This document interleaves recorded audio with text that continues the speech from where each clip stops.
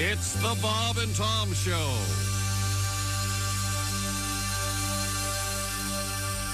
Oh, how I do get sentimental about me carefree days as a lad.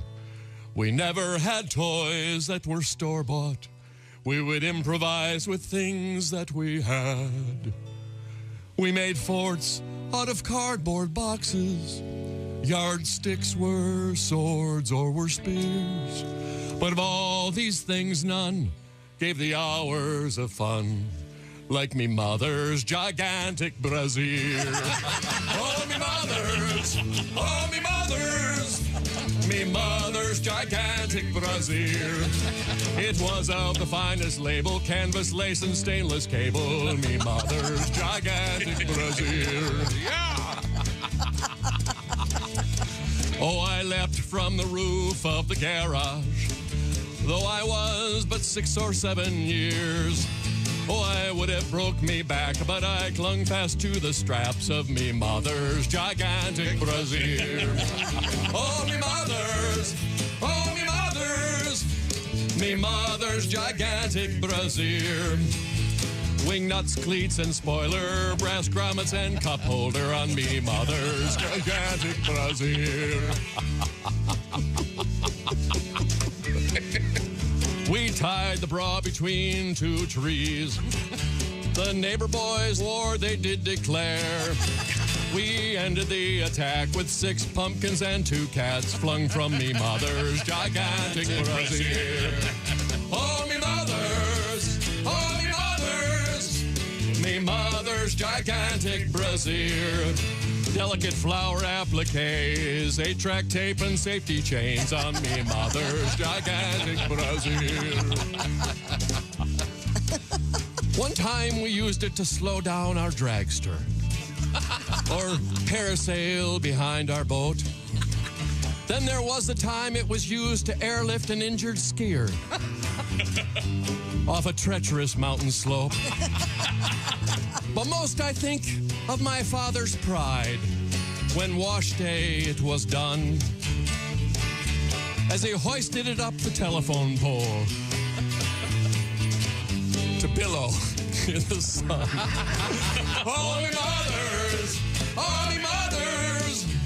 me mother's gigantic brassiere. With an awning and screen door, could sleep 2 family of 4. It's me mother's gigantic brassiere. Oh, me mother's, me mother's gigantic brassiere. Reinforced hydraulic winch, reflective tape, and 3-point hitch on me mother's gigantic brassiere.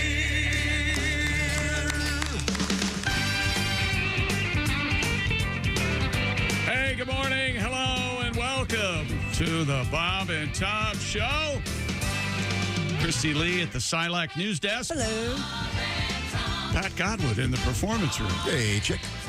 Willie Griswold is here. Hey, man. What's going on? Not much at all. Right here in the studio. There's Josh Arnold. Hey, Chickster. Hey, man. There's Ace Cosby. Hey. I'm Chick McGee. You all right, Tom? You look like you have you and a stack of papers are having a wrestle. There were people working over here over the weekend and just trying to get my life back organized. Okay. I think I'm okay. All right. They were making some adjustments to my computer, so Yeah, my area was a little off, too, in my office. Well, they were in there? Yep. Oh, wow. Mm-hmm. What'd they touch? Anything? Well, they touched my laptop, so I hope they had gloves on. That's That reminds me, we have some weird DNA news. Oh, really? And a lot of stories from the past that are back today with updates. Somewhat interesting, I think. I think you're going to find we may be making a rare exception. Uh-oh. You know, I'm opposed to playing Christmas music when it's not Christmas time. Right? We may make an exception. Well, you're an enigma wrapped in a riddle. I really don't expect anything from you on a daily basis. It was a classic song from Patty G. Oh. You may bring it back. Oh, Pat's like, what song? What? Careful. Do it live, I hope. We Now- got you, got the guitar, got the mics. Yeah. Speaking of which, look at this. Pat Godwin's open bar comedy special entitled Repeat After Me on YouTube. Big success over the weekend, Pat? Yeah, I don't know how that happened, but yeah, I've got a lot of views. Oh, it's terrific. Thank you. I know how it happened. You're a funny man. Oh, well, thanks. Just didn't expect Let's it. not get carried away here. I busted balls, huh? Thousands, we do. Yeah, we thousands and thousands of views. All right. 254K in a couple days. To me, like it was up for a long time, and then it just randomly got like a big kickstart. Is that what happened? Brand new. No, it just came out. Yeah, Oh, that rules, dude. Way to go. yeah I thought Where that was it recorded? in Sarasota last July with the brown hair and the fat face. Oh, it was the pre-vegan. Sedentary lifestyle, big old face. Yeah, Does that bother you? it's hard to watch. Does it bother you that that is now the version that people have to see? A little bit. Oh, I'm sorry to hear that, dude. That stinks. Well, the material's great. It's still you. It's fun though. And you look great. Thank you. If your Don't name worry. was Sarah Yes, sir. Soda, would you insist on changing it? Wouldn't you want to change it? That's kind of cute. I mean, not if you're a drag queen. Then it's kind of a plus. That'd be a good drag name. We have Yeah. Well, I don't want to say which one it is today, but we do have a story in which someone has a name that is fairly ridiculous. Okay. Just their real name. Like snuffle farts or something like that? Or Not quite that dumb, but it's one of those rhyming names. You know what I mean? Like if your last name was Millie and you'd be Willie Millie. Sure. Kind of a distraction. Here are some drag queen names. Bob, the drag queen. Bob the drag queen. Bob, the drag queen. Why not? Boom. That's like giving your Right out your there. dog a people name. Simple. It's distraction. It's a distraction. Alexis Mateo, Carmen Carrera, Farrah Moan. I like that. My favorite right now, although I'm just looking at this quickly, my favorite, Hedda Lettuce. Yeah. That's great. Those are the fun ones for me. Those Yeah, are when they yeah. mean something. Your Helena handbaskets. That's misdemeanor. Yeah, Something yeah, like that. It's exactly. a good time. Heidi in Closet. Heidi in closet. Is that real? Heidi and Closet. Dick Lesser. That may not be a could drag be queen one. anymore. Yeah. And you, after that, do you still technically? Never mind. Also coming up, we have brisket. We have an interesting meat in the news today. Low and slow, Tom. We got brisket in the news, and we got a meat spill in the news again. Second one in a couple of weeks, and highway covered in meat. Yeah. And speaking of meat, on this show we're going to have a special meeting show. of the meats, right? Tomorrow, Meeting of the meats. The meeting of the meat in my mouth. Steak day tomorrow. Steak day from our Weber Grill. It sounds good. I came back. It's usually you guys. I'm only here for we're eating octopus covered in squid day. Yeah. No, I'm not here today. for the weird Good, food. actually. Tomorrow you Time get to right now. Really? Usually it's we got hot dogs made out of birds or something Are crazy. you coming back tomorrow? Yeah, I'm back tomorrow. They were delicious, Good. by the way. Yeah. Good day to be back. Yeah. We have a lot of exciting stuff coming up. Any sporting updates we want to get to quickly? We got an NHL final. The Edmonton Oilers, Connor McDavid had a goal and assist, and Oilers dispatched the Dallas Stars last night 2-1. So Edmonton moves on to the NHL Stanley Cup. I'm starting to playoffs. think that Connor McDavid kid is pretty good. He's pretty good kid. He's a pretty good kid, and he's a pretty good player of hockey. That just shows what an apt fan you are. You got a sharp eye there.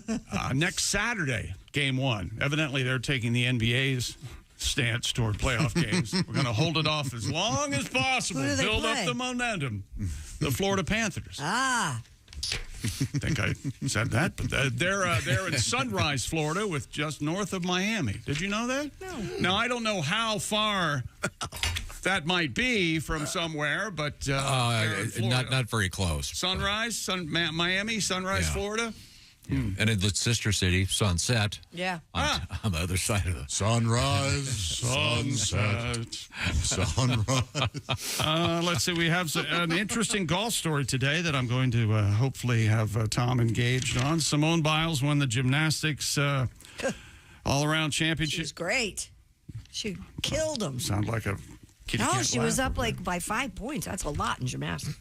A lot. there. That doesn't sound like much at all. That's less than a touchdown. 2 possessions. Well, you guys. You keep going like that. You She call looked it. great. You pull the goalie at that point, don't you? I think one of the commentators said it was like her being up 35 to 40 points ahead in a football game to nothing.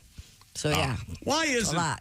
there a word? Why doesn't this word exist? Commentate. That's not a I've word. heard people use it. I've heard it's- them use it, but it should never be used. That's not a word, though, right? commentator. Commentator. You can just say comment. Commentator. A commentator commentates? What about No, is, a commentator what- comments. is orientate? Orientate's not a word either, is it? Orient. No. Yeah. Orient. Orient. It sounds like a word, doesn't These are both on the Tater family. it? You know who they call Tater? Who? Jason Tatum. They call him the Tater. They call him do. the Tater. It all comes back. That was beautiful. Oh yeah. Ooh. Who? He got excited. I'm excited. He's excited. I had a great week. I went to a WNBA game, and it was great. Did you cool. see any signage or hear any talk of them calling it just the W while you were there? Yeah, right there in the program. I took a picture of it today. Send it on text. Was it a Caitlin game? Yeah. Oh, It was a great game. And the I hope place, the paramedics were close. My goodness. She's getting. the place was beat up. packed. It was so great seeing the crowd. And And they won. Yeah. Fever Yeah, won. they won. and there was a very controversial call. Here you go. They did not. There's the logo, the W. They're trying to rebrand it as the W. But it was a terrific game, and it was really fun. And Unlike against last night. Unlike against the Liberty. Yeah. no, yeah, 104-68 yeah, last night, a little rough. yesterday. The Fever loses. But very exciting. And then I'm also getting excited about something that's going to be happening. They are turning a stadium into a couple of swimming pools. Oh my Yes. gosh. Yes. Have you been invited yet to see how this works? Yes. Okay, you have to go. You You finally really got the have call. to go see it. I can't. I don't understand I why can't- you're mystified. I by could this. never figure out how they turned a hockey rink into a basketball court. Oh, that's easy. This is simple. They're turning a football stadium into It's the two same- giant It's pools. the same as if they put a pool in your backyard. Yeah. How did they do that? And they didn't. Well- are they digging a hole in the football field? Of course not. No, they're building it up They around. build it up, and then they build a platform around it. You don't think this is an amazing feat of engineering? No, you know what this is? This is specifically to drive me crazy, is what this is all about.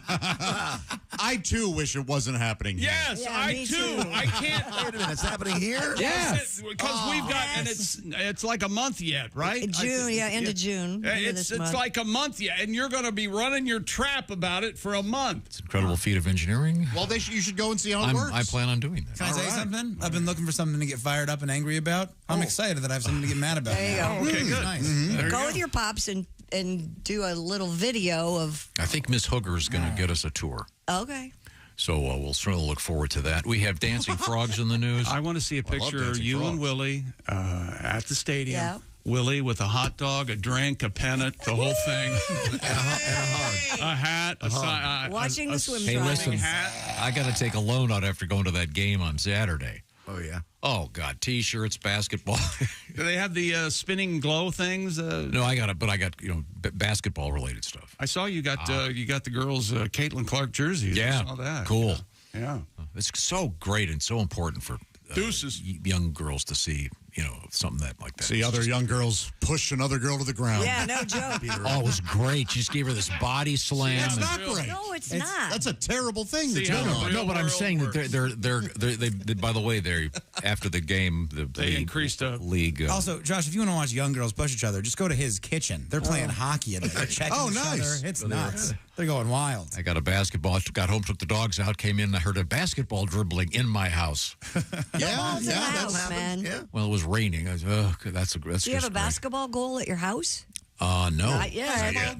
Not Hold yet. it. Wait a minute. Here's $1 million idea just for you, Tom. Put a basketball goal in your basement, a full size floor. Now you're probably saying, "Chick, that's not 10 foot high down there." That's where you redig your basement. Think of how complicated that would be for your life. Well, that's how they're putting that pool at Lucas Oil, right? They're No, digging the they're floor not. out. No, they're Okay. not. No. Well, my basement isn't tall enough to Well, put a that's where platform you in for a pool. redig your Okay, well, basement. we'll find out about all these things coming up today on the Bob and Tom program. But right now, I want to tell you the Bob and Tom show is sponsored by BetterHelp. This year's going by quickly. And what's something you're proud of so far in 2024? Take a moment, celebrate your wins so far this year. If you've got some stuff you want to accomplish, you got time. Therapy can help you take stock of your progress and set achievable goals for the next 6 months. That's what BetterHelp is all about. Reaching out for help is not a sign of weakness, but a sign of strength. And therapy can now be accessed in a much more elegant manner, which is where BetterHelp comes in. It's completely online, so it's flexible and easy to fit in with your busy schedule. You fill out a brief questionnaire, you'll get matched with a licensed therapist. You can switch therapists anytime, no additional charge. Thousands of therapists are involved in this program. So take a moment, visit betterhelp.com/BT show today. That'll knock 10% off your first month. And, of course, the therapy is done online, and so it can be done with the camera on, camera off. It could be like a phone call. It could even be texting back and forth. Up to you. It's all about flexibility and easy access. You don't have to drive across town to see a therapist. You can do it at the convenience and the privacy of your own, wherever you want to be. That's BetterHelp, H-E-L-P, betterhelp.com/BT show. Coming up, update on the wild slingshot dude. What was he, 81 years of age? Remember this guy? Nope. Oh. he was- A decade-long slingshot spree. Some that guy, unsuspecting neighborhood. Yeah. Remember it was Dennis the Menace growing up? Right. 81-year-old Dennis the Menace. That doesn't end well. Yeah, it doesn't end well. This is the Bob and Tom Show. Hi, this is Kostaki Economopoulos, and you're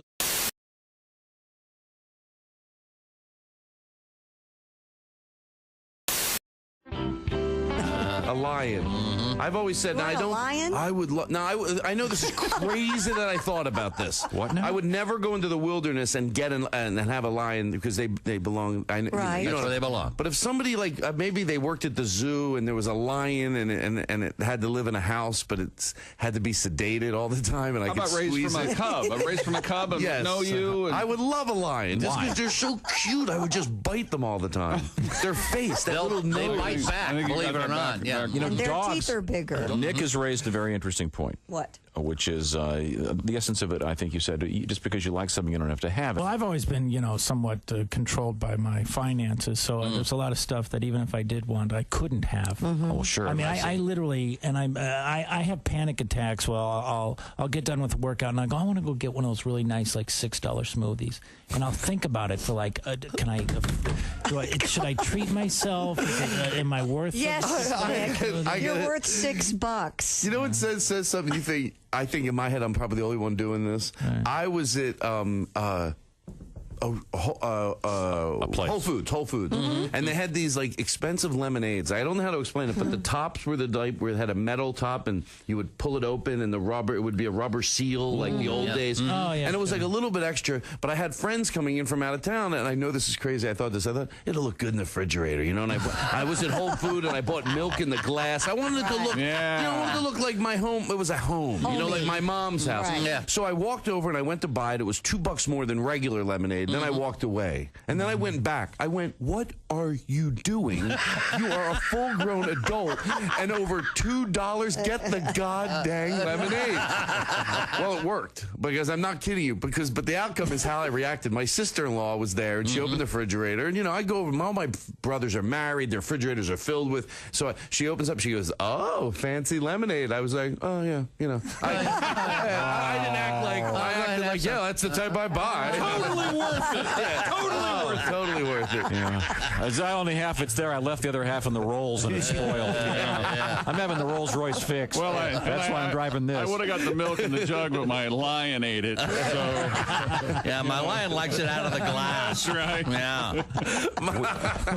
We all do weird things.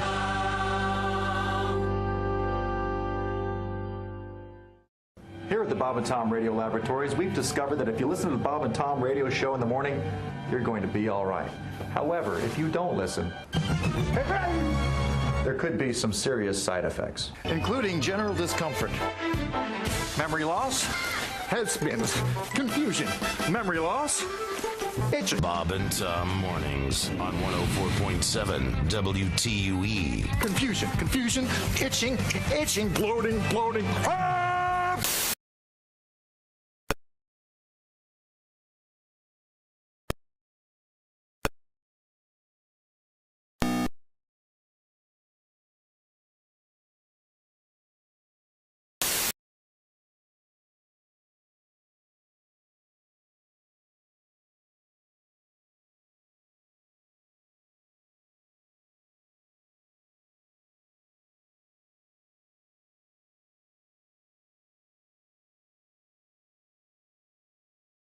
Why was it so bad? Well, you have to go around, collecting the urine. But I just wanted to call to tell you why they had to stop using it. Why? Well, it's a terrible, terrible thing. These babies, they were conceived and born with using the non-urine. When they came out, they would not cry when they were spanked. They wouldn't? No. Why? You had to wrap them across the hands with a ruler. I see. I see. Hey, Chick McGee. Yes, Peppy. What are the only 3 words you need to know in French? Oh, I know this one. That's right. Thank you, Pepe La Scrotum. Au revoir. Bob and Tom. You can pick your morning radio show, and you can pick your nose, but you can't wipe Bob and Tom on the couch. Are the stars out tonight? I don't care if it's cloudy or bright, 'cause I'm blind. Jeez. My most recent marriage was a disaster. It made the wreck of the Edmunds Fitzgerald look like a fender bender. Wow. Sorry to hear that. Hello. And you remember Lord's famous line about gun control, more or less. Yes. The relationship taught me a lot. It taught me they won't sell you a handgun if you're crying. I actually have a sexual fantasy associated with the earthquake. Go. Well, that woke chick up. In my fantasy, I'm making love to this woman. Yeah. And then all of a sudden, she feels the earth move beneath her. Ah, yes. And then she rolls over on top of me and shields me from debris. Safety first, everybody. Safety first. You know you're too high when you're eating cereal naked and your girlfriend tells you to put some clothes on. You realize it's not your girlfriend. It's just a woman on a bus. That's how you know you're too high. Hey, don't say we didn't warn you. There's laughter ahead. You guys want to grab lunch? We can't go anymore. Holy That's a cow. good day's work, everybody. This is Bob and Tom Radio. Hey, welcome back to the Bob and Tom Show. We're all here. There's Josh and Christy at the Silac News desk. There's Pat Godwin. Willie Griswold's here. Hey, man. In the house. There's Ace. Hey. I'm Chick. And here's Tom. Got some Tom speak for starters. Is that right? As do I. I'd say this is poetry. Okay. No, Tom speak is when you can't think of the word, you can't think of what it is. Happens to us all the time. Here's a good one. Brandon writes, my little son was playing with the hose nozzle. He said, look, Daddy, it's smoke water. It was on the mist setting. Oh, I like that. Nice. Smoke water. Isn't that sweet? Yeah. Kind of reminds me of that great song, Smoke on the Water. Sure. Ladies and gentlemen, a little bit of Deep Purple for you. Oh, sorry. That sounds like some kind of proverb of Native Americans. The smoke water tells us that. Ah, yes. The humidity is coming. Mick from Bakersfield. That Bakersfield sound. He said he was listening to the March 18th show. That's right. He went back a ways. Why would you do that? Go ahead. He was just catching up halfway through the episode. Tom, you apparently referred to pigs in a blanket as dick dogs. Yep. Sorry. Mick said he had to pull over. He was crying from laughing. Those dick dogs. Sometimes the clip is so bad, Spangle sends it to me, not to post, just to be like, hey, you got to see this. You got to make sure you know where your dad is right now. I thought I was calling You them also called them like angels in a basket. Yeah, I couldn't remember the name of them, Angels in a Basket. Which is a little nice. I never made them until recently when I was instructed as how to do it. You take Instructed. You needed instructions I'd to never wrap made a them. hot Pigs in a dog blanket, in a a blanket? crescent roll? I'd never done it. You'd never had crescent rolls before? No, I'd had the kind where you hit the tennis can on the side of the thing, and then they take the what do you hockey pucks, use? they turn into biscuits. I love them. So let me jump in here. So if someone gives you wieners and a roll of crescent rolls, you just can't figure it out on your own? I You're was gonna just not need familiar with the instructions. recipe. Oh, well, yeah, that's it. And they're delicious. You're not answering my question. Did you add anything else to them, like cheese or? No. Okay. Oh, my mother used to put cheese on them. They were great. My mother used to make hot dogs with bacon and cheese. Wow. And I never really liked them.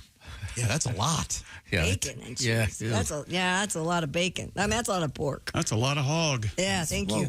Nitrates. Didn't you watch a movie this weekend called That's a Lot of Hog? Yeah. Part 2. Yes. Yes. Starring Dick Moore.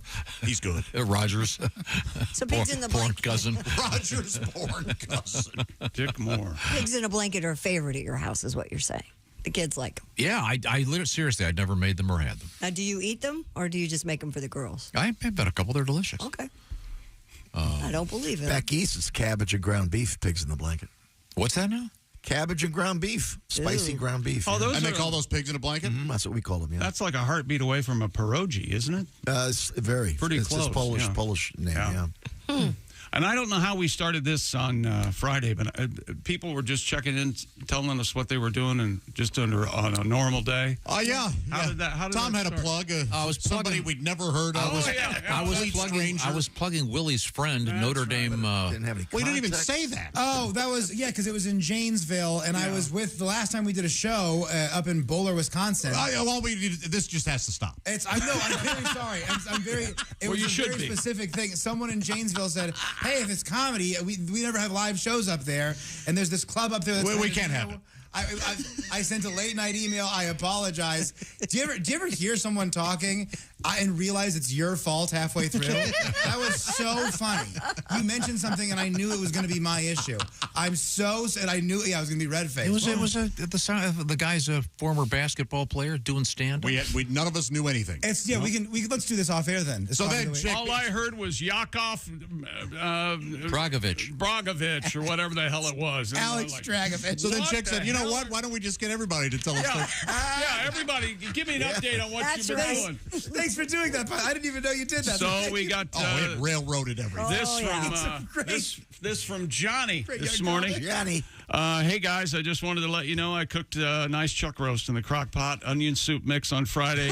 Pretty good. Sounds good. There you go. Yeah, that's God. a good recipe. Chuck roast in the crock pot. Yes. That's delicious. That is a good recipe. And coming up we have two interesting meat stories today. No. Sorry, Pat. I know you don't eat meat anymore. No. Do you miss it? Yeah. Gotta have your meat. A little bit. Okay. All right. Yeah, we got brisket. We have brisket in the news as well as a giant meat spill. Low and slow, Tom. Back to cooking issues.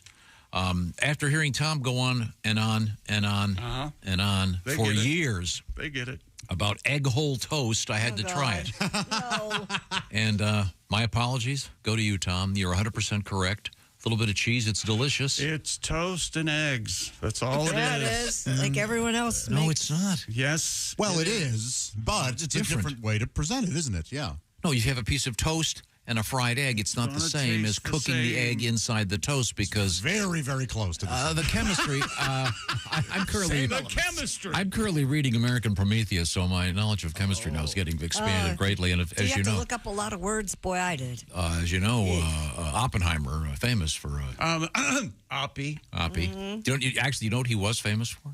Oddly enough, He was quite the coxman. yeah. No. Well, that's true. I was going to say cocktail guy. Yeah, he made cocktails. Yeah. He was the hit of cocktail parties. He loved mixing drinks Yes, for his sir. friends, and he loved getting his scientist genius friends and others drunk. Yes, sir. And then he'd sit back and listen. Yeah, that's what he'd do. And chain smoked. Oh, he loved Well, the that cigs. took him. Drinking with a scientist is probably so lame. He's like shaking your cocktail, like, "Hey, don't want to split an atom tonight." What's going on here, huh? Did you hear about these two Austrian physicists? Or, Hey, I am one of those.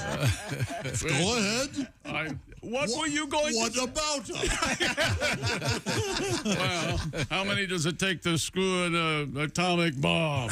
All I know is the electromagnetic field of her panties could not keep these atoms out of her DNA.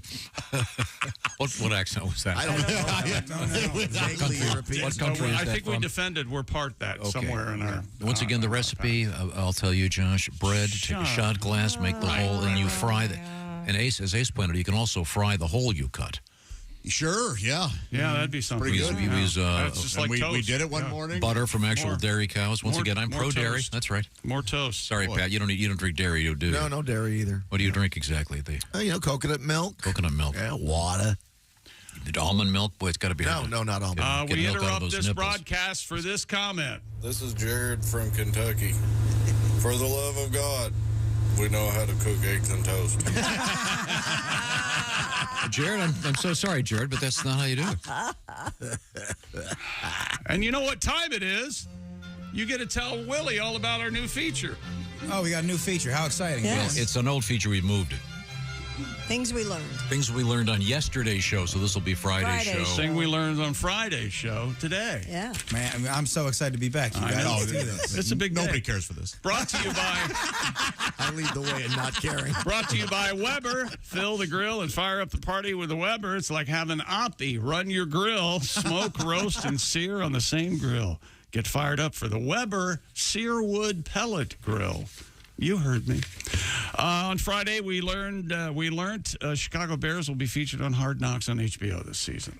And now the rumors are running rampant that the Bears are going to be distracted. And even though Caleb Williams has been videotaped since he was born, those cameras are going to be a distraction to him, I guess, now. I'm not sure what's going to happen. But I'm excited. That show managed to make Aaron Rodgers likable. So I think that I'm going to watch. Yeah, he did. I watched it. That's true. The handshakes were cool. Remember him and Sauce Gardner smoking the fake joint? Oh, yeah. It was cool. It was a good time. I'm excited. Historically, how have the teams done that have been on? Is there a? I want to say the Ravens were in the Super Bowl the year they did it, I think. I'm not, but they were the first team, so I'm not sure. I'd have to go back and look. I don't know. I do not know. Yeah, we'll see.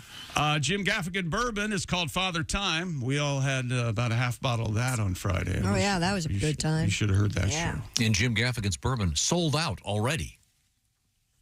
So for Father's Day, I guess it's going to be back to Field of Dreams. Field of Dreams bourbon. That'd be good. Or some delicious Omaha steaks. Yep. Willie, I don't know if you know this or not, but in competitive bass fishing tournaments, there's a polygraph on site. Tell me all about it. Just to make sure the fishermen or what they're saying is true. Yeah. Did you actually catch that fish? Yes. It was $100,000 at stake. And we had, what was it, Josh, a guy? Oh, that was a sad story. Someone ate the fish. Yeah. He was going to come back and get the fish that was bedding during spawn season, and somebody ate it before he could catch it. He caught it illegally. That's the very short version. He caught it illegally, threw it back, said, I'm coming back tomorrow for it, had an agreement with the guys that were watching him, and they ended up catching it and eating it. Would have been worth $100,000. Hope it was tasty. You caught a nice bass over the weekend. I got a few, yeah. Yeah. It was good. Did you eat them? Cook that up? No, just threw them back. Oh. No. Did you get a picture, though? Oh. I took a picture of one, yeah. Mm-hmm. Good Did size. you see if it... I put it up on Insta. Did you see if it accommodated... What? Oh, I did. Well, the front did. The back did not. I hate it when that happens. Just move on. Oh, this upset him. It was a largemouth. Oh, it would have to of be. course. Yeah, so I mean, that they have could shows? Did you see the fish, Tom? No, I did not. Huge, show it to you. sexy. It was about 3.5 pounds, something Sexy like fish. So you threw it back, huh? that. Yeah, of course. We Look, had Tom's lug son, those home and Sam, checked in on Friday, said he got Wordle in one. Tom had pronounced it must be dumb luck. So it is. If you play the game, everyone has a word they start with, and every once in a while it comes around. He lucked out. The word was chaos. You're being a good father, and him bringing you something that he's achieved, and you looking at him and say, oh, that's dumb luck. Well, no, I did it. It was dumb luck when I did it 3 weeks ago. Jimmy Pearsall's father did the same thing. He went insane. Jimmy Pearsall. Yeah. Remember who played him in the movie? Fear Strikes Out. Tony Perkins. You didn't remember who Tony played Curtis, him. who... Tony Curtis. What did I say? I'm sorry, Tony Perkins. And he really doesn't have the He has arm. not the throw, yeah. Not very, Crazy. not He very, throws like my sister. not Anthony very, Perkins. not very convincing. I call him Tony. You guys don't know. We talked about ghost poops on Friday. You know what ghost poops are, Willie? Ghost poops? Yeah. You swear something comes out, and you get up and you look at it, and it's gone. Oh, man. Yeah. Yeah, it's a thing. Don't get to see your Apparently a work. thing. It's actually, I think, fairly healthy, I guess. It means things are going well for you. Yeah. Just goes right down the piping there? Yep. Yeah. Just, yeah. Now, sometimes people get confused. And I said, no. A ghost poop, put a sheet on your head. You say, Oh, yeah, that was a terrible Halloween costume. That poor kid didn't understand. He got holes in it. Josh announced he has monogram towels. Well, they just say Arnold. I have a towel that says Arnold. I thought it said M-E. Me? No? Oh, that was part of the joke. Yeah, see, this is one of the problems with this segment. You repeat the jokes, they don't go over. Double down. But we also talked about the fact that when you get the monogram towels, they don't put your initials in order. No, they put the last name in the middle. In a bigger font. Yes. So there could be very problematic situations. It cost me $77. If Josh, if your name was, say, Franklin Gerald Anderson. That would be a problem. Gerald Anderson was. Or Frederick Graham Arnold. Right. You know, someone walks in and goes, Jesus, this guy's homophobic. Have you seen his towels? Maybe that's why you can do it both ways. Maybe that's why sometimes the middle's in the middle and sometimes the middle's can do at the that? end. Yeah, because you can just do it traditional. Yeah, you can do it straight, or you can put the final initial in the middle. Why? But why did that ever happen? I don't know. I think maybe it's so if it spells an unfortunate thing, you can flip the letters.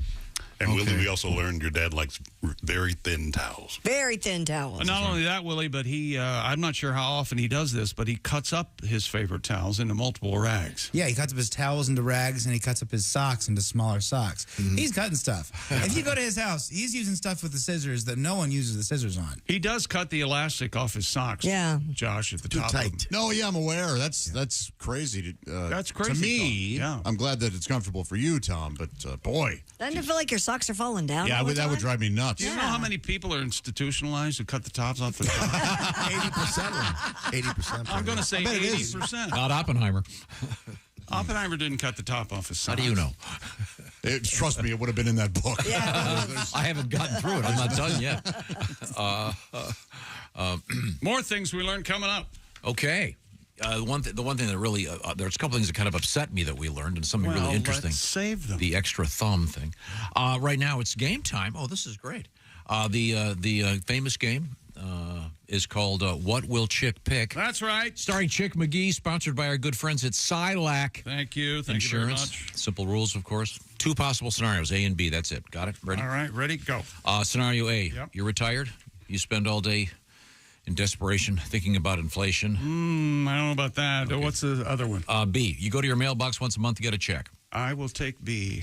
That's correct, Chick McGee. Or should I say Mailbox McGee? Mailbox McGee. I truly love the sound of that. That's right. There's a check in there, buddy. Who wouldn't? Because at Silac, you can become secure in your retirement, and you can have the possibility of earning immediate interest. Those are some great cans, Tom. There have to be some cans. Yes. You can't outlive your money. Silac, you say? That's right. Silac, S-I-L-A-C. Get all the information at SilacINS.com/Bob and Tom. Silac Insurance Company. Silac, S-I-L-A-C, INS.com/Bob and Tom. That's SilacINS.com/Bob and Tom. Check, please. Coming up, more exciting things that we learned. We got a serious meat news and an obit in the news and a little bit of sports all coming up. This is the Bob and Tom Show. Become a Bob and Tom VIP and get your Bob and Tom.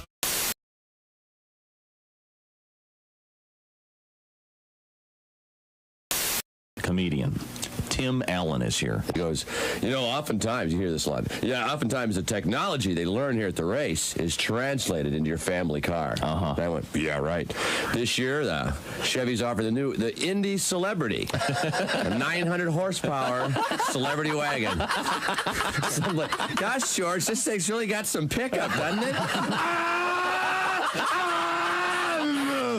I got to the kids to school in about 6 seconds. We're having lapping practice next week with all the other girls' PTA. She's running the Offie. I'm doing the Buick. And Betty's got the Chevy High-Tech. I pulled the trailer right out from under the boat, George. This baby's got some guts to it. Love Sears, do you? It's Craftsman tool department makes my nipples rock hard. She always figured we should grunt like pigs. The little primates you are. Don't speak to your mother. You grunt like the pigs you are. Ever try to take a steak away from your husband? Here, honey. We're trying to grab meat from a man while we're just like dogs. I like going through the house rewiring stuff. That's my favorite thing. I got one of those big tool belts. Yeah. 2 cordless Makita drills hanging low. But you gotta know how to wear it, otherwise your butt crack shows. You ever notice that? Hey, what is that, a pencil hole over there, Bob? I'm gonna hike that up. I got some spackle. I'll figure out that butt crack. I got some DAP butt crack filler putty back here. We'll just fill that crack right in there, Bob. I got kids eating food in this kitchen. Get out of here. Go to miter me a dovetail out there or something, Bob. I just cruise around my house like Bob Vila, with a bad headache. Just looking for stuff. I noticed Grandma's easy lift chair isn't moving quite as quick as I'd like it to. So I popped down the hardware store, pick up a compressor, some hose, some coax cable. I wire that sucker up. I forget Grandma lost some weight in the years I look at it. Got the 140 pounds a little too high, isn't it, Grandma? Shot that bitch halfway across the kitchen there. Doilies following her. Sorry, Grandma. I'll dial that baby down as soon as I rewire Grandpa's hearing aid. I got a preamp on that son of a bitch. Comedian Tim Allen. Oh, God. Now that's manly. Presiding over a symbolic condom roast in his Catholic church's parking lot in Waterbury, Connecticut. Yes, I love those. The Reverend Joseph Looney protested. Mesquite condom roast. Very tasty. I'd like that blackened, please. It makes it look bigger. And they look so good at a shish kebab, too. A little pepper, a little bell pepper, condom, tomato. What's the name of this reverend? Oh, Reverend Joseph Looney. I'm not kidding. Unbelievable. I'm Casey Kasem, and here's American Top 40. Is it just my imagination, or is my head just a bit too big for my body? And here's my wife, Karima Kasem. Show him the Top 40s, honey. Hi, this is Christy Lee from The Bob and Tom Show. Thanks for watching this morning's show. To listen, just go to bobandtom.com. Check out the list for a station near you or stream the online radio station on our website and the Bob and Tom app. The Bob and Tom Show, on air, on app, and on demand. Radio. You're so weird. You have no idea. Essential Morning Radio. This is Bob and Tom Radio. 24/7. Norman, honey, what you doing? It's getting late. I'm downstairs, honey. Just getting some cereal. Snookums. Thank God he found it. I was getting desperate. I hope this works. Judy tried it with Ted, and she said he's become insatiable. Boy, will Snookums be in for a treat, because her hubby is chomping on the new cereal for men who are sexually dysfunctional. It's Nuttin' Raisin, honey. This sure is tasty. Honey, I'll be right up. Nuttin' Raisin Honey, the cereal that gets you up in the morning, or any time for that matter. Nuttin' Raisin Honey. Ladies, he'll love the taste, and you'll love that filling feeling. Oh, my God, Norman, where did you get that thing? Nuttin' Raisin Honey from Post. Who else? Nuttin' Raisin Honey, coming to a store near you. Nuttin' Raisin Honey, eat them from the bowl or right out of the box.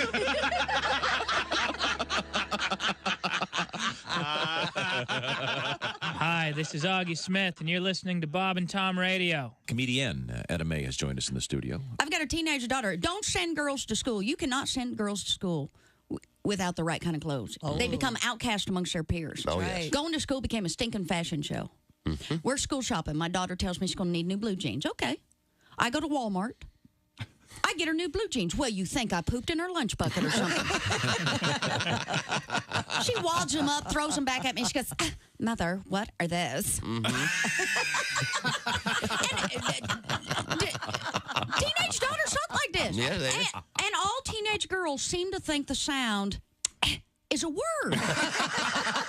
It's funny how quickly, in 4 years, my wife has learned to read my nonverbal cues. Your wife, yeah, sure. If I'm reading a newspaper, my wife can just know that I'm lonely and would much rather have a conversation about her dream kitchen.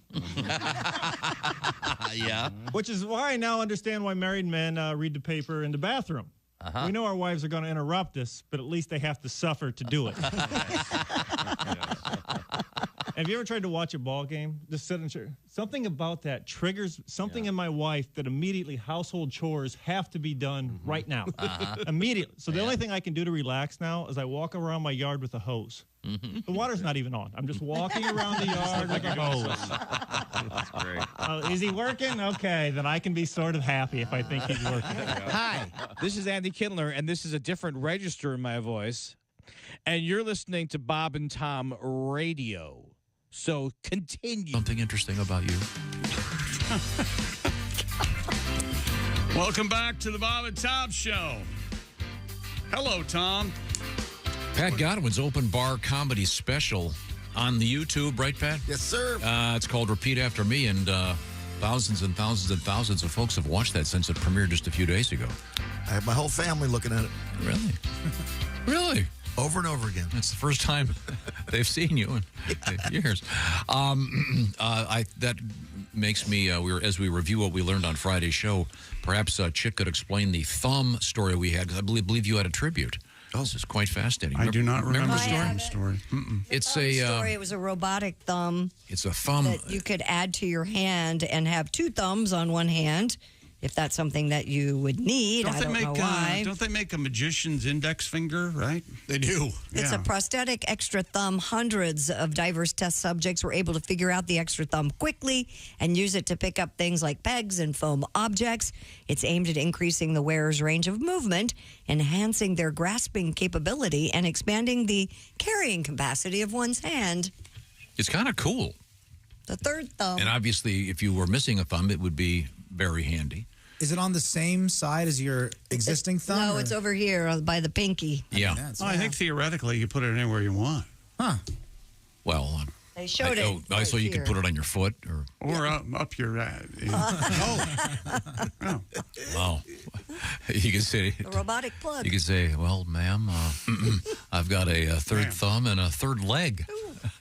Your thoughts? What are you going to do about it, Lee? Yeah, I give it 3 thumbs up. Now, Pat, you have a romantic tribute to the third thumb. Good morning, everybody. Mick Jaguar here. Now, Patty's gone, man. Hi, Mick. How's everybody doing? Hey.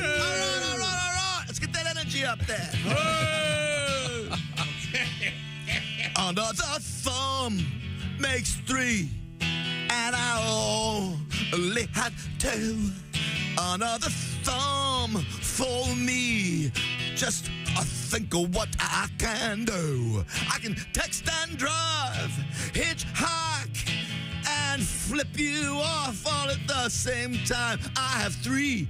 My ass is numb with another thumb. Yo. Make it 3 thumbs, baby. Another thumb. Another way to satisfy some sweet lass. Another thumb. One in the pink and the other 2 up her ass. Ask me a question about a movie and I can reply with 3 thumbs up. Robotically, I'm not opposable to another thumb. Yeah. Make it 3 thumbs, baby. 3 thumbs up. Thank you very much. Yeah. But amazing, the robotic stuff that we have. Incredible. We continue with what we learned on Friday. Jeff Oskey stopped by with news we failed to mention, and he threatened, and it seemed real, to choke Tom. Oh, yeah, during he the did. report. That's right. I'll come in there and choke you, I was think. underscoring the high quality of his comedy. Is that what you were doing? Yes. Well, the rest of you just sat back. Why would he be so upset if you were doing that? That doesn't seem like something he'd get upset about if, in fact, that's where you were doing. And perhaps I'm making that up. Yeah, we talked about folks with extra thumbs. We just did that. Tom went to a Rush concert and saw a guy with a big toe for his thumb. That's right. Evidently, that really happened. Yeah. It's a surgery, and I got a letter from a doctor that does that. Apparently, they now use a different toe. But if you lose your thumb, you want to have an opposable digit. Yeah. So they will graft one on. It's amazing. It's brilliant. Now they can use a robotic, though. Well, I'm not sure, but maybe eventually. Mm-hmm.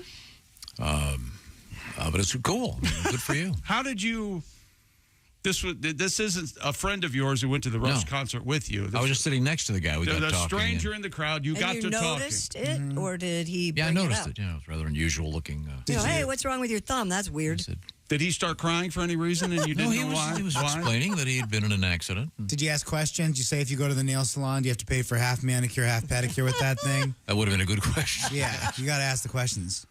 Did he seem at all, embarrassed by the Annoyed? fact he had? No, I think he was happy that some brilliant surgeon had fixed him up. Did you notice it, or you just said, "Hey, As what's I recall, new?" I noticed it. Yeah, And it it was looked odd? Well, imagine it's a little stubby. You know, you got. It looks like a thumb, right? Yeah, but it's smaller. I mean, is your big toe the same length as your thumb? You have a long thumb. My big toe and You know what they say. My big toe and my thumb are exactly the same size. Can't tell the difference. You'd be a perfect Do you have a long thumb? I don't think so. Look how long his thumb is. Yeah. I got Look stubby at that. little thumbs. He's got a weird. I got stubby little thumb too. Thumbs up, everybody! I give your song a thumbs up, and don't forget Pat's new open bar comedy. How do you find that, Pat? Just go to YouTube, Open Bar Comedy. Yeah. Open bar comedy. It's ironic because you don't drink anymore, so. No. Was It's a wild show. Was the audience? Was there an open bar for the audience? Open bar? No. It's just it's a play on. There's a dry bar comedy, and then there's open bar comedy. Okay. Dry is clean, open is a little racy. Have we covered everything? And Josh, on Friday, the big news, he announced that he did, in fact, switch shampoo. And and it didn't work out. You had to switch back to your other shampoo. All's well. Sometimes you try something new, you go, not for me, and that's it. Where'd you find the new shampoo? Was it like an Instagram ad that got you? How did you? No, it was. They stopped making my. They changed the formula of my shampoo, and so I had to try something else. Man, that's the worst. I hate that. Yeah. I'm sorry about that. You know what starts today? What's that? We learned about this, the Breath Summit. Oh, that's right. That's beginning today? Yeah. In Indianapolis, yeah. Doctors from around the world arrive talking about breath issues. And interestingly enough, I saw her getting off the airplane yesterday, getting ready for Who? Isabel Sanford, the guest speaker. Wheezy, naturally, yes, would be the. She's not even alive, Yeah. is she? Oh no! Well, they had to offload her. Rather awkward. I barely get that, and she played Wheezy on the Jeffersons. Yeah, but wheezy hasn't anything to do with bad breath. No, breathing. It's a you breathing. wheeze when you breathe. but the breath summit's about breathing just because issues. you're breathing doesn't mean you have bad breath. Look, I agree with all of you. I agree with everybody involved in this. I thought the breath summit was about bad breath. There is a breathing joke there, but it's too much work for us to have to do. So you're all correct. It was a stretch, but don't worry, it's outdated. So either way, it's fine. Yeah, and then I do all that addition, and it's Not that Isabel funny. Sanford. For Yeah. Christ's sake. How about this one? Have you seen the photographs of all the doctors at the breath convention? No. The puff photograph? They're all close talkers, Josh. Oh, they're right up in your face. So that would be. Hang on a second. Be part Is of the this- bad breath. Is this considered another joke? No. Okay. The joke coming up is they also do the body odor convention. It's called Gen Con. I'm very confused. Is this a breath summit or a breathe summit? It's about the difficulty of breathing. Is it about? So it's probably more about. Nothing to do with It's bad more breath. about COPD and stuff like that. About bad breath. So actually, Wheezy fits in better than we think. You sold it as a breath summit like it was Well, all I'm not about sure if that's bad what it's breath. called. It's just a bunch of doctors that are talking about breathing problems. Yeah, it's actually important work. It's not. You said oral hygiene. Some guy who doesn't brush his teeth. I just want to make fun of it. Yeah. Sorry if you're here for that. We're making fun of you. We're not. Hello. Well, you know what I tell to all the conventioners? What? Leave your money and get out. Okay. That's what a lot of mayors say. That's right. You're causing traffic problems. I can't have We had the guy stealing the sex doll. He was going to put it in a body bag. Remember that one? Yeah. Well, what he else had would sex you with put it, in? remember? In the They'd apartment. love to it. Yeah. I bet you Yeah. could fold it up and put it in a hockey bag. Hockey bag. Hockey bags are pretty big. Yes. Big ski bag, travel golf bag, maybe. Oh, that's a good maybe. one. Yeah. Some of Wow. those have nice wheels that you can just roll There's a it. topic. What's What the kind of biggest- bags can you put bodies in? What's the smallest bag you can fold Remember the the body remember in? the great scene in the I don't show, want to talk about this. The Americans? He's done a good do it anyway. Great. If you've never seen it, that's one of the best serialized shows ever. Yeah, there was a scene in which they had to get a body out. It was pretty gruesome. Okay. May or may not have involved something else. Now, coming up in sports, what do you got over there?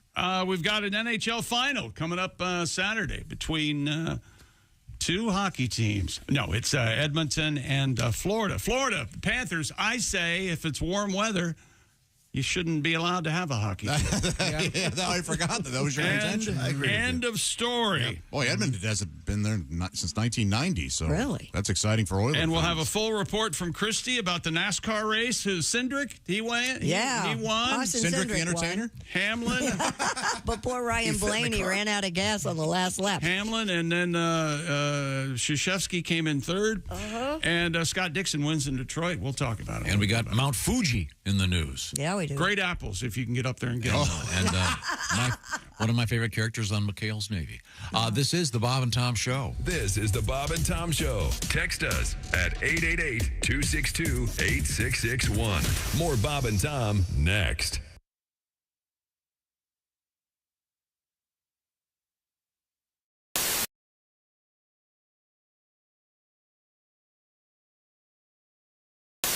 This is the funniest thing I've ever seen. Yeah. I have something new. Oh, check it out. That's a hat.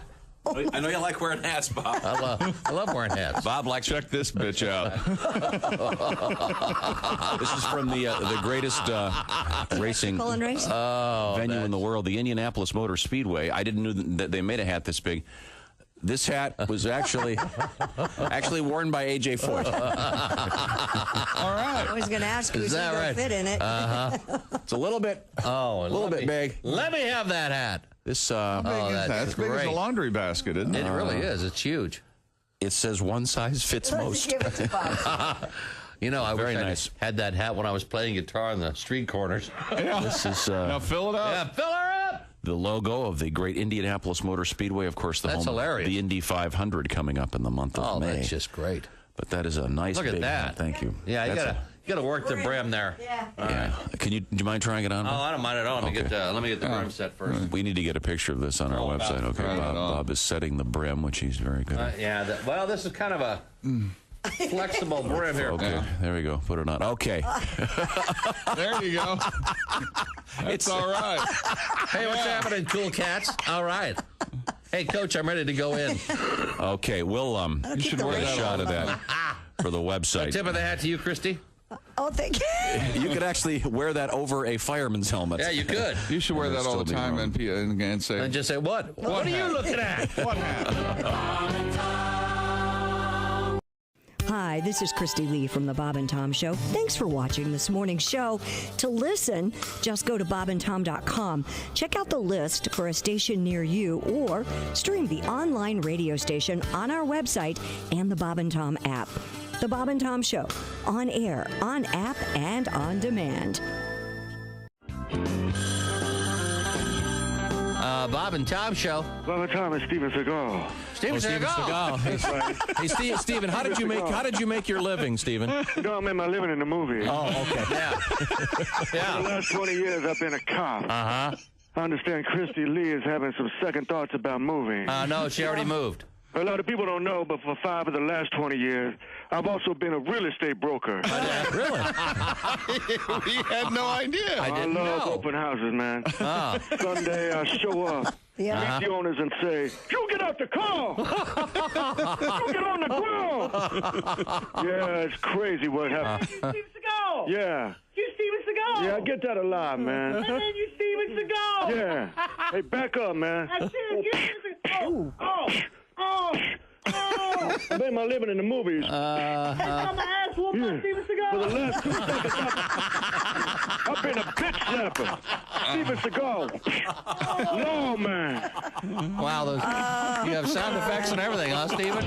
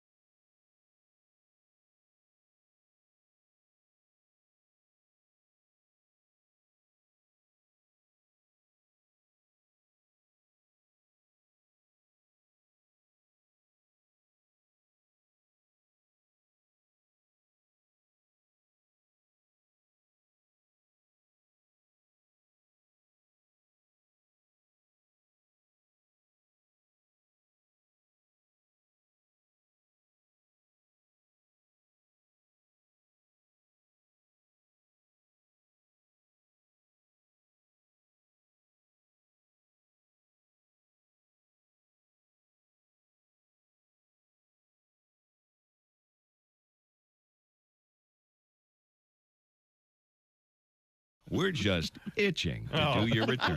Tax Preparation H Incorporated. Hey, and if you want, we'll even tell Uncle Sam to shove it up his. Bob and Tom. They put the F in professional. Frank Caliendo. Some people don't like John Madden. I love John Madden because he makes me feel smart. Madden will say things in a game you don't need to hear. He'll say things like, if the quarterback, if he throws the ball and a receiver, if he catches it in the end zone, then that's gonna be a touchdown. John, what did you think the most important thing was? Well, the best game to win is the third game, and you can have the first game, and you might have the fourth game, but the third game. If you're playing 25 games, then it's the 23rd game. If you're playing 75 games, 73rd. It's always a 3 because it looks like half an 8. And, when you realize that a half an 8, you can't figure 8. You can do a figure 8 while you're skating, but you can't do a figure 3. And if you could do a figure 3, that would probably be amazing. But back to what we're talking about. Great football is about great football. And when you're playing great football, hey, that's the best kind of football. It's an old Eskimo trick of how to catch a polar bear.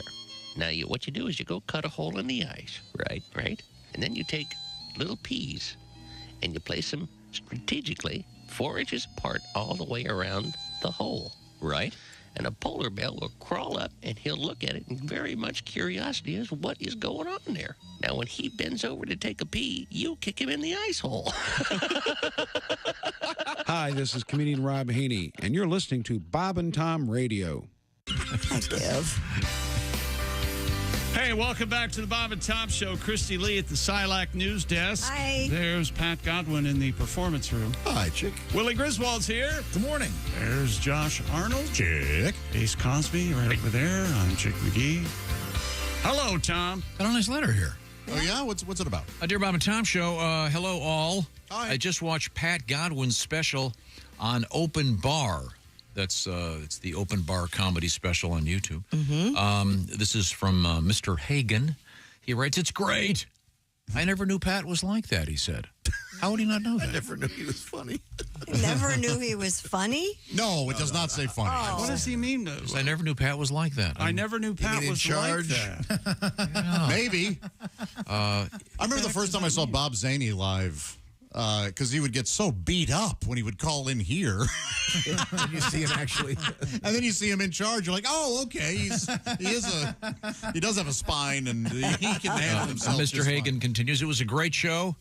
The crowd laughing their off. Asses? Patoots. Asses is correct. Thank you. Oh. How many S's in S's? 3. Not all in a row. Very good. He said, then in all caps, great job, Pat. Well, congratulations. Thank you very much for the letter, Mr. Hagen. Now, we have Chick McGee at the Bob and Tom Sports Desk. Yes, Connor McDavid and David McConnor. No, that's not right at all, is That's it? very silly. Connor McDavid had a goal and an assist the opening period to get Edmonton going, and then the Oilers take it home and dispatch the Dallas Stars last night in Edmonton 2-1. So Edmonton advances to the Stanley Cup Finals. Remember the Stanley Cup, Tom? Stanley, give me that cup. They will take on the Florida Panthers in Sunrise, Florida. Oh, it's been over 30 years for them. Saturday night. Florida's never won. Who to root for? Who to root for? You know what I root for? Good hockey. Good hockey. I just want some good hockey. Good old-fashioned hockey. A lot of fist fights. A lot of aluminum foil wrapped around your hands. Is there still a lot of fighting, Josh? Fighting, yes. It's a little, it's not like it was, but it's still good. Still good, right? Yeah. Yeah, okay, good. The GOAT's what they call her. Yeah, they do. Simone Biles, a record 9th U.S. championship in Fort Worth yesterday, giving competition. She left him in the dust. She fell on the vault of the 2020 Olympics and pulled out of several events. Remember that? She was going to go get a little mental health. But now she's on her way back to the Olympics. She's doing great. She look great. Hopes to have a croissant while she's there. Yes. Yeah. That's what I heard. Perhaps some cheese. Defending champion Iga Swiatek swept into the quarterfinals at Roland Garros. Of course, Willie, this is the French Open. You look so pretty tonight. That works. Yes. That works. WNBA, or as Tom calls it, the W. We had games last night. Connecticut over Atlanta, 69-50. Phoenix over the Sparks, 87-68. That's the Los Angeles Sparks. New York beat Indiana 104-68. And Minnesota over Dallas, 87-76. Robert McIntyre, with Father Doug at his side as his caddy, and his cabbie, held on to win the RBC Canadian Open on Sunday in Hamilton, Ontario, for his first PGA Tour title. Now, Willie, if you were in a golf tournament and you had your father caddying for you, how many holes do you think you'd make? Oh my gosh, halfway through the first one we did it, right? I don't know. What are you doing? What are you using that club for? I get it. You want to lose? Is that right? I've got to take a phone call. Pick your own club. Yeah, I'd probably hurt him by the ladies' tee. I'd say ladies' tee of the first hole. I think that's when the first scuffle would happen. I don't disagree. If you make it that far. And yesterday, also, PGA Tour player C.T. Pan, his caddy got hurt. The world-famous Fluff, he used a caddy for Tiger. He went down a hill and pulled something. He could not continue. So they took a regular guy out of the crowd and let him be on the bag for a couple of holes. No kidding. You heard me. That's cool. It's like that Who concert where the kids sat in on drums. That's right. They looked in the gallery, and C.T. Pan's caddy, Mike Fluff Cowan, slipped and fell. A random fan took over the caddying. There he is, there. I mean, he is just your average fan. That's a guy. That is Paul Emerson, the local fan that caddied at the RBC Canadian Open just for a couple holes. And evidently there was a Canadian who lived, a caddy who's also a Canadian who lived in the Hamilton area. He came over and took his bag for the rest of the tournament. Oh, okay. Very nice. They had that guy. That's cool. I thought you'd think that was cool. You know the famous story about the Who. Disrupting the entire tournament. Yeah, I do know the story about the Who. It's a great story. Can you imagine? Can anybody out there play drums? The guy gets up there and plays a couple tunes. Fantastic. Had Keith just died? He passed out at the set. He took a whole bag of pills backstage. Yeah, he was known to do it. Yeah, that Keith. Passed out mid-song. And they went, hey, anybody know how to fly It's this actually thing? true. Wasn't there, doesn't Berbiggs have a story? He was... With Mitch Hedberg? Yeah, that's exactly. Yeah. Mitch had to use the restroom, and then Mike had to do some jokes on stage, but he didn't have enough time, so we did a couple of Mitch's jokes. Yes. Yeah, very, very similar thing to the caddy thing. What a cool story.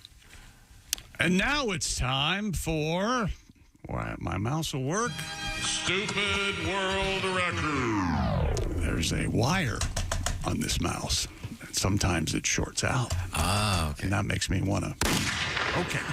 An Arizona man has broken the Guinness World Record for the largest collection of fossilized feces. No.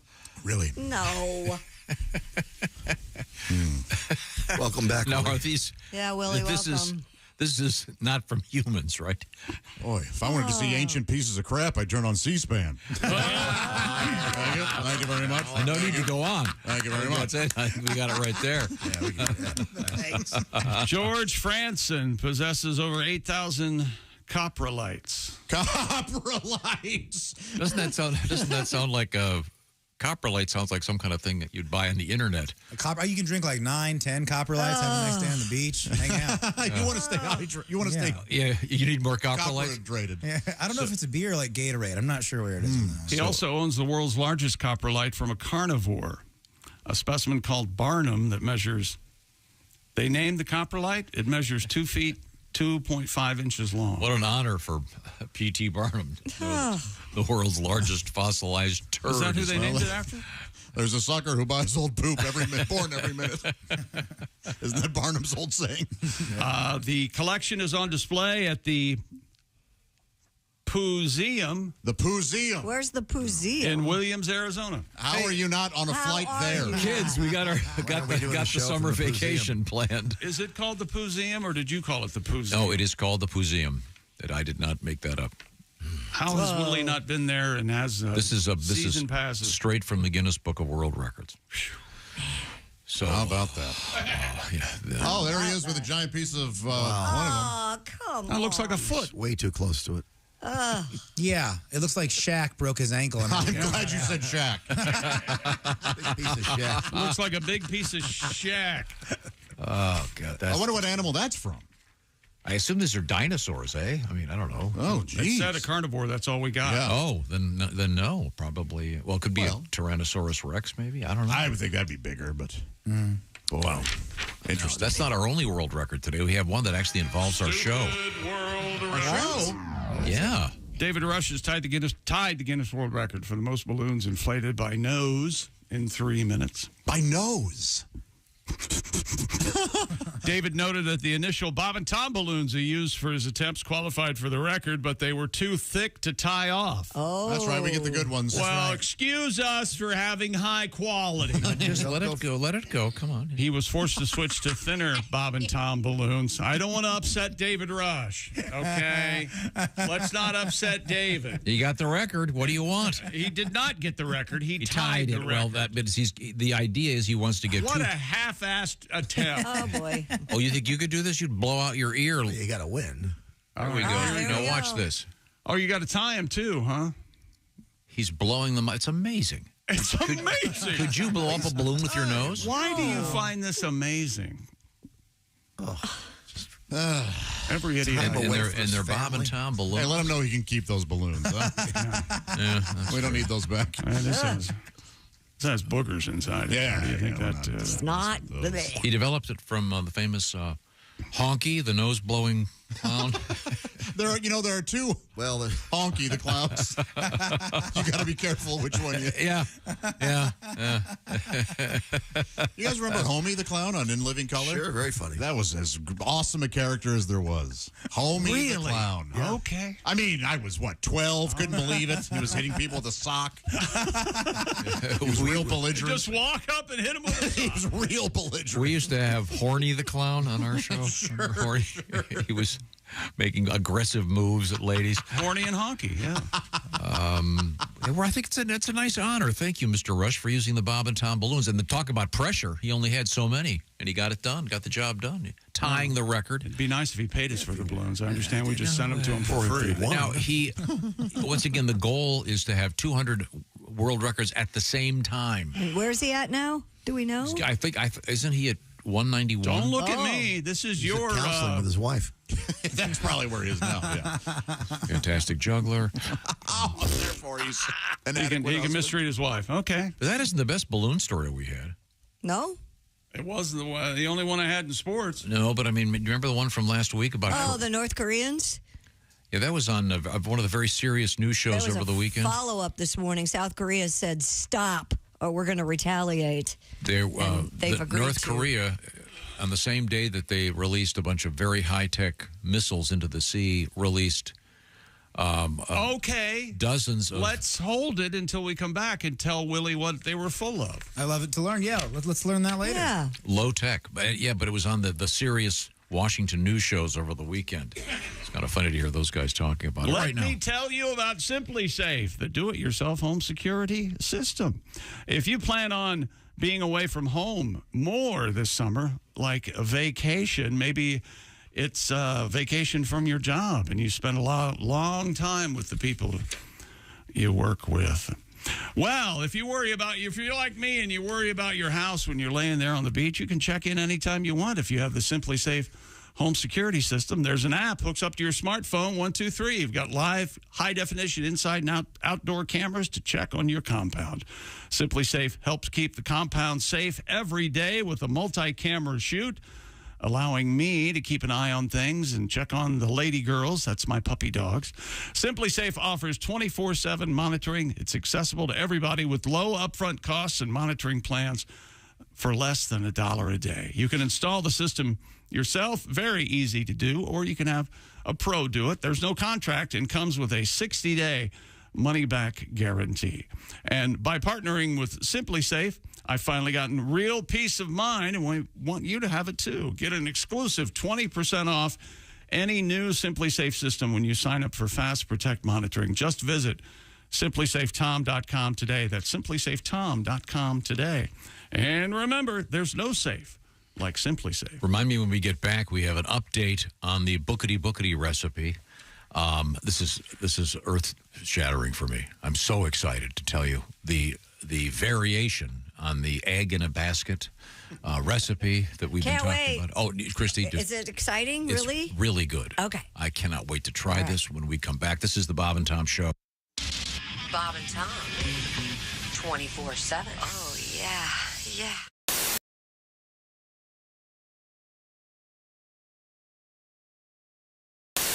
Hi, thanks very much for joining us. With us in the studio, comedian Dean Edwards, and Dean is a veteran of Saturday Night Live. I know that you mentioned you didn't mention you did a great Chris Rock, Dead On Chris Rock. Yeah, I did a little bit of Chris Rock. Have you worked with Chris? Yeah, well, Chris and I, being both SNL alum, it's funny because I used to see Chris in the clubs all the time. Mm-hmm. But once I got cast on SNL, then Chris is very sort of reserved into himself and cool with his friends, and he's very, very polite, but if he doesn't know you, he's looking at you like, I don't know you, Mm-hmm. So once I got on the show, every time I saw him, he was very sort of big brother, very strong with his advice. I remember one time Tracy Morgan and I are sitting in this comedy club in New York, the Comedy Cellar, and we had just had Jack Black was a guest host, and Chris walks in. He's like, you know what? I never watched that show. The one time I watched them, they still don't use black people. I was like, actually, Chris, I was in 4 sketches this past week. He's like, you wasn't in them. You're just in the background. Don't ever be happy they throw you a bone. You got talent. Only the dude without talent is happy they throw him a bone in, which I appreciate. And then he sat there for a good 35 minutes lecturing me on gotta keep writing hard. Just every week, write 2 sketches and an update. 2 sketches. Meanwhile, Tracy Morgan is sitting there, Chris, you ain't never gave me that advice. When I started on the show, you never gave me advice like that. I'd appreciated some of that advice. Mm-hmm. That's how Tracy is, though. That's how he is. Hi, this is Pat Godwin from the Bob and Tom Show. Miss some of the show? You don't want to do that. Become a Bob and Tom VIP and subscribe to the audio and video podcasts. The Bob and Tom Show, on air, on app, and on demand. We have Donnie Baker and the Pork Pistols. Now, do you guys have a little tune you're going to play for us? Yeah, we got a tune. This goes, since you was talking to Johnny Rutherford's from Mike and the Mechanics. This goes to Christy Lee. There's something about you. Yeah. There's something in the air tonight.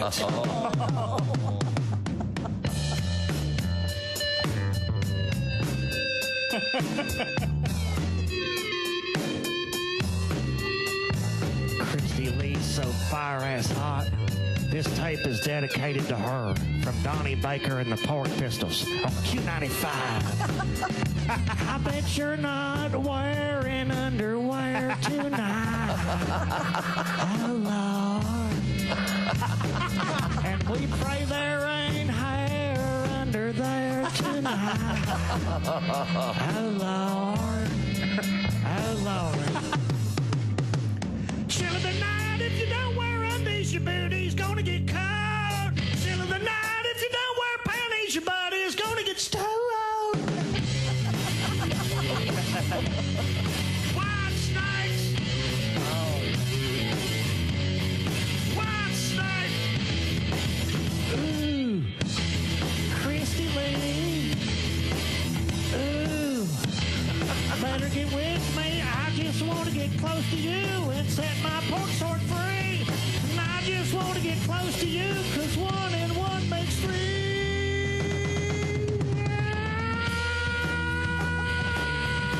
Ooh, baby. Ooh, baby. Chill of the night, chill of the night, chill of the night. It gets real cold, so you don't need planties, Christy Lee. You got Donnie and the chill of the night, chill of the night, chill of the night. Q95 playing White Snake for Christy, and she's sitting in a puddle. And chill of the night, chill of the night, chill of the night. Donnie Baker and the Pork Pistols. Bravo.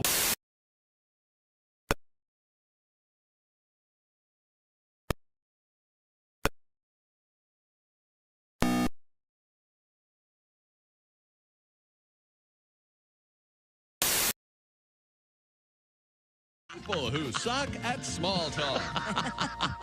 But it's strange living back in America, you know. I mean, America's like a foreign country to me in a lot of ways. Why? I don't know. Things are weird. You know, I have friends that don't eat bread anymore. Everybody's on a low-carb diet. Well. And Jesus said, take this bread and eat it. It is my body. And the disciples said, Jesus, we're all on a low-carb diet. We appreciate you dying for our sins, but we're all trying to slim down a little bit. We want to look good in the painting. That's the voice of Chris Porter. I knew he'd weigh in with something important. Chris Porter, comedian. Now, do you get back to Kansas City often? Or are you? I get back to Kansas City. I was back last April for a wedding. And through a bunch of weird experiences, I become friends with Justin Verlander. He's a pitcher for the Houston Astros. Yeah. At the time, he was pitching for the Tigers. They were in town playing the Royals, but they had a night off, so he and I went out and had a couple of drinks. And he said, no, watch this. He calls the waiter over. He goes, who's that chick? And he goes, well, I don't know who the chick is, but everyone at that table's Mumford & Sons. He sends them a bottle. They come over. Turns out it's not Mumford & Sons. It's just Ann's Sons. Oh. Mumford wasn't there. I don't know where he was. I assume he was back at the hotel writing a song that at some point goes, This is Jimmy Pardo. You are listening to Bob and Tom Radio. Hey, welcome back to the Bob and Tom Show. Hello, hello, hello. Hi, Tom. How are you? I'm doing just fine. I'm very excited. All right. I've got a variation on the recipe for eggs and toast that, as you call it incorrectly. Well, you need to bring Willie up to date on what happened in North Korea and South Korea, though, first. Okay. The essence of it is, a few days ago in North Korea, they shot some serious missiles into the sea, testing them. They also launched dozens of weather balloon-like devices. That had an interesting cargo. Carrying payloads of, among other things, fecal material. Yeah. Low tech, if you will. And they were able to have them land in, what is it, 7 of 8 provinces of South Korea. Mm-hmm. It's kind of a good prank. Kind of a pretty cool prank there. Yeah, weird. And I guess it was in retaliation because apparently South Korea sends balloons with pamphlets and information, and the North Koreans resent it. But just such an odd thing to do. And they weren't on fire, right? No. It wasn't like the old prank. They were just dumping stuff on South Korea, literally dumping. Mm-hmm. Now, on a much more positive note, how about this? Dear Bob and Tom Show, my mother would make eggs in a basket. She would make French toast, cut a hole in the middle of the bread, then dip it to make the French toast, then put the egg in, frying it in the hole. That sounds delicious. I haven't made French toast in a long time. Do you ever make that? I love French toast. Ever make it with that Hawaiian bread? Oh. Put a little vanilla I like in the there? brioche. Oh, you got to just use plain bread. No. To me, the brioche and the Hawaiian, it's overkill. I like the brioche. You ever see the great movie Kramer versus Kramer? I have seen Kramer. The famous French toast scene? I mean, I don't know remember that's the most famous scene from that movie, but sure. I don't think... Or Dustin Hoffman's really trying, isn't when he? they have seminars about movie making, that who'll ever forget the French toast scene in Kramer versus... Yeah, that's more... Maybe the... Well, I like to take De Niro in front of the full-length mirror. Yeah. That's one, probably. I just like to, take something positive out of it. If you've never made French toast, want the recipe, watch Kramer versus Kramer. No.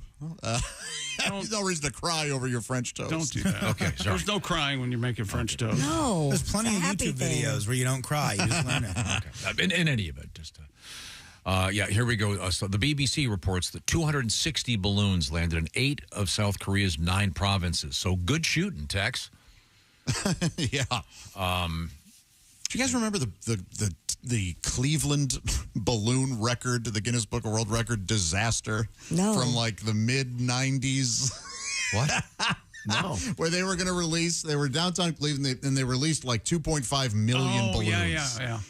And it looks insane. It looks it's beautiful. Yeah, right? and there were, as they thought that the balloons would just float away and the helium would eventually sort of dissipate. Right. And individually they would fall and it wouldn't be a big deal. But that's not what happened at all. Instead, they came, like there was something going on with the weather, and they came right back down and just caused traffic accidents. Oh, no. And at the same time, they were searching for these lost fishermen in the lake, and the lake was filled with balloons. They're like, we'll never see a life jacket out here.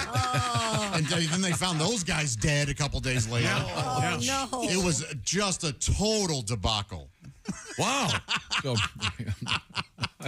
Sorry. I thought you would have been aware of that. No, I was not. That's just awful. Forest Do City. you remember the scene at 6 Feet Under? They would kill someone differently each and every week. Well, weren't they working at the sex doll factory? And somebody accidentally put helium in the sex dolls instead of like air, I guess. And they floated up into the sky. And this woman's driving along, and she thinks it's the rapture, and these are angels. So she gets out of her car and stands in the middle of the street looking at the angels, and with her arms outstretched, and gets hit by a bus. Oh, geez. That's a true story, Tom. Those were great beginnings to that show. Always something. The guy in the video tape player in the naughty movie, he comes home from work, he's all alone. It's the middle of the day, he gets out, has a nice bourbon, undoes his belt buckle, and he has a heart attack. Yeah. That's how they find him. That's how they find. Yeah. The movie's playing. That's how they find him. I always want to do one of the old cartoon You would gag. die of embarrassment. That's Tom's nightmare. Yeah. They always the cartoon gag where the guy jumps out of an airplane. You don't think the parachute's going to open. And then at the last minute it opens and he drifts into the zoo, into the lion cage. Oh yeah, that'd always be a good one. In any event, the turd-laden balloons launched by North Korea just kind of, it's so odd to return to something that low tech. Yeah, they're not. They're not saying that they did it, but obviously it was that or the world's worst gender reveal party ever. Those are getting out of hand, right? The gender reveals. Yeah. Setting places on fire and. Yeah, the lady getting eaten by an alligator. She didn't get eaten. Oh, that's right, but it was close. I'm sorry. We have to get back to the sports page. No, sir, that's it. Okay. All done, all through. Well, we can continue with our death stuff. Authorities in California report. Remember the octogenarian accused of terrorizing his neighborhood with the slingshot for over a decade? We did the story last week. He is my spirit animal. Well, Mr. Prince King was found dead at his home in Azusa, California. Azusa Pacific. His death has been ruled due to natural causes. He was arrested on suspicion of breaking windows and car windshields and of shooting people with ball bearings shot from a slingshot. The 81-year-old was arrested May 23rd on vandalism charges. Prince King. Yeah. Isn't that odd? What the hell? I like it. While conducting an investigation, detectives learned that during the course of 9 to 10 years, dozens of citizens were being victimized by this serial slingshot shooter. That's right. Got your name on this, BB. The world is my Goliath. I'm just the little guy. No, but he died of natural causes. That's what they're saying, yeah. It wasn't like a self-inflicted slingshot wound. Oh, boy. That had hurt. Maybe the stress of his arrest. Well, the good news is they've announced. Did you keep reading with the family? They're going to cremate him and launch his ashes over the cemetery wall. Oh, won't that be lovely? Yeah, that's very nice. Oh, with one of those water balloon shooters? Man, those things are fun. Have you seen these slingshots, like professional slingshots? They're like, they have this you, of course, but then the bar goes underneath your arm for extra stability and strength, and it's crazy. Really? You can spend as much for a slingshot as you want. Wow, so it's so it's more like archery? Something like that, Wow, yeah. What if there probably is like a target shooting slingshot league out there? Competitive league, What do you shoot out of that? Whatever you want, it sounds like. You could shoot pastries. Yeah. Eggs. Eggs. You could shoot batteries. Oh, definitely an egg. Hot dogs. You could shoot batteries that hurt. Oh, yes, it would have. They'd probably be good to launch because they've got the good Lord. Those watch a batteries. battery out of a slingshot. Oh, ow! Like a double A. Were you a slingshot guy as a kid? No, I was not. Were you, Tom? I had one briefly. Did you kill a bird with it? I have two. I have one that's one of the giant balloon ones. Yeah. That almost takes two people to hold and then one to pull back. And then I have a regular one that was kind of a unique gift. I was given these seed clusters, and what you do is you go out in your backyard and you slingshot them around, and then you see what grows. What? Yeah. Huh. What grew? I don't know. Cannabis. Cannabis. You know what I think grew with the squirrels' bellies? Because I haven't seen anything. This is recent. Yeah, that was given to me like 4 years ago. Yeah. Oh, well, it's kind of an unusual gift. Kind of Yeah, cool. it was. It was cool. But I still have the slingshot. I could bring it in and we can hit each other. All right. Kind of a niche demographic there for the menacing botanist. Yeah. Yes. Yeah. Dennis the Green Thumb. Yes. Here you go. Here's a, what is this? It's called a king rat slingshot.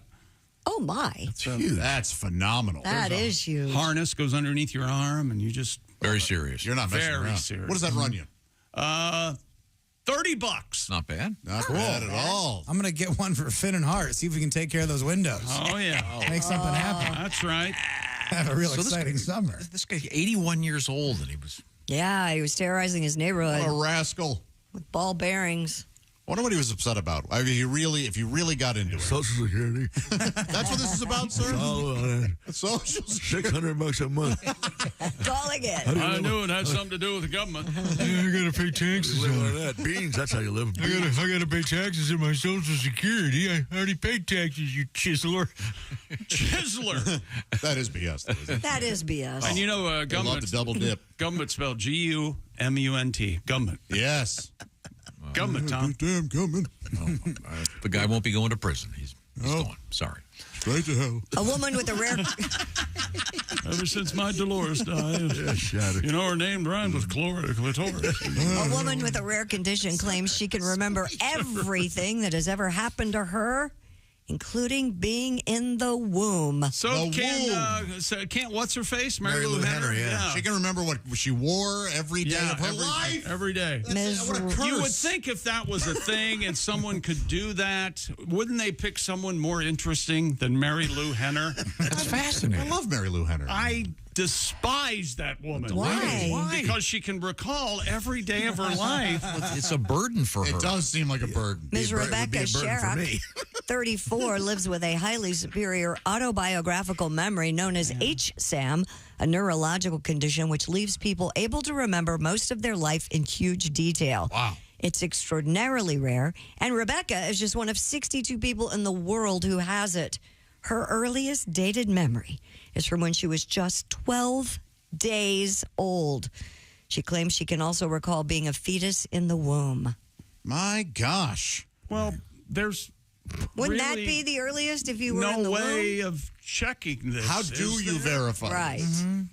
Yeah, I remember. Hope it being wasn't. in a- Hope one of those late pregnancy, whoopee sessions. I remember seeing my first memory. This giant snake came in and hit me in the back of the head. Got scored in the face repeatedly. You know that's not how women's biology works. No, You think he it goes doesn't. way up there, don't you? I mean, that no is. idea. You do- Should know. If you're doing No, it, if you're doing he it right, What's the old joke? Well, that baby ain't got eyes in the back of his head, does it? Right up the old highway. but yeah, isn't people that have this? You can give them a date and they can tell you the headlines in the Yeah. paper, and Yeah, like What they Mary ate for Lou Henner. lunch. Yeah. it's crazy. Mary Lou Henner. Well, I was trying to date John Travolta, and that didn't work out. And I was trying to date Jeff Conaway, and that didn't work Delight and out. Johnny Tony Dangerously. Danza. And then Tony I was, Danza and I slept I was together trying. and I was dressed trying to in date one. Tony Danza, and that didn't work out. Did she date all those people? Oh, yeah. I banged Judd Hirsch. That didn't work out. Didn't work out. What is this about? What is this? The cast, she went to the cast of Taxi. This is the interesting thing. She John dated Travolta pretty wasn't much on everybody Taxi. on No, Taxi. he wasn't. This is just a snapshot of Mary Lou Henner in a conversation. I think it'd be amazing to talk to her. I like Mary Lou Henner. There's no way if there. You could tell her your birthday, and she could tell you what happened.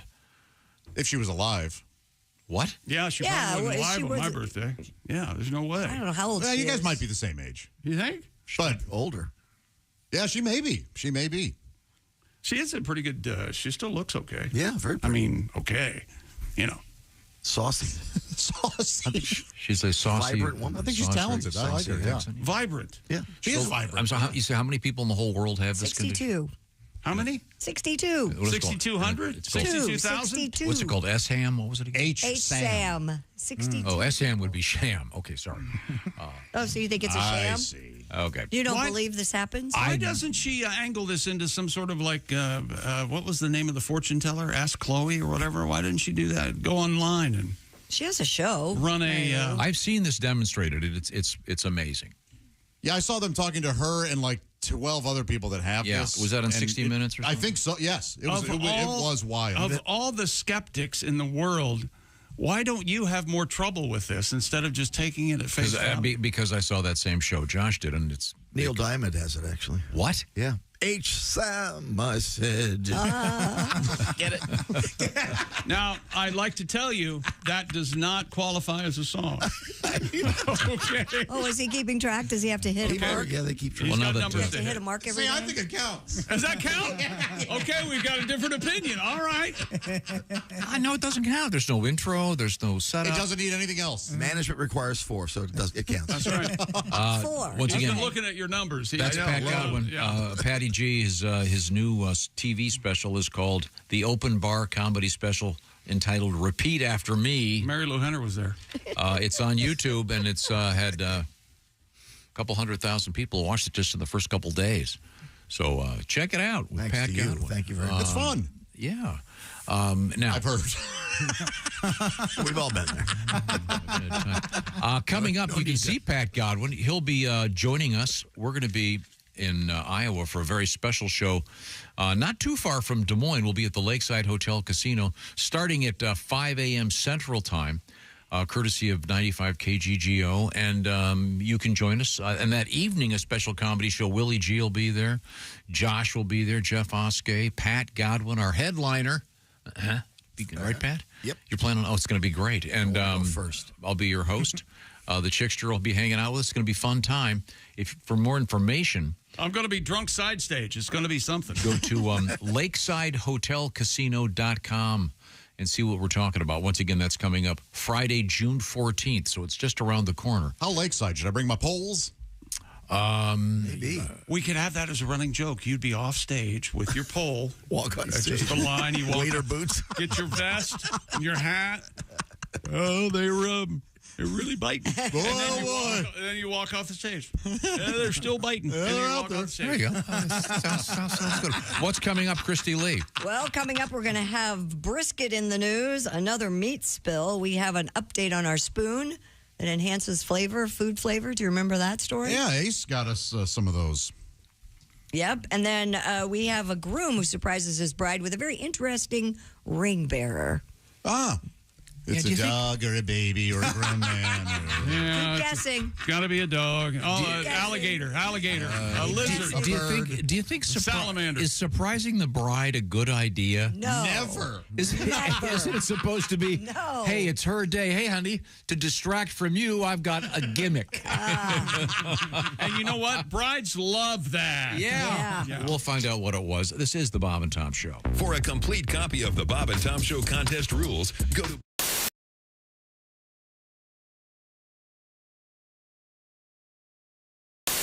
Morgan Freeman reading Little Miss Muffet sat on the tuffet, eating her curd and whey. Along came a spider. It's too good. Down Perfect, beside man. her. Can you do Liam Neeson doing one? 3 blind mice. See how they run.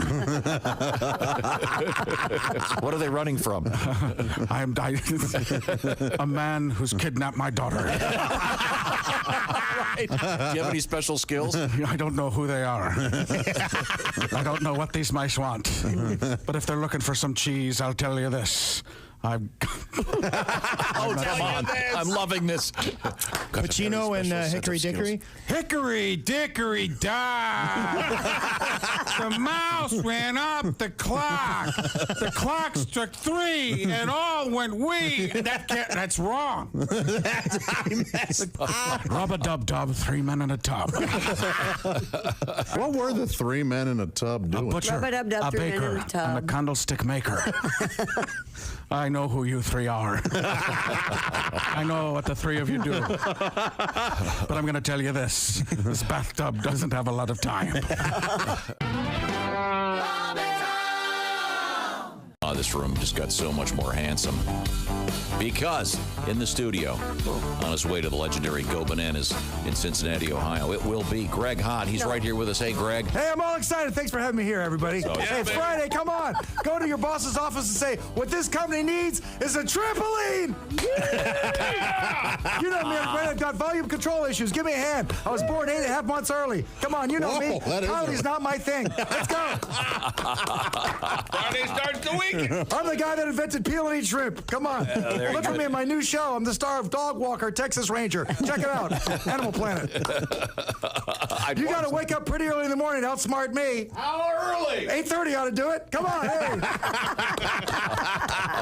Greg Hott is here with us. Hey, Greg, how are you, sir? I'm great. Looking very, very handsome. Greg, of course, veteran of the Marine Corps. Hit him in the head. We don't have all day. Too slow. Get back. As you can see. My new thing, Tom, is acting. I'm a great actor. I didn't know this. I've been going to acting classes. Oh, do a scene for me. I kid you. Okay, well, I gave Chrissy some lines. You did? Oh. And we'll do our acting scene. Okay. 'Cause I've taken like over 20 hours of acting classes. Wow. I kid you not. All right, we're going to do a scene. Go ahead, Christy. Go ahead. Greg, you're unapproachably handsome, and it's impossible not to dream about you. Why don't you just do the lines, Christy? We can talk about this after the show. Do the bit. Try the second line. Do the second. Forget the first. Do the second line.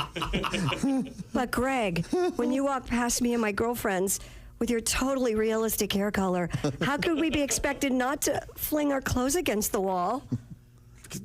Can we do some comedy? That's what I mean. Do the stuff read what I wrote. I read All right, what forget you it, wrote. Tom. What's in the news? She won't do it. She won't do it. Here, give me the lines. Let me try. That's what is written on Just this give page. me the paper. You read it. Okay. I think what Greg is suggesting here. She's obviously in love with Greg. Right, exactly, yes. She won't even do the bit. No, she won't. She can't help She's herself. too hung up on you. It's embarrassing for all of us.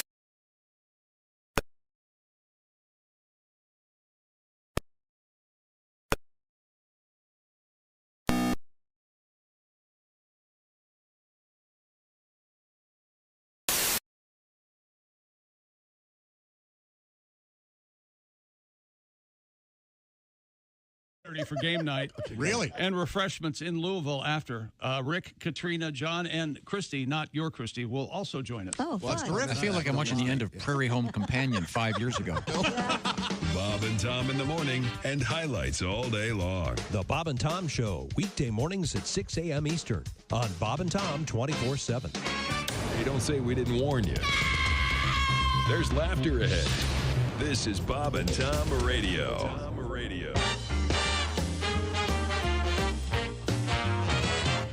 There are some things you don't want to say to a naked guy. There are things you never say when a man is nude. I didn't mean to laugh. There are some things you don't want to say to a naked guy. Can you help me find it? There are things you never say to a naked dude. Does that thing come with an air pump? I thought you said you had smallpox. Really?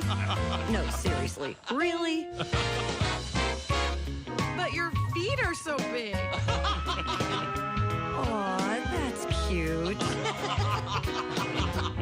Hang on, I'll get my tweezers. Oh, it's like a little light switch. For a second there, I thought you had a third nipple.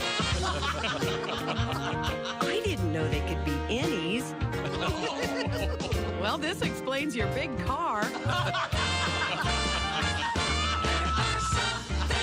You don't want to say to a naked guy.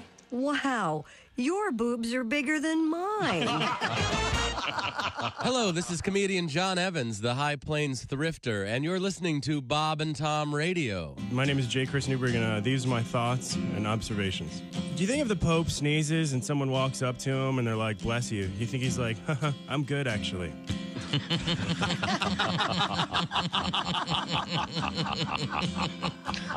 you think it's pretty safe to say that Rosa Parks was undefeated at musical chairs? I was dating this girl and she got all mad at me because I did exactly what she told me to do. I don't know if you guys have ever been in a situation where you do exactly what your lady tells you to do, exactly what she tells you to do, and yet you're a big jerk. Like, for example, she told me she wanted me to treat her like a princess. So I'm like, okay, no problem. I get you, right? So I called a bunch of my friends up, and they came over, and they piled in the back of my car, and we got some cameras, and we chased her around until she crashed into a tunnel.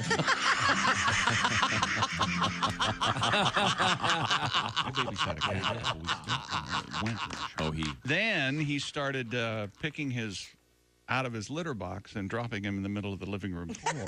Oh, this is a protest. It did seem like some sort of action. Cats are, jerks, basically. Can be. Cats are jerks.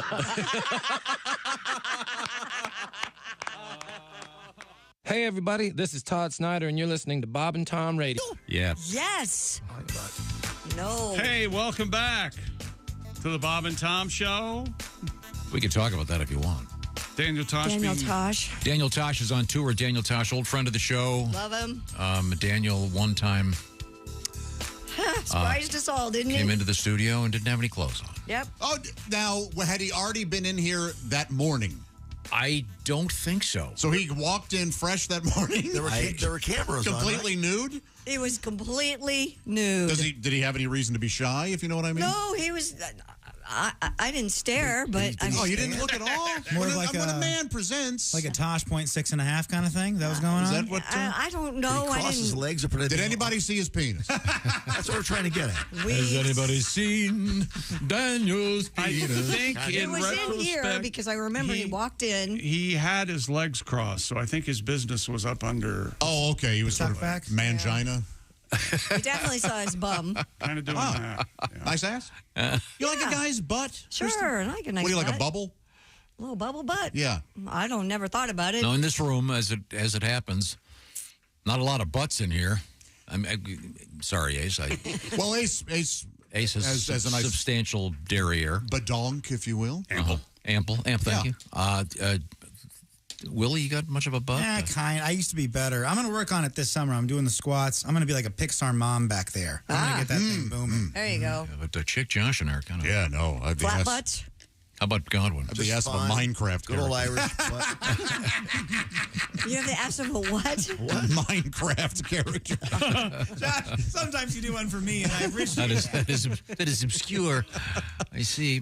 Now, where were we, Christy? It was at the SILAC Insurance News Desk. What have you got? Police in Wisconsin are looking for the so-called brisket bandit. He's accused of stealing 12 pounds of smoked meat. The Eau Claire Police Department said a local family was smoking a brisket overnight when an unknown person caught the scent and swindled it while they slept.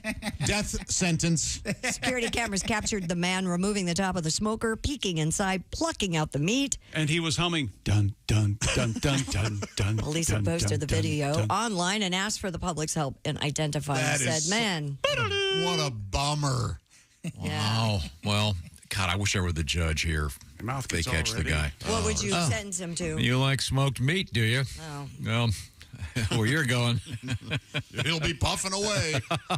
your cellmate will be puffing away. If you were a judge, you'd be the happiest man on earth, just knowing that you're sending all these guys. I think Tom That'd be a great show. Judge Tom would be a hell of a show. Yeah, I believe the punishment should fit the crime. It's like And you do believe in Cruel. I do believe in cruel and unusual And punishment. yeah. No, like this guy, you'd make him work in a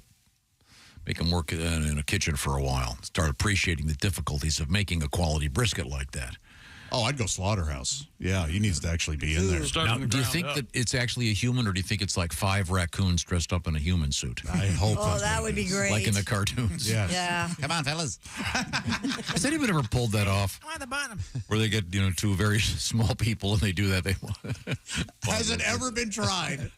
You live in a fantasy world. That's the only way to go. Have you ever watched the news lately? No, you I don't try wanna, not to. You don't want to be involved in our contemporary society and world and I culture. wonder where that concept even came from. Who did it for the Little Rascals? Oh, it's somebody. so Somebody. funny. Stack 2 or 3 kids on top of each other. God, and that's act so like funny. A grown up. The only thing I've ever You heard still got a of kid's face. that's close And is a voice. a friend of mine in junior high was trying to buy. We'll go high school. It was actually. He wanted to buy beer, Good but call. he looked young. He looked his age. He was like 16 or 17. So he decided he was going to dress up like an old man and wear an old man mask. Oh, God. All right. And he went in, he got the beer and he put it on the counter. He's like, hey, how you doing? And like the lips didn't move of the mask.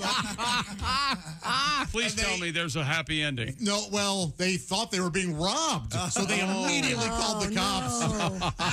And he just had to run out of there. Oh, no. They thought it was a much worse crime than it actually It was. was terrifying. Did he get caught? No. Oh. God, he could have been shot. Yeah, exactly. It could have gone so bad. Also, if you're pretending to be an old guy, you gotta get like peppermint schnapps or something. You gotta get old guy booze. And if you're wearing a mask, don't try to talk. Just that little slit. Or be like, ever since the accident, this is the only thing that gets me through. A California highway was shut down for several hours following a spill of meat. Again? On I-880 in Oakland. California Highway Patrol advised motorists to avoid the area after chicken and beef parts came off a truck scattered along the road. Yeah, man. Photos shared on social media showed a reddish slotch coating the freeway. Yeah. CBS News reports all northbound lanes were shut down for 4 hours while crews worked to clean up the mess. I saw did you see the video? No, I fortunately did Ironically, the meat truck gets T-boned. That's what happened? Yeah. Oh, man, yeah. Now, Pat, I see you're waving your guitar in the air. There goes that joke. So sorry. No, I didn't have it. Okay. Yeah, running gag or tired writing. Let's go with running gag. Man, let's do it.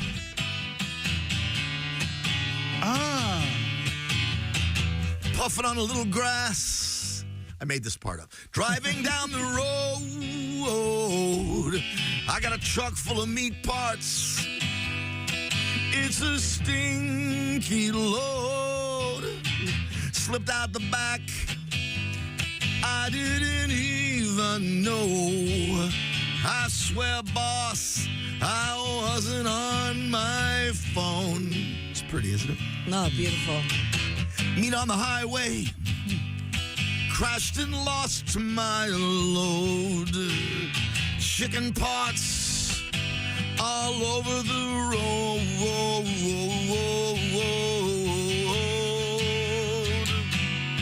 'Cause there's breasts and wings flying through the air. Steak chops and ribs to spare. Pot roast in the pothole will need repair. And there's chicken gizzards everywhere. Everywhere. Oh, do-do-do.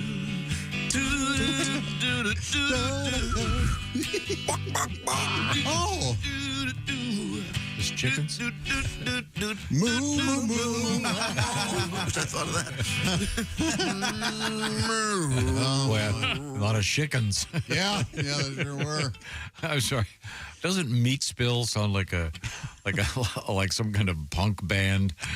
Or wasn't that the nickname of your top-heavy friend, Christy? Meat spill? Oh, yeah, the one with the deep cleavage. Yeah, the one that Your wore top-heavy friend. Yeah, she wore the crop top, and they called her meat spill for the rest of her I'm more life. concerned about the driver. Do you think you smell that when you're hauling something like that? Sure. I don't You know. think? Wasn't there the meat puppets, right? There Yeah, were the there are the meat puppets. Yeah. Oh, that great song, Backwater.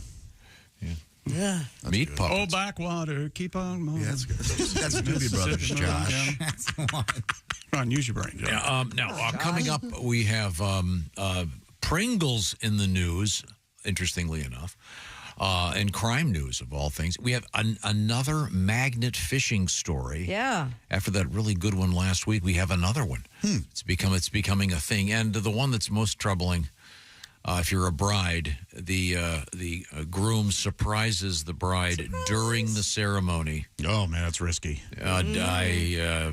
That's a gamble that rarely pays off. Yeah. They're not talking about you, sweetie. They're talking about my joke.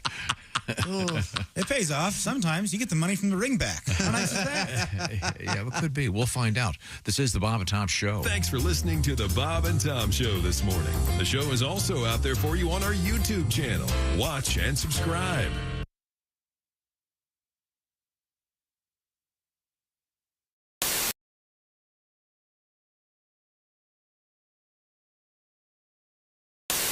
I am amazed at the women who do that. At what? I was with a friend who will We be are, nameless. you know what? Us as guys are also amazed. And he goes, Yeah, exactly.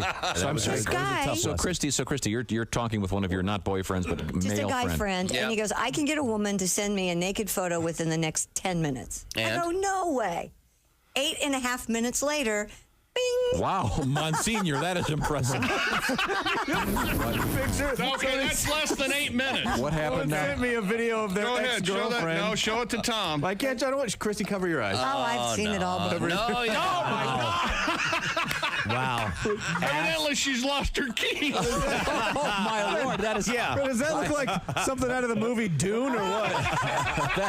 It really does. Let me word it this way. That puts the C in graphic. We must. I've got to. Wow. I've got to go. Hold on a second. I've got to go. That is a slut. I've got That is an ex-girlfriend. That's not someone making a sandwich, even though it looks like it. Wash your hands and make me a cheese sandwich. Mommy, why is that woman massaging two pancakes? Wait a minute. Yeah, it's Tom from the Bob and Tom Show. Thanks for watching this morning's show. To listen, just go to bobandtom.com. Check out the list for a station near you, or stream the online radio station on our website and the Bob and Tom app. The Bob and Tom Show, on air, on app, and on demand. We were talking about racial stereotyping because you're a golfer. Yes. And I know that we were talking about golf off the air, but a lot of stereotypes in the world. Certainly, one of them about Asians in sports, and I think that's really now really being changed, particularly in the world of baseball, basketball. It's huge changes. It's great. 15, 20 years ago, you didn't really see that as much. It's great. I love seeing Asians in sports, and yeah, as you said, Major League Baseball, the real sports. You know, we're not talking ping pong or pai-gow poker or base juggling with your feet or really hard Sudoku problems or competitive hot dog eating or breaking ice blocks with your forehead or dancing back up for Gwen Stefani, the real sports. That's great because before, if I wanted to cheer for Asians in sports, the people I had was Michelle Kwan and half of Tiger Woods. That's that was it. That was it. That's it. Wow. And you know, Tiger. Let's talk about him. You know, I don't know which half of Tiger made him want to cheat, but I think we can all agree which half drove into the tree. So.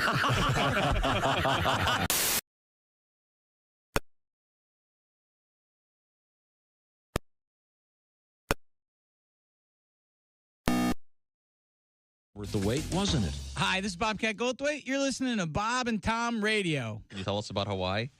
I get very confused over there. I'm always trying to read signs, you know, because all they have are vowels. You know, you read signs, and some signs, you know, they have an arrow that says E-I-E-I-O. Yeah, come on, you know, where is that going to go?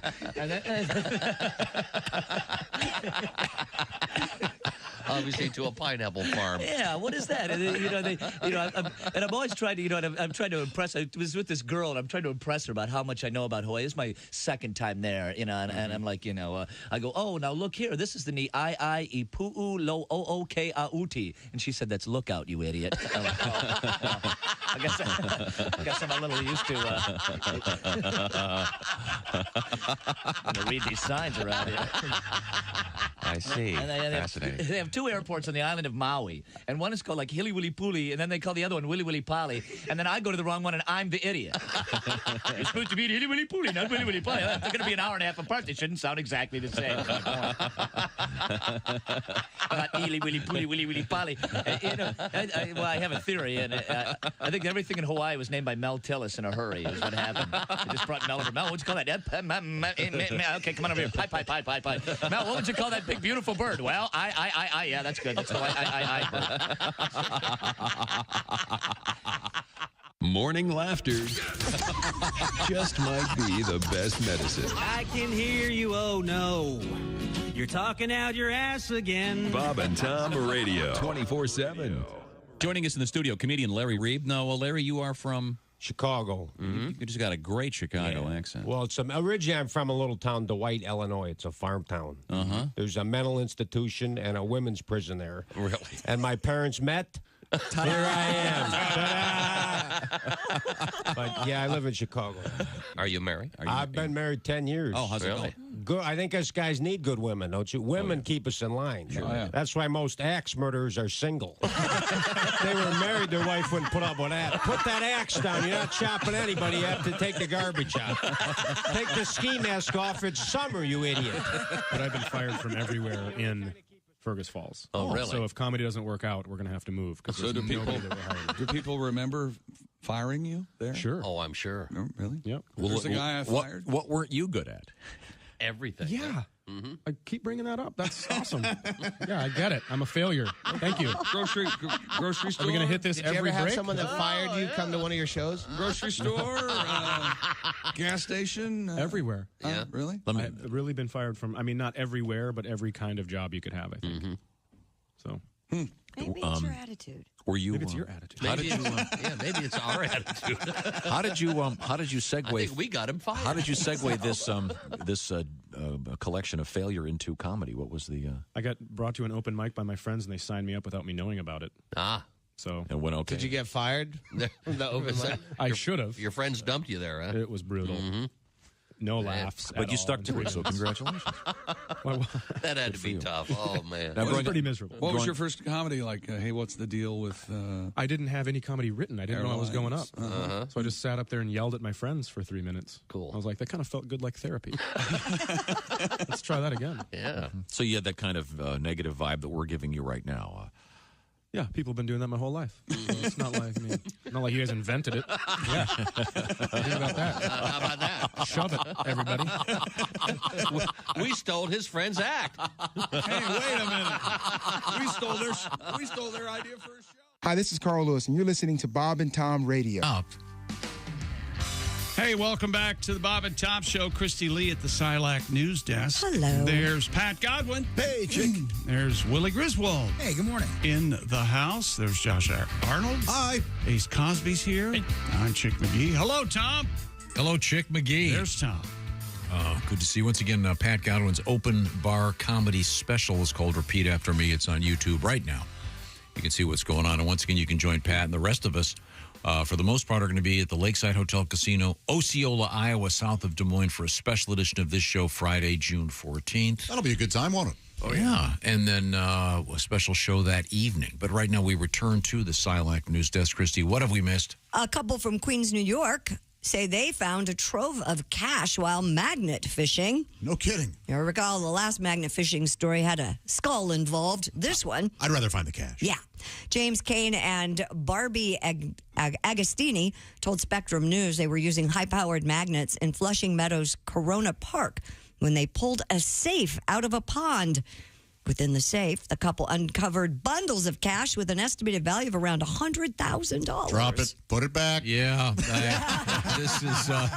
This something's wrong with this.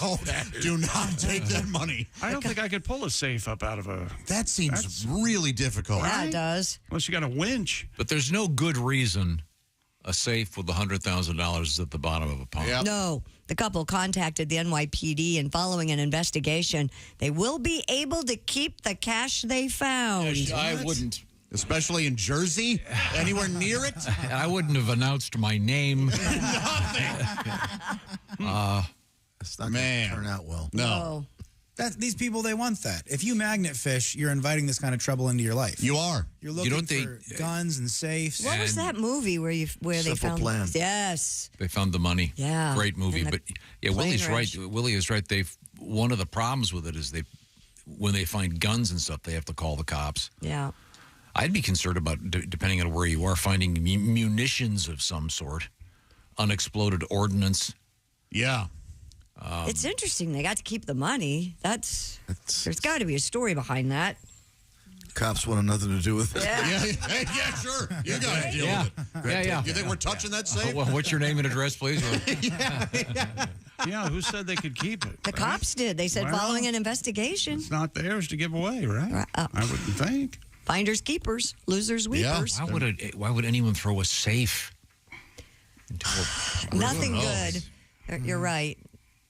I know the safes are biting back this for time when of I get year. out of I've heard prison. that. Yeah, they're biting. Is it time of year? Yeah, I think they're spawning. Yeah. Is there, don't you quit What could be better than $100,000? What else? What are you going to find? All right. Yeah, what's your first phone call? If whoever was mocking you for magnet fishing. Yeah. Hey, Earl. Hey. How's that bass? Yeah. Yeah. Magnet fishing, you know what I found? It's about $100,000. How about that? For that basket. Well, if you got the right basket, it'd be $100,000, wouldn't it? Excuse me, Earl. There's somebody at my door with a baseball bat. Let me see what this is about. Let me see what this is all I about. want my money back. It's scary. Yeah. It's Wait, 2 minutes. What was the magnet fishing thing from last week? We had the guy that it was in New Orleans pulled up a skull that was padlocked. There was a padlock around it. Yeah. What happened? Well, Yeah, nothing that's good. a crime. Yeah. Something very big time crime. They were doing the underwater version of Hamlet. Yeah. Alas, poor Yorick, not a good swimmer. When you put a anvil around his head through his eyeball. Yeah. God. Well, have you ever magnet fished, Josh? No. I'm not. I don't like looking for garbage. Did you ever see the Buster Keaton magnet car? Sure. Yeah. God, that's funny. I never saw the magnet car. I don't know what you're talking about. No, neither. Yeah, he's got a magnet and just gets behind a car. It's all metal and just that's pulls how him. he Tows him. Yeah. Oh. And of course, he did all those stunts. It's incredibly cool. Highly recommended. Go 2 men in Florida are accused of stealing 150 gallons of used cooking oil from restaurants. St. Petersburg police said witnesses spotted the 2 suspects taking tanks of oil from a Metro diner and a Cracker Barrel in the middle of the night, with the pair using a fully outfitted tanker truck and knowing specifically where to go and how to suck this oil out of the protected tanks. Wow, I wonder what they're doing with it. And the oil is worth $500. You'd think that's a lot of work for $500. Yeah, hey, fellas. Come on. Dream bigger. Yeah. If you're planning. Magnet fish, for God's sake. Yeah, this will not be the next Ocean's 11. Just need one more oil score. This is the big one. Not gonna miss the canola. These 2 have been charged with burglary. Yeah, what is the 5 big ones, Josh? Yeah, you know, they caught him because the perp's house smelled like French fries. What are you doing with that oil? That is weird. And Well, also, it's recycled, isn't it? What do you mean it's recycled? The restaurants save it and it's recycled. They sell it. To whom? There's some company that collects the oil. So this guy collects the oil, and then they're stealing the oil, and then they're going to go sell it But somewhere? there's a legitimate business that takes the used oil. cooking oil. Used Okay. cooking oil? Yeah. What could you use it for? They recycle to make more cooking oil? Is that what you're saying? They make something out of it. They get like the fried bits? Well, these guys are going to be recycling for KY jelly when they go to prison. You might want to save some of that oil, Luke. Happy as can be. Lube up. What happens in prison? A lot happens in prison in Tom's mind. Yeah. It's automatic one-way train to sodomy. Yeah. Run these guys out of Flavortown on a rail. There you go. Do you assume it's day one, Tom? Yeah. Oh, yeah, he does. Tom does. As soon as he gets there. Oh, yeah. All right, welcome. immediate. Turn over. Yep. Well, I haven't even been deloused yet. It's like orientation at college. You get it done early, you know? Learn where the New buildings are. jumpsuit, guys. I'm just trying to scare people straight. That's all. Police say a thief stole 17 canisters of Pringles. According to the BBC, Mr. Adam Spencer was taken into custody by officers in Sutton and Ashfield. The Pringles heist, allegedly one of several burglaries he is suspected of committing. The 40-year-old admitted to the thefts, and when questioned about the chips, or crisps, He said they're delicious? the suspect reportedly told police, once you pop, you can't stop. Yeah, use them. Hey, Pringles doesn't have this guy as an ad man. Spencer pleaded Yeah, guilty well, to again. 2 counts of burglary and 3 counts of theft and was handed a 6-month prison sentence. Good Lord. For 17 canisters of He stole a bunch of other stuff. Oh, okay. All right. Okay. But ironically, his cellmate, Here we go. his nickname is Pringles Can. Oh, no. There it is. Wonder how he got that. Now, Pat, do you want to take the time machine back it's up to you. back to December? And I could be crucified for this. It's up to you. What's going on? Well, that was one of your favorite stories of all time, right? No. yeah, Where is that Pringles Where can? is that? It was right behind him. Where did it go? oh, wait a minute. I got it. Hang on. It had a faux turd in it, too, as I remember. Sure did. Oh, here it is. Did we give him a longer headphone cord so we can wander more? Did something happen? That thing is long. Yeah, we had to. We had to tether him like a nervous mom at a mall. You can't hold him down. You can only hope to contain him. Now, we got to explain the story, Christy. Do you remember what it was? It was some lawyer in Ohio. Some lawyer in Ohio. Oh, that's right. He was putting his feces in Pringles cans and leaving them. At the court or something. Yeah. Funny. And he actually admitted it. Out on the lawn, I think, of the courthouse. I thought it was in the parking steps. lot. I always pictured it on the steps of a courthouse. Some kind of weird revenge thing or something. But this guy was a distinguished attorney, a man of a certain age. Wasn't he in his 60s? Well, got his point across. But he was literally putting his own fecal material. What do you mean? You're a man of a certain age who can't get enough of poop and Pringles cans. That's true. But this is kind of prank that you would pull. Do you think you could physically take an empty Pringles can and... He didn't do it into the can. No, see, I think he did. I don't. I think he probably made an apparatus. You go to Home Depot, you get a bucket, you kind of cut that. It's a wide enough mouth. You get a funnel. You get a funnel right in there, and you can make it pretty easy. A funnel isn't. No, the Pringles. It's a big enough mouth. I think a purist who does this. I think you have to go. Are we really discussing how he got it in there? Oh, you started it. He started. Again, this guy went to law school. You said you wanted to talk about. This guy went to law school. He passed the bar. Yes. And he's pooping in Pringles cans and putting them at a courthouse. Welcome to America. Yeah. Sends a message. You did a tribute to this guy? Yes, I did. Here we go. He ate the Pringles. They're almost gone now. The lid is off. He's in the jar now. Oh, this lawyer's nuts. Flashing his butt. Pooping in an empty Pringles can. This does not feel right. It doesn't. He crapped in the can. For a lot of reasons. Chips on top. He threw it out. Grab a mop. He's out on bail. Should spend a night in jail for pooping in an empty Pringles can. In the prison, he can build a defense. He will say that he's just farting brown. All right. The judge says, "Oh, you're crazy." He says, "No, man. I poop in Pringles cans all over town." Yeah. License suspended. That dude is scary. And now he's got Pringle berries. Oh, next time you let those all dropping a deuce. Don't poop in an empty Pringles can. Typically, people sing along for the last one. Poop in an empty Pringles can. Once you plop, you can't stop. Oh. Very good, Josh. Thanks for the tag. What a bizarre story. Yes. Ugh. What would get you to do that? He had to be pretty upset, I would think.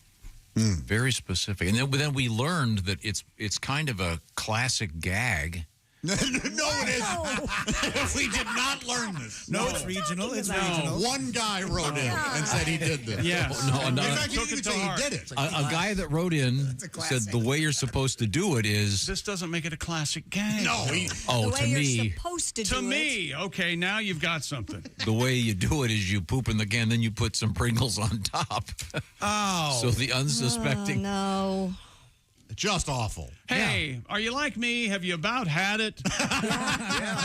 Let me tell you about Raycon Everyday Earbuds. You know they've just launched the upgraded model of the best-selling Everyday Earbuds. Are you ready? Mm-hmm. Raycon's upgraded Everyday Earbuds. Now you also get active noise cancellation, gel tips with an ergonomic design for that perfect fit, and multi-point connectivity that lets you pair with 2 devices at once. Plus, the quick charge function, and yes, they are weatherproof.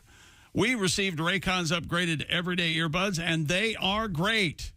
They also come in a variety of brand new colors like blush violet, forest green, and royal blue, and of course, the classic black. Raycon offers a 30-day happiness guarantee. So what are you waiting for? Go to buyraycon.com/Tom today. Get 15% off your Raycon order plus free shipping. That's 15% off and free shipping at buyraycon.com/Tom. That's buyraycon.com/Tom. Got an update on this poor guy. Apparently he admitted to doing it at least 10 times in the previous year, and he would heave them from his car. You wonder if he does it out the driver's side window over the car, or if he opens the passenger window and heaves it that way, although that'd be dangerous in case anything went wrong. Oh. Or do you think he pretends it's like a potato masher and he hits it against the dash and then throws it in? Oh, God. So sorry. We'll clean the show up when we come back. We have dancing frogs in the news. Hello, my baby. And you'll find out why they are dancing. Okay. I'd love to know why. And Greg Warren coming up. All right. This is the Bob and Tom Show. You don't say we didn't warn.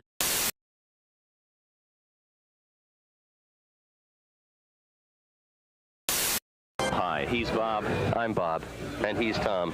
And I'm Tom. To conquer and win, we're gonna be in the Super Bowl.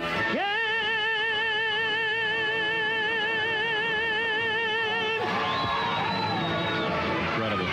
Ladies and gentlemen, Q95 with Luciano Gaspacho in praise of the Indianapolis Colts. In a great praise. Phenomenal. Here's to a big Super Bowl win this next year. We hope that you get to sing the national anthem at the Indy 500 next year, Luciano. Big star like me, how are they going to refuse? Bob, a lot of celebrities were in town for the Indianapolis 500, which of course took place yesterday, including a guy from the National Association of Broadcasters who has honored us by stopping by our show this morning. Of course, I'm talking about Mr. Ralph Bonarama. Hey, guys. I just want to let you know that I really respect what you're doing here. I think it's a shame that more kids can't watch your show. Oh, it's on radio. Well, never mind, man. I wonder about the Hoosier Dome, they call it. Now, when the Colts moved here, they were considering changing their names to the Trojans. Then we were going to rename this place the Con Dome. This guy walks into a psychiatrist. Yeah. He says, I feel like I'm a dog. Really? Yeah. The psychiatrist says, how long have you felt this way? He says, ever since I was a puppy. All right, it's a helium Monday, so we should do this properly. Okay. You ready to sing along with it? Mm-hmm. Oh, that feels good. Here we go. Ba-doom, ba-doom, ba-doom, ba-doom, ba-doom. It's helium Monday. That's right. The high point of your week's arrived. Oh, yeah. It's helium Monday with Bob and Tom. That's us, Bob and Tom. And by golly, is it by God, you can listen to In Minot. You can. To KIZZ FM. Kiz. Lucky that doesn't start with a J. Stop it!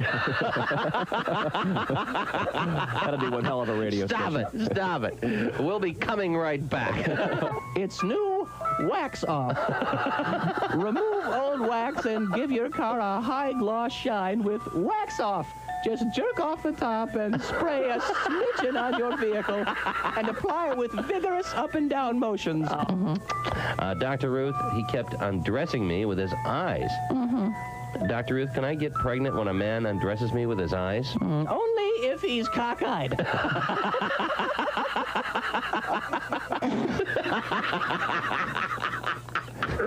Continue. Yeah. Put a little extra menthol there on your cigarette. That's right. Oh, yeah. Yeah. How'd you put that shaving foam down? Yeah, gee, would you like to give your street address? Maybe that'll help some people contact you after seeing this tape.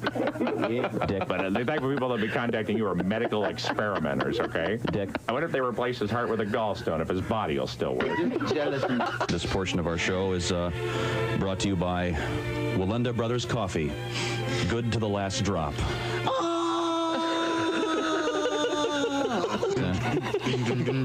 New law firm in the news today. Really? Yeah, 3 famous attorneys have formed a new law firm. Oh, really? Who are they? Gary Hart, Ted Kennedy, and Richard Nixon. What's it called? It's called Dickum, Dunkum, and Cheatham. I wish you wouldn't make fun of Gary Hart anymore. Why? The guy, I mean, he was 6 inches away of becoming president. You know what I mean? Keep it in your pants, Jimmy. Get on your knees and pray, and when you get a Woody, take it home to What are we talking about? Woody Hayes. Of course. So why do they have one of the main thoroughfares for people in that city? Why don't they build a little a tunnel or a bridge? Hey, what a great idea! Guy from USAC goes, golly, Earl, that might be a pretty good idea.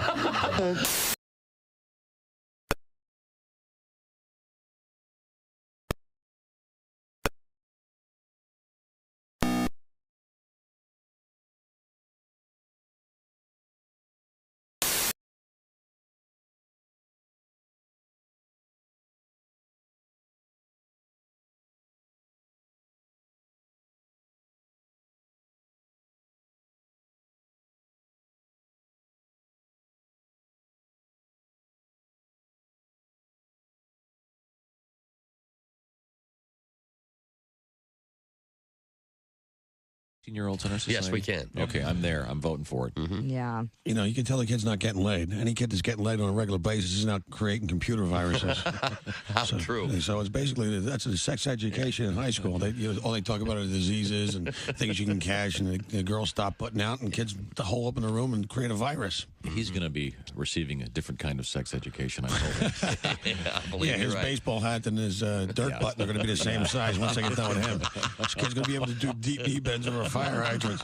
And Jesus said, take this bread and eat it. It is my body. And the disciples said, Jesus, we're all on low-carb diet. We appreciate you dying for our sins, but we're all trying to slim down a little. We want to look good in the painting. Bob and Tom. If you irradiate poop, it will be sterile, but it's still poop. You can pick your morning radio show, but you can't wipe Bob and Tom on the... Hey, welcome back to the Bob and Tom Show. We're at the point where we're going to introduce a very special guest. There he is, Tom. There he is. In a very special place. Yeah, hey, it's comedian Greg Warren. Hi, Greg. Hey, Greg. Hey, guys. How's it going? Good, man. How are you? Pretty good. Good to talk to you guys. Did you move? No. I'm at my brother's house. Yeah. He has a nice place. Oh, he's got a really nice place. He's doing well. Wow. Yeah. Oh, he's doing great. Yeah. Oh, it's very, very nicely clean. Both my brothers have done real well for themselves. Well, so have you. Yes. Yeah. Come on. Yeah. Killing it out there. Yeah. Yeah, I'm all right.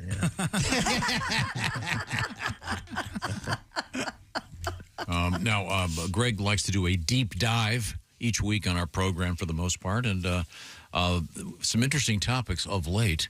What is today's topic? Tom, pretty excited about today's topic. I want to talk about the video game sensation Pac-Man. Oh, yes. Oh, I don't know if you knew this or not, Greg, but we are in the presence of, at one time, the number 3 ranked Ms. Pac-Man player in the United States. Mm-hmm. That's the only video game I ever played, and I played it very way too much. well. When I was a kid, you referred to yourself as the Pac-Man King of Harlem at one point. Yeah. Well, some say Ms. Pac-Man was a better game than Pac-Man, Tom. The mazes were a little bit more developed, and so were the ghosts. Yeah. And there was, remember the song Pac-Man Fever? Sure. Oh, yeah, that was by Buckner and Garcia. Correct. Hit the Yes, charts in 1982, March of 1982. Rose to number 9 on the charts. I still like it. Can you imagine that? That's amazing. You Yeah, it's, I got a callus on my finger, and my shoulders are hurting. My shoulders are hurting too. I'm gonna eat them all up just as soon as they turn blue. I believe. Yeah. Pac-Man Fever. I genuinely like that song. Dylan-esque. Really? Yeah. How'd you feel about some of the other releases on the album, Josh? We had a record, but I don't think if there was like any other song on it, we didn't listen to it. So they had a song for practically every video game, I think, didn't they? Chick, you're right. Yeah. None of them quite caught on. Galaxia? Galaxia was made by the same. I don't know if there was a Galaxia song. Man, I love that game. Christy, I would say, just if I got to call it straight, the best song on that album is Go Froggy Go. Oh, okay. That's cool. I may have to give that a shot. Wow. That's a deep cut. Frogger is a fun game, too. Mm. You got to keep on hopping until you get to the top. Go, Froggy, go. Yeah. You got to keep on hopping. You can never stop. Go, Froggy, go. And they threw in a ribbit at the end. Oh, sure. Mm-hmm. Why would Jerry Buckner, he wrote an Anne Murray song, On and On. Is that right? Yeah. He Really? did. That's not to be confused with the Stephen Bishop's. Oh, that's a good song. That is a good song. That's a great song. Yeah. Down in Jamaica, they got lots of pretty women steal your money and break your heart. Yep. I always wondered if that song hurt or helped Jamaican tourism. Because we want to see, everybody wants to see pretty women. Yeah. Everyone wants to see pretty women, and everybody wants to get a little too close to the sun sometimes. You want to be able to make it home with your money. Yeah. Yeah. You been to Jamaica, Pat? Oh, yeah. Oh, yeah. Is it really 20, dangerous there? I've been to some Jamaica. areas, but most of the island's pretty safe and beautiful. Oh, okay. Well, Yeah. Good to know. Good to know. Stay in Around the Kingston, resort? it's a little rough, yeah. Tom, you know, Pac-Man was created by a guy named Toru Iwatani in 1980. He worked for Namco, and Toru was only 24 years old, had no computer training whatsoever. Just a smart guy. Scottish fellow, huh? No. Oh, gosh. Pac-Man was called Puck-Man in Japan. It was called Puck-Man. And when they brought it over to the U.S., they did not want to call it Puck-Man because they were afraid of vandals and graffiti artists. They thought they would change the P to an F and have it F-word, man. Yeah. The fella I would have liked to heard the reports from the field when they rolled out Pac-Man. They're like, yeah, boss, they didn't change the P to an F. We're good there. That's the good news. They did draw some body parts on Pac-Man. And apparently Jim's mom drinks donkey urine. We may have underestimated these fellas, boss. I don't think it matters what we name it. Yeah, exactly. They're going to mess with it. They're going to mess with it. The gall to think that you guys could just name it something where they wouldn't vandalize the machine. These guys get pretty creative. Yeah, it was basically leading up to 1980. There were a lot of popular video games out there. Most of them were very war focused. Space Invaders, Asteroids, Galaxian that Christy mentioned, Tail Gunner, sort of violent. And they were very men focused. Men enjoyed playing these games. Women did not. So Toru said, I want to get the women into the arcade. So he started thinking about what women like, and he said, women like to have dessert. They do. Well, yeah, it's true. Yeah, bitches be deserting. Yeah. They sure do. Just women. Yeah, that, exactly, Christy. I didn't say this. Iwatani said it. He was criticized for the statement. He should have been. A feminist game critic, Anita Sarkeesian, said, luckily, Iwatani's regressive personal or cultural notions about women are not reflected in the finished game itself. My God. She said that between bites of pieces of German chocolate cake. If you were on a plane next to a woman, you said, so what do you do for a living? She said, oh, I'm a feminist video game critic. Wouldn't you jump out? Yo, you sound like a blast. Actually, Donkey Kong lacks representation, and it's really important. Oh, jeez. Man. Boy. That's got to be a low-paying gig. Yeah. There can't be a lot of call for it. Yeah. How come Princess Peach doesn't save Mario? Oh, will you shut up? They got Zelda's in that. Zelda's the name of the game. That's the one they got. I have a question. Yes. Did they call Pong in China, or was that be confusing for the people? I don't know. Wasn't that the very first video game? Right? Yeah, I think so. Was Pong in arcades, though? Yeah. It was? It was? Sure. I just remember it being on our TVs. Yeah, I don't ever remember Pong being available in an arcade. Oh, okay. Yeah, it was. Yeah, I never remember Pong being an arcade game. Yeah, it was like Atari type thing, Right. but I don't think it was Atari. Yeah, I loved it. I thought it was a great game. Yeah. I think the story on Donkey Kong is that it was supposed to be Monkey Kong, but they, in translation, it ended up being Donkey, I guess. Oh, no way. Yeah, they got the letters mixed up. It's a good name. Yeah. Donkey Kong's a good name. It's And a kind of good game. stuck. It's stuck on That it. introduced Mario to the world, didn't it? Mm-hmm. Is that really? I think so. Was there a problem maybe with is King Kong trademarked? Oh, I'm sure. Yes. I wonder if that was a problem. But so tell us more about Pac-Man and Ms. Pac-Man, Greg Warren. Well, it came out in March of 1980 in a movie theater in Tokyo, and it did sort of moderately well in Japan. When it hit the U.S., it went crazy. 100,000 units in the first year. And Toru Iwatani, the guy that designed it, says that he never got a raise or a bonus because of the success of that thing, which I don't know. I probably would have been hard to work with if I was Toru. Oh, you guys, you got Carol in accounting a birthday cake, huh? That's nice because she lived another year. That's pretty good. Hey, did she happen to make you guys $1 billion? Oh, she didn't. She didn't. Toru got the idea for the energy dots. It was basically because Popeye eats spinach and gets stronger. Oh, okay. Okay. The maze was inspired by a game called Head On.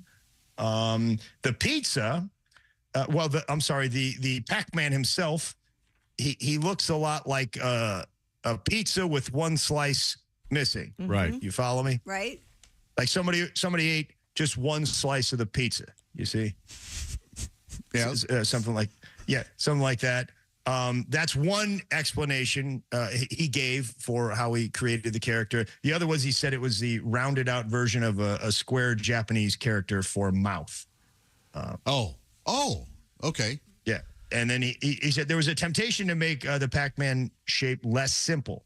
He said, while I was designing the game, people suggested we had eyes, but we discarded that idea because once we added eyes, we'd want to add glasses and maybe a mustache. There would just be no end to it. Oh, yeah. Yeah, it gets crazy out there, I don't know. That's what I was thinking, though, Josh. Like, I would think there would be an end to it. You've got eyes, maybe a nose. Yeah. I don't know, an eye patch. I think you're done. After I think they're. Yeah, I think maybe this is a false objection. Maybe he knew this thing was going to be a hit, and he knew he was not going to get a bonus, and he's like, "You're not getting eyes. If I'm not getting the extra money, nobody gets eyes." You know what video games do nowadays? It's one of the, and this is true, it's really one of the only ways they can make money is now you would be able to buy eyes, a mustache, hats. Oh, yeah. Those add-ons are really keeping the gaming industry. Yeah, if Pac-Man came out today, you'd be able to make the Pac-Man JoJo Siwa. Yeah. You know? Oh, yeah. The ghosts are what took so much time. The ghosts have eyes, don't they? No, Josh, there's no ghost. I'm just saying that there were. All right. The ghosts have eyes. Okay. The ghosts do have eyes, Christy. It took 18 months to work out the AI for the ghosts. The ghost names are Blinky. That comes from the Japanese name Oikeki. And he's the chaser. He chases after the guy. Then Pinky, who's the ambusher. Pinky sets a trap. Pinky and Blinky work together to sort of trap you. It's I knew it. They're kind of like Malone and Stockton back in the days. But Pinky and Blinky, I don't think they set illegal picks. They were doing it legally the whole time. And then Inky. And then Clyde. I always loved Clyde, yeah. Clyde. Which color was Clyde? He's the one in the sort of bottom right-hand corner that just doesn't look like he's doing anything. Okay. I wouldn't know that. When it comes to ghosts, I don't see color. You don't? Okay. What a hero you are, John. Yeah. Otoboki is the Japanese name, and that's for feigning ignorance. So maybe Clyde is not as stupid as we think he is. Are there still Pac-Man machines out there?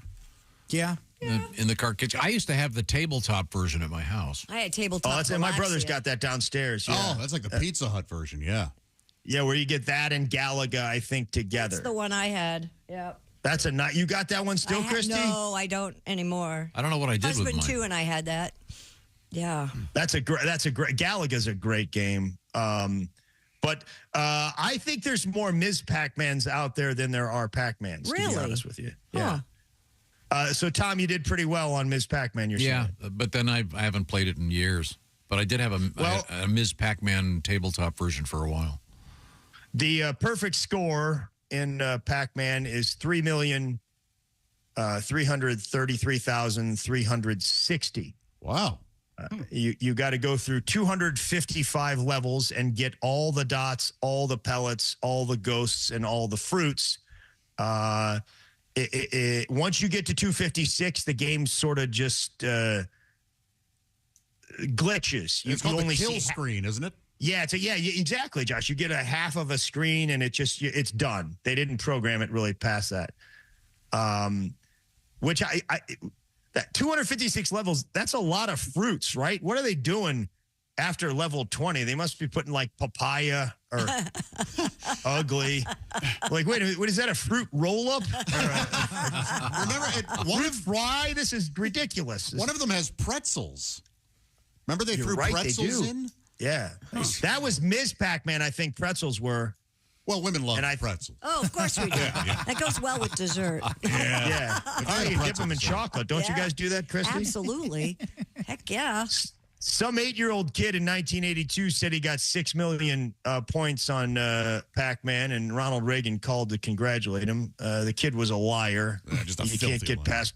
Yeah, you can't get more than 3 million. And change. Well, so he was scamming the president of the United States. Yes, and I bet that kid's grown up to be in Congress.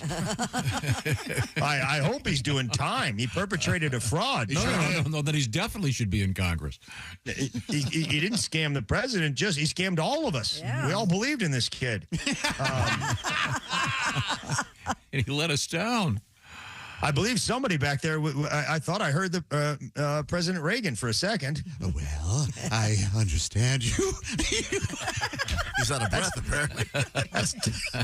It's the worst, Josh. It's the worst, Reagan. No. Mr. President, you need to thank Greg for calling us this week. Well, I certainly appreciate it, Greg.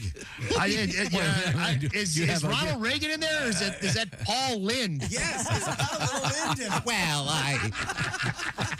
Mr. Lind, are you in here? Please, Nancy, put something on.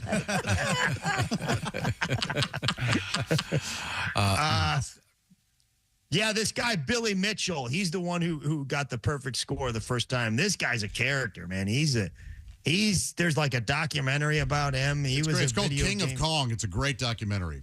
Yeah, Josh, some controversy about Billy, right? Yeah, yes, yeah. In what way? Is he a cheater? Oh, they said he cheated on a couple. They didn't say he specifically cheated on Pac-Man, but on his Donkey Kong record, there was allegations of an 8-way joystick. When you only have a 4-way joystick. It's a fascinating documentary. It's good stuff. You can augment the joystick? Yeah, these guys do all kinds of dork stuff. It is just a that's menagerie of nerds. Yeah, that is mega dork stuff. Our guest is comedian Greg Warren. Are you working this week, Greg? I got a couple of corporate gigs, Tom. A couple private gigs. Doing one down in Branson. I think tomorrow night, and then I'm going out to the Bay Area to raise some money for a wrestling charity out there. It's called Beat the Streets, San Francisco. They raise money to get kids into wrestling. That's great. That's fantastic. You see the Bald Knobbers in Branson? I don't know if I'll make that. I usually try to get out to see what's his name who plays the violin. Soji Tabuchi? Soji, yeah, he's very good. And Yakov's still down there, I think. Is that right? Yeah, Yakov's still got a theater. No kidding. Boy, oh boy. Well, if you're going to San Francisco, feel free to do some looting. You know that they don't prosecute shoplifters in San Francisco. Now, in fact, they actually will gift wrap the stuff as you walk out of the stores. Is that right? Yeah, it's a great town. Poor guys just trying to do good work for some wrestlers. Gets thrown into the... You stepped right in it, didn't you, Greg? Didn't even know. Yeah. And be careful about stepping right in it, too, in San Francisco. There's a lot going on there. Well, thank you, Greg. By the way, Greg, I want to plug one of your comedian cohorts, Mr. Pat Godwin.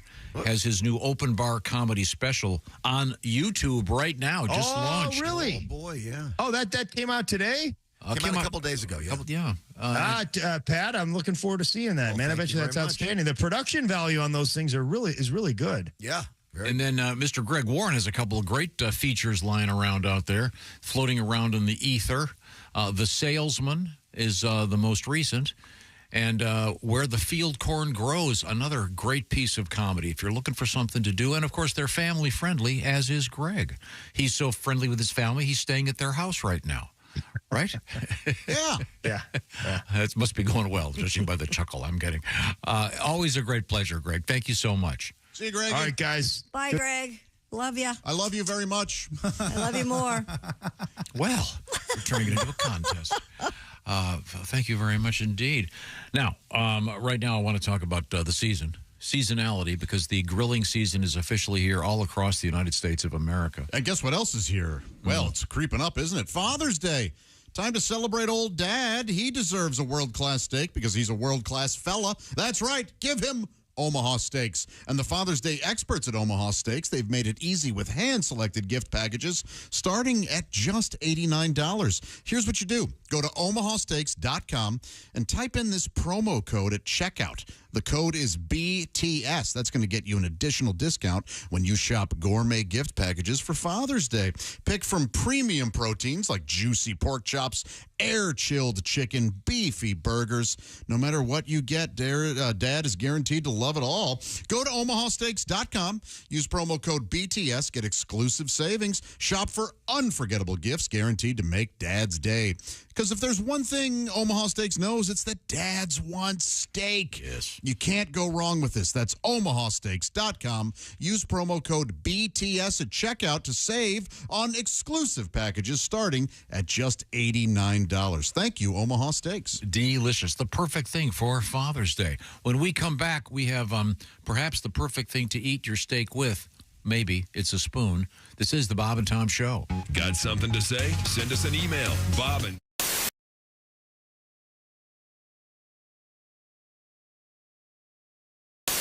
I can't help but notice, sir, you're wearing extremely tight, what are those called? They are called Lycra Spandex Pursuit Pants. Now, is that a potato in the front there, or Tom? Glad to see you. Tom. Oh, I'm sorry.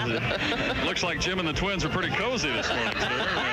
Never hurts to advertise. Yeah, I guess it does. Oh, my God. Okay. Thank you very much, sir. He's smuggling topsoil for an offshore development project. Well, yeah, I always end, a White Castle. Really? Yeah. I was, God, I was so drunk I thought I was in McDonald's. I ordered a quarter pounder. I got 500 hamburgers. You know what I'm trying to say to you? Help me. Okay, thank you. Pick a number between 1 and 50. We'll ask our guest. Then I'll just hit a random sound effect. We'll see if it fits the commercial. All right. 150, Clinton. Pick a number. 35. 35. That's Andy Moore Ford. 35. Here we go. Heavenly deals at Andy. There you go. You'll think you've died and gone to pick another number. Clinton. Andy Moore Ford. 27. 27. Andy Moore Ford. Electrifying deals at Andy Moore Ford. Okay, pick another number. Go ahead, Clinton. Any number. 8. 8? Okay. Oh, Lord. Oh, dear. They have body shop. They have a body shop. Andy Moore Ford. Any other number. Go ahead. Pick one more. 19. That's our manager screaming at the fabulous deals you'll find. Where is that? At Andy Moore Ford. This is the Bob and Tom Show this morning. Man, I wish I'd lived to hear today's show. Me too. I wish I was here. You know, there's a reason I'd never heard of this band. Why? Because this guy had to have his penis cut off for publicity. You know, I prefer musicians who can actually make it on their skill, not on their lack of a dick. So, yikes! I knew you'd. I know how to make it in show business. That's what I said. Yikes! I know how to make it in show business. First, we whip it out, and then we take a cleaver. How does he pee? Sitting down. Or all over the place. Yeah, that was the video. No, that's not true, Clint. How does he pee? Depends. Okay, never mind. Sorry I asked. Hard copy all of a sudden. This is exclusive. Dogs die in the cargo hold? Occasionally. And then they just replace them with a dog that looks similar. They got a big dog farm for these things, man. All the airlines share the same dog farm. Dave, we need a Shih Tzu. Brown face, white feet. We need a Shih Tzu, gate C27. It's a number 8. Yeah. Bring us that number 8. Another Newfie coming in on United. Try to to take care of that. Yeah, he's different aboard. Come on in. Okay. The big danger at this time of year is the heat. If they were down there, and if the plane is delayed on the tarmac for any reason, it can be a problem. Mm-hmm. So that was just a story this week that came out. Do the right People thing. Drive your dog. warning folks that are flying their dogs about that. There you go. I ain't making this up. And if it's a small dog, like a little tiny little hand dog, yeah, you can put it underneath your seat. no, just throw it out the window because those aren't real dogs. Those aren't real dogs. This is cool. I like doing radio. How can you change a dinosaur's name? I don't know. Yeah, halfway through. Do you know Halfway through. Do you know what the smallest dinosaur was? What? The clitoris. A little red, pinkish dinosaur. Well, congratulations. Wow. You finally got it on the air. Done it, haven't you? Congratulations. Way to go. See, all that filthy lunch talk, and now it's on the air. Are you happy now? Are you a big man saying clitoris? Is that it? See, I always thought the smallest one was the lick-a-lottopus, but apparently. Hi, this is Pat Godwin from The Bob and Tom Show. Thanks for watching this morning's show. To listen, just go to bobandtom.com, check out the list for a station near you, or stream the online radio station on our website and the Bob and Tom app. The Bob and Tom Show, on air, on app, and on demand.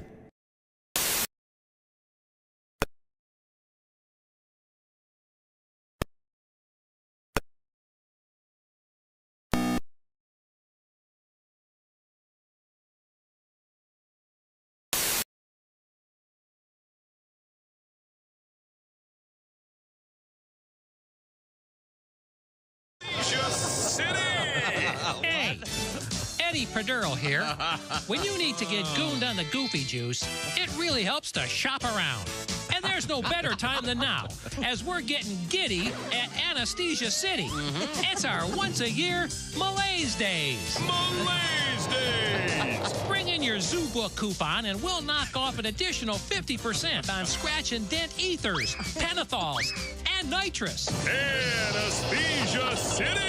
And oh yeah, free balloons for the kids. Hey, if they're real young, make sure they don't suck on any of that balloon air, if you know what I'm saying. Anesthesia City! Open every day, 10 until 10. 9. Hey, I'm Ed Perdurl saying, so, what's it going to take for me to put you in a coma today? This is Bob and Tom 24/7.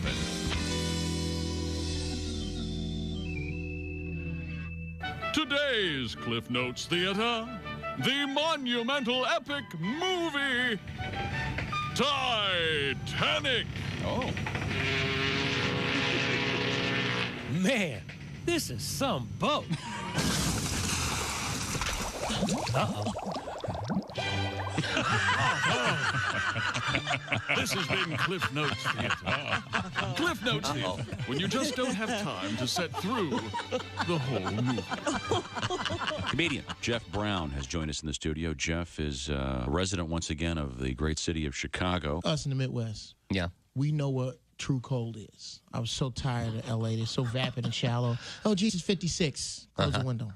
True cold is when your dog would rather take a kick in the ribs for taking a dump in the living room than going outside. That's when it's cold. Yeah. My coldest day ever was in Chicago. It was with a wind chill 64 below zero. Oh, yeah. And I'm so glad they thought of the whole wind chill thing. Yeah. It was cold. It was damn cold. Oh, yeah. There's certain problems. I pooped on the rug. Really? Yeah. Oh, yeah. No, that really brings it home for me. Hey, it's comedian Roy Wood Jr. You're listening to Bob and Tom Radio. Oh, how are you? Oh, we're fine. Welcome back to the Bob and Tom Show. Hello there, Tom. Hello there, Chick. Good to see you. We have some interesting stuff coming up. Very excited about. Perhaps we could get to it. We were talking about, I believe, Frogger. Yeah. We had a nice chat with comedian Greg Warren about a couple of classic video games. But we do have frogs in the news from the science desk. It's Christy Lee. Technically, it's the Silac Insurance News Desk. We're going to call it the science desk right now.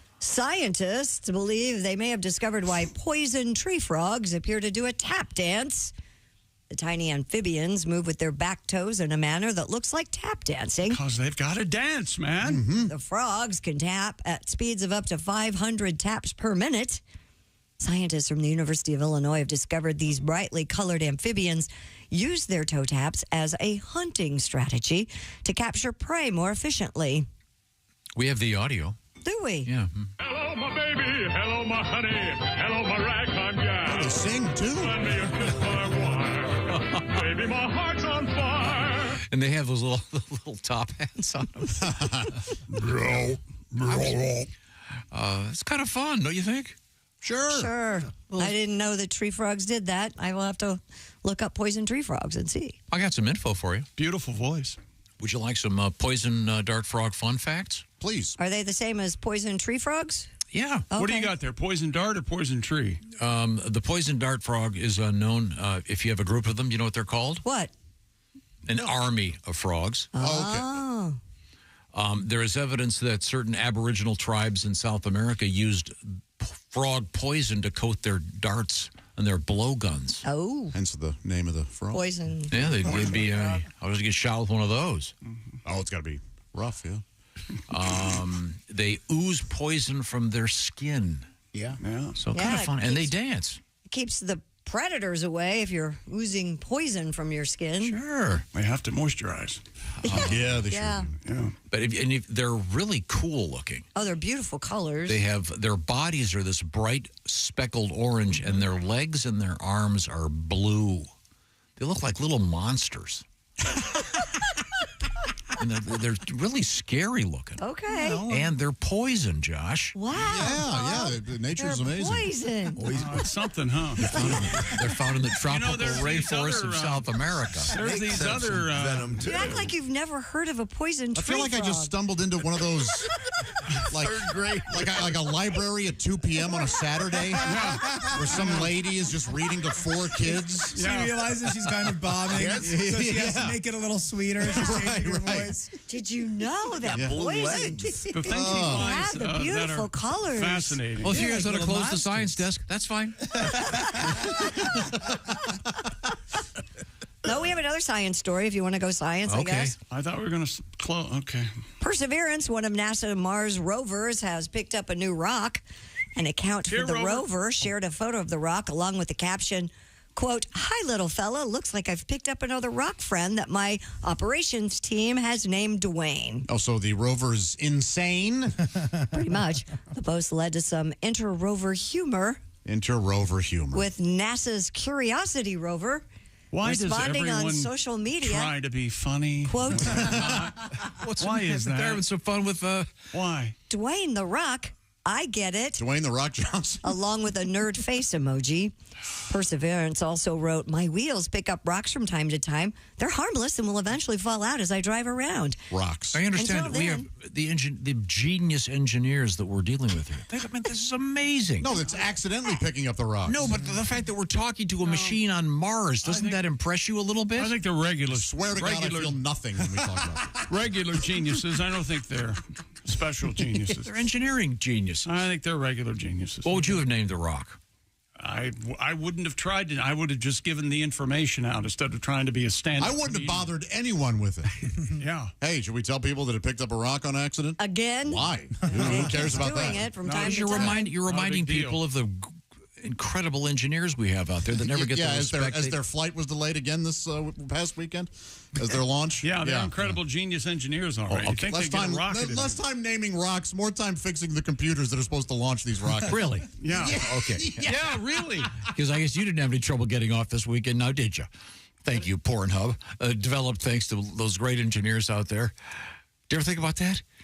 Some engineers behind your access to pornography? Did you ever think of that? He really thinks he's onto something. Yeah. He does. Yeah. He thinks he has you in the corner Yeah, I'm right just going to now. let him happen.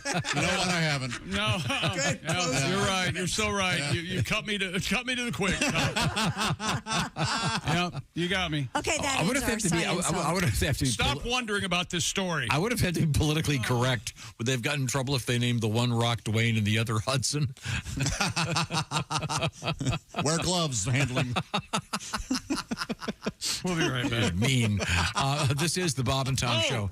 Thanks for listening to the Bob and Tom Show this morning. Catch any part of the show you missed later today on our YouTube channel.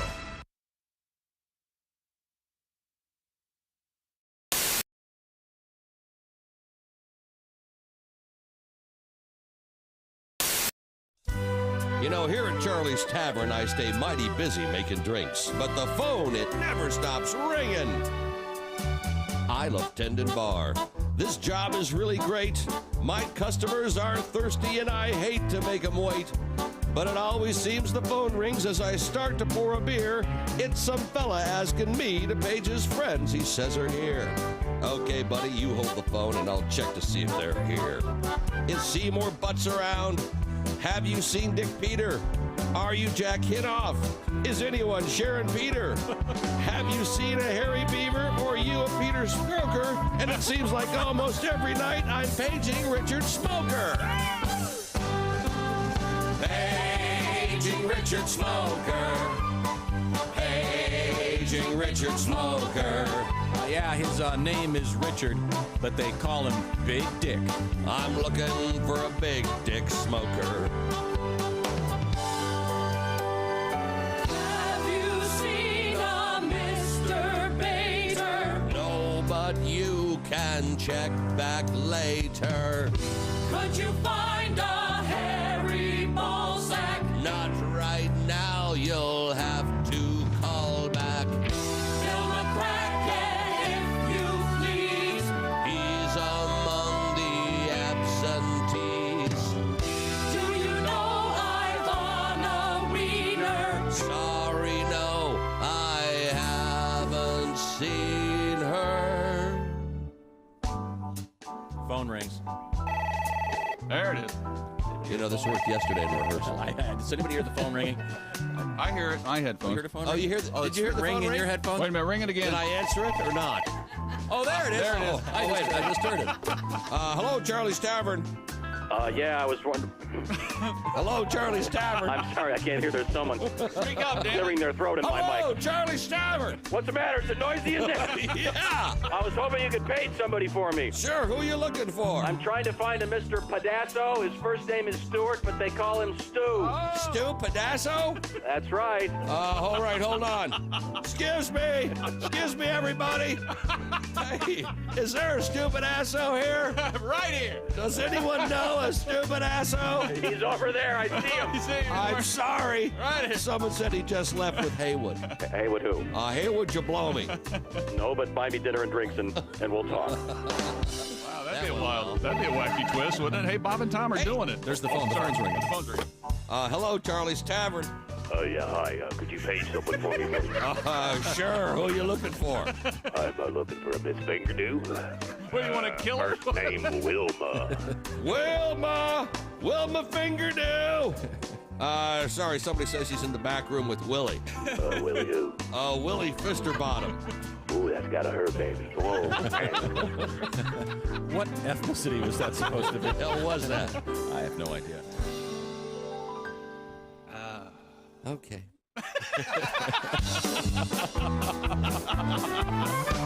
They call here several times a night, and it's always the same.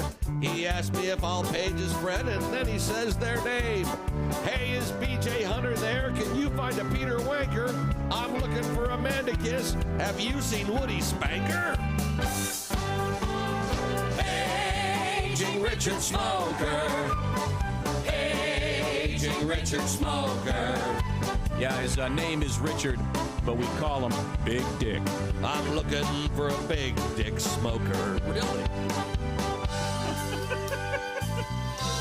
My song is nearly over now, so I'll cut to the quick.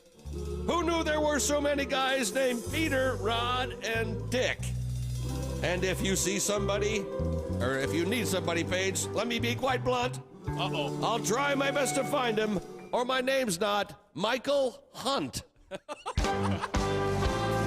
Paging Richard Smoker. Paging Richard Smoker.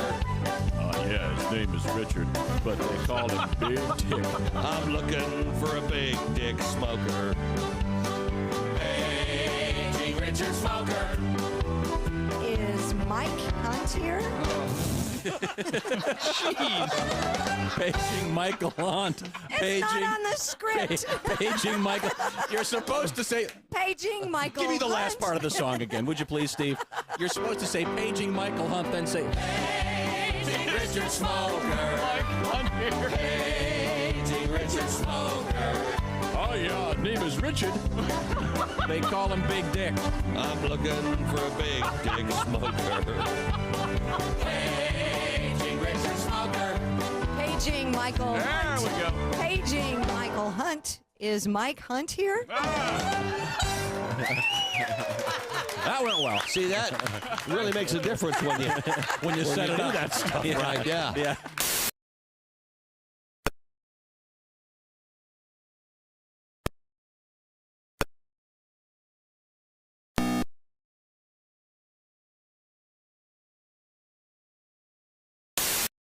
Dictionary? Sure. Yeah. We almost got in a fist fight over that, didn't we, Chick? Yeah, we hey, sure did. And you play with your friends, are always drunk, too. You know, all your buddies are always loaded up. Playing there. I get this phrase, I draw it, you know, they're, hey, how about a guy frying his own penis? How about that? You know, what the hell's the matter with you? That's in Pictionary. Idiot. It's Peter Pan, you idiot. Right in front of you here, you moron. And the announcer for the Super Friends, dead on too, by the way. I don't know who that guy was. Yeah, he was the guy who was after Ted Knight. Ted Knight did the original ones. Right. He'd be, meanwhile, back at the Hall of Justice, Jackie and Sarah and Monroe, get ready. Aquaman, I want you on the golf course in 5 minutes. Chop, chop. Hey, Superman, you gonna free bowl of soup with that hat or what? Talk to the judge. Bob and Tom 24/7. It's not on air. It's online. Bob and Tom, 24/7. Annual sale this week. Welcome back to the Bob and Tom Show. Christy Lee at the Silac News Desk. Hello. There's Pat Godwin. Hi, Chick. Hey, there's Willie Griswold. Morning. He's here. There's Josh Arnold. Hi there. There's Ace Cosby. Hey. I'm Chick McGee, and here's Tom Griswold. Willie's going to be part of our big event coming up in Iowa, just around the corner. It's going to be Friday, June 14th. We'll be doing the show live starting at 5 a.m. Central Daylight Time, courtesy of 95 KGGO. We'll be at the Lakeside Hotel Casino. Going to have a great show. Willie G, Patty G, Josh Shee, Oski. Well, never mind. We'll be your host, having a great time that evening for a live stand-up comedy show. Semi-under the stars, perhaps. That's right. Looking forward to that. Want to do the mailbag? Why not? Did anybody proofread anything? What? In the mailbag? No, you have the mailbag. Yeah. Yeah. How would we have the mailbag if you've got the mailbag? How can we proofread? I got a bag. You got a bag? What are you trying to do? Are you trying to blame one of us if this goes wrong? No, I'm asking if anybody's got any mail. I have a stack of mail. I haven't read any of these yet. Well, we don't have it. He gave it all to you Okay, today. Gary writes, I saw Greg Warren perform at Acme in Minneapolis last Friday. He slayed. One of the best shows I've ever seen. Is that good? Okay, good. That's very good. Yeah. You had a story about the lady that had the world's best memory. Yes. Oh, that was the lady that said she can remember being in the womb. Correct. Yeah. That's good memory. She would think this. I remember going to a party with my dad and leaving with my mom. Oh, I see. Yeah. Okay. That'd be an early memory. Yeah, it would be very early. Yeah. Good morning, writes Matt. Hi, Matt. I'm listening to you guys in Budapest, Hungary. Oh, nice. Now, do you say Budapest or Budapest, Josh? I say I say Budapest. Pest. You do the Pest? How they would, yeah. Okay. Mm-hmm. That's right. Okay. Well, thanks, Then Matt. I get... I know you get crap Quebec. for Quebec, yeah. Yeah. Oh, don't say it like that. That's not the way to say it. That's You the know, way it's they say easy it. it's easy to type. I'm in Budapest. Sure you are. Oh, so you're a skeptic. Prove it. Yeah. Prove it. Right. I need a picture of you in today's Budapest Times. I believe you, Matt. Budapest Daily. I don't believe a word he says. Okay, well, let's see. Matthew, if you're listening, Matt, if you're still there. Matthew, huh? Let's see. This came across about an hour and a half ago. Well, what time is that in Budapest? Probably 6 hours, I'm guessing. 6 hours. What do you think? I think it's just, we can guess all day. About 3 in the afternoon. Guys enjoying? Man, I hope it's not 3 in the afternoon. So bad. Shots. Because you guys are so short. Yeah, it's about 6. 3:30, quarter to 4. Okay, here we go. This is just a stack of random mail that Mike Marcus handed to me. 3:04 p.m., you dick. Man, that's infuriating. Well. Guys are right. You're geniuses. There's no doubt about it. So you're doubting Mr. Budapest is from Budapest? Yep. Are you just calling him Mr. Budapest, or did you sign it Mr. Budapest? No, I'm calling him Mr. Budapest. Okay, just making sure. I'm Matt. I'm from Budapest. Yeah, Matt, whatever. He's over in Schenectady. Got his feet up. I pulled one over on Bob and Tom. Oh. One less Chick McGee fan in Budapest. Okay, how about this one? This is from... wow. God's sake. Can you we do have just for a minute, can you imagine if I did that? You would lose you'd climb over the table. We can't have you just reading on the air. What are you doing? I don't want to give this guy's name, that's all. Okay. It took you an hour to figure that out. No, I've never seen these pieces of paper before. So you chose to read them on the air. Why don't you take the next break and read some Because of I them? think our audience deserves the undistilled truth. Why did you ask us if we'd proofread? Yeah. Because I was going to proofread while you guys read something else. What does this letter say? My 4-year-old I'm daughter. going to hit you with a hammer. My Or a ham. My 4-year-old daughter had a bit of an intestinal. Oh, I'm sorry. My 4-year-old daughter had a bit of an intestinal issue Friday. Yeah. She has not had a problem like this in her memory. She came out of the bathroom all worried and told her grandmother, "I think my butt threw up." Will Tom speak? Oh, dear God. I told you I hadn't proofread these. That's pretty funny, though. No, that's pretty funny. My fiance, writes William, my fiance could not come up with the name for the TV remote control. She asked me if I had seen the channel mover. Oh. Perfectly valid. Sure. Okay. Perfectly valid. Prepping to go to Chicago for the Cubs game this weekend. I made sure to bring my people condoms. What? Raincoat. Raincoat. I'm glad you're enjoying yourself. We do have some news here we could get to. Well, I'm sure it's exciting. What have you got? Whatever was given. A groom has surprised his bride with a ring bearer. This ring bearer happened to be a penguin. According to Southwest News Service, Joe Keatley planned the surprise for his penguin-obsessed partner, Miss Carrie Perry, for their May 5th Yeah, well, see, wedding. with a name like Carrie Perry, no wonder she's marrying anybody. Yeah. Carrie Keatley. Now she's Carrie Keatley. Well, I bet you think she's scary. Keatley. Oh, yeah, very The groomsman pretended the rings had been lost and ran out of the ceremony. Oh, she had to love that. When he returned, he carried with him a bucket of fish and a penguin in tow, which waddled down the aisle carrying the rings on a pink ribbon tied around its neck. The ring bearer and the smell, together with 3 additional penguins, later played and had their photos taken with wedding guests. Ms. Berry said it would have been a perfect day anyhow, but the penguins topped it off. So it was a So surprise. he knew that his went wife. well. Okay, he knew that this would work. But you don't think that she distracting everyone from focusing on the bride is not a problem? No, not in this case. Worked out well for Apparently him. not. But it's a gamble to do that. But wouldn't the bucket of fish bring quite an odor into the church? You know, that poor shrimp tower is going to get devastated by those 3 stupid penguins. The visual of that is so funny. They're just at the bar, just the buffet, just getting in there, eating all that shrimp. If there's anything funnier than the Madagascar penguins, I don't know what it is. You don't. I love them. I love those penguins. Oh, okay. 6 to 9 months. 69 months. Oh, yeah. The best part of this. Next to the Josh, minions, those are the funniest things I know. Josh, would you step over here to look at this and see if you notice the same thing I noticed and see if you have a problem with it? Gotta get up.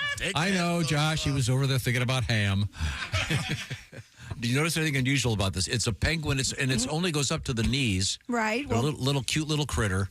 Anything a problem about that photograph? How big do you think penguins are? He thought they were people-sized, remember? They're not penguin size. Yeah. I wonder if it's the same issue. I have an issue with it. You know what it is? What? Is it brown shoes with Yes. black pants? Yeah, they're wearing brown shoes with tuxedos. I also don't care for that. Yeah. They gave the penguin shoes? No, the people. They're already into tuxedos. The people are wearing brown shoes with black pants. I'm against it. That's called George Goebel. Yeah. Ah.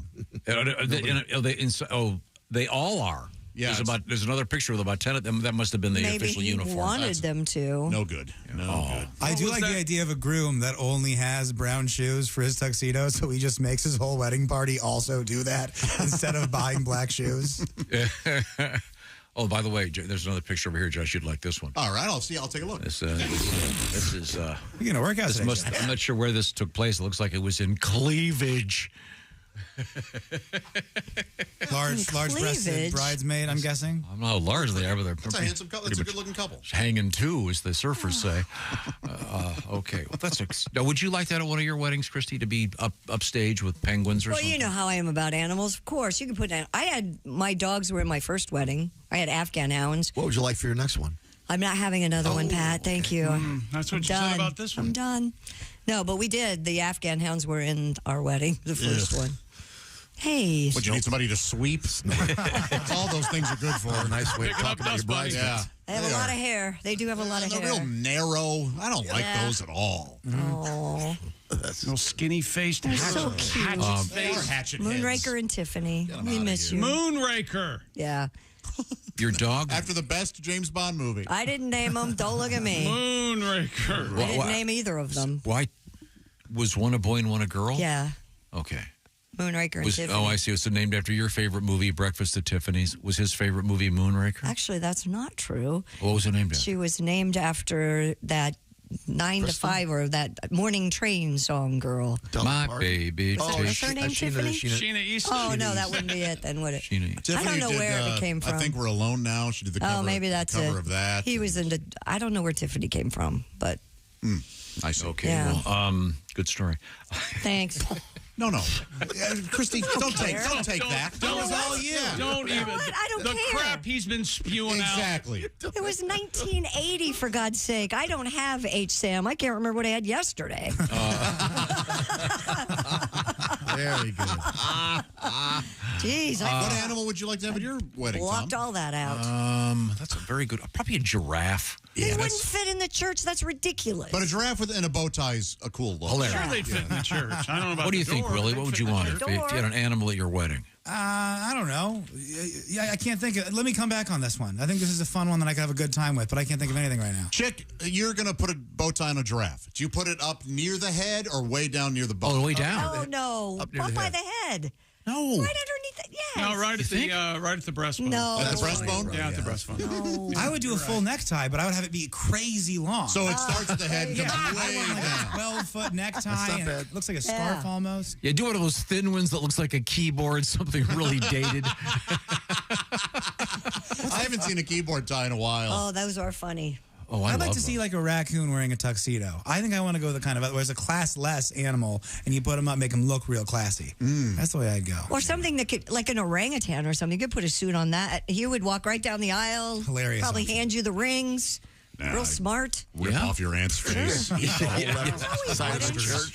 Yeah. We're getting chimpanzees and orangutans Deadly. mixed up. So, Josh, you're anti-monkey. Is that correct? Very. They're apes, they're not monkeys. Anti-anthropoid apes and monkeys? I only like gorillas. I like gorillas. Oh, well, they're apes. Yeah, great ape. Yeah, I like great apes. Okay. I don't care for whatever else. Lesser you guys are apes, you don't care? dealing in. Are you New World or Old Monkey? What are we talking about? What is going on? Do you like your prehensile tail? Oh, yeah. Handy in the shower. Why would it be handy in the shower? You can pick up the soap. Oh, okay. Oh, I thought it was. So I you was could- thinking it could hang upside down or something. You could whack it while you were shampooing your hair. That's what's been holding you back this whole time. Yes. I need a third arm. You know, I came in this where I didn't think I would be hearing the phrase, you can whack it while shampooing your hair. Thank you. It's made my day. It's a delight. Right now, I want to talk about the season. Ladies and gentlemen, you're aware of this, aren't you? Season's just changed. It's now officially the grilling season. He's out on his feet. Want to be the life of the party? I would love to know how to do that. You fire up that Weber Searwood pellet grill. You can smoke, roast, and sear all on the same grill. Weber has done it. You've got to check out the website. They've got some really cool grills. I'm about to have mine installed. That's right. Go from low and slow on smoke boost mode at 180 degrees all the way up to high heat sear at 600 degrees. This steak's going to take that seriously. It's got a full grate sear zone, so you can put more food in the flame, and the food will look as good as it tastes.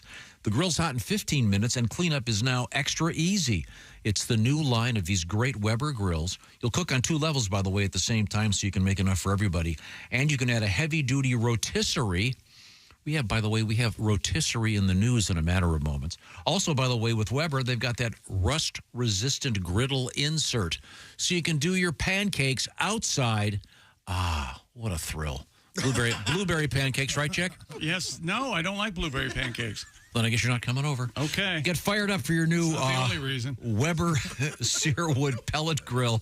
Learn more at Weber.com. That's WEBER, Weber.com. The grilling season is here, and you're welcome. What's coming up, Christy Lee?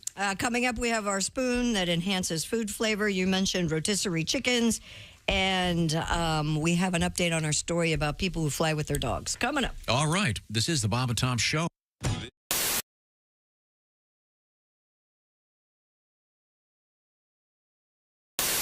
Cam Newton folds like a Jeff Bodart joke. Turducken. You mean, and now from the source. We're all doing Bodart. Turducken. Let's listen. I'm going to play the original. I want to see if you guys can get the right pitch. Okay. I'll play it at the end of the, I'll say 3, 2, and 1. Say the 1. 3, 2. Turducken. You got to go high. Turducken. Okay. Turducken on this show means a joke that has no merit. Well, let's hear it. I think he had a stroke is my favorite line from Jaws. Anyway, we could hear that. I love that in its entirety. My favorite was when Josh looks at him and trying to help. It was like being backstage for a moment. Dude, there's nothing there. Now, the setup on this is a classic joke delivered by our engineer, Ace. Ace, can you do it again? Do you remember the joke? We were talking about... The joke is in there, right? I don't think it's in this one. Oh, okay. I'm sorry. Okay. Do you know the joke, Ace? Remember? Yeah, it's a fact that people think the first French fries were fried in France. They weren't. Where were they fried? They were fried in Greece. See, get it? Yeah. See? Good play on words. Love jokes that you have to go, get it? Words have two meaning. Greece, you cook in. That's Greece, right. a country. Right. You don't see it coming. It's a classic joke. Sure. Now try to get that joke momentum in your head as you hear what happened immediately following Ace's joke. What's a duck fried in? What's a duck fried in? No, that's Jeff Bodart talking. And by the way, he just got done booing Ace. Right. He's so excited. Yes. This is a man who makes his living selling wands. Hey! No, he's a stand-up comedian. Yeah, that's his side hustle, the wands. Okay, it's a side hustle. Okay. So once again, Ace says, okay, they're fried in Greece. Okay, get it? Okay, here we go. And then here's Mr. Bodart. What's a duck fried in? What's a duck fried in? Turkey. Now, I want you to know, I did not pause that. No. That was genuine. Stunned silence. I mean, that's a full 2-3 seconds. We never have that. Yes, everyone is sort of processing. I think we're all going, okay, What? why am I not getting this? Yes. Right. At first, your brain goes, I don't get it. And then you're going, why don't I get it? What am I ignorant of? It must be some inside thing. And then we all realize none of us are getting it. And then we're laughing about that. And that's where we pick up the joke. Turducken.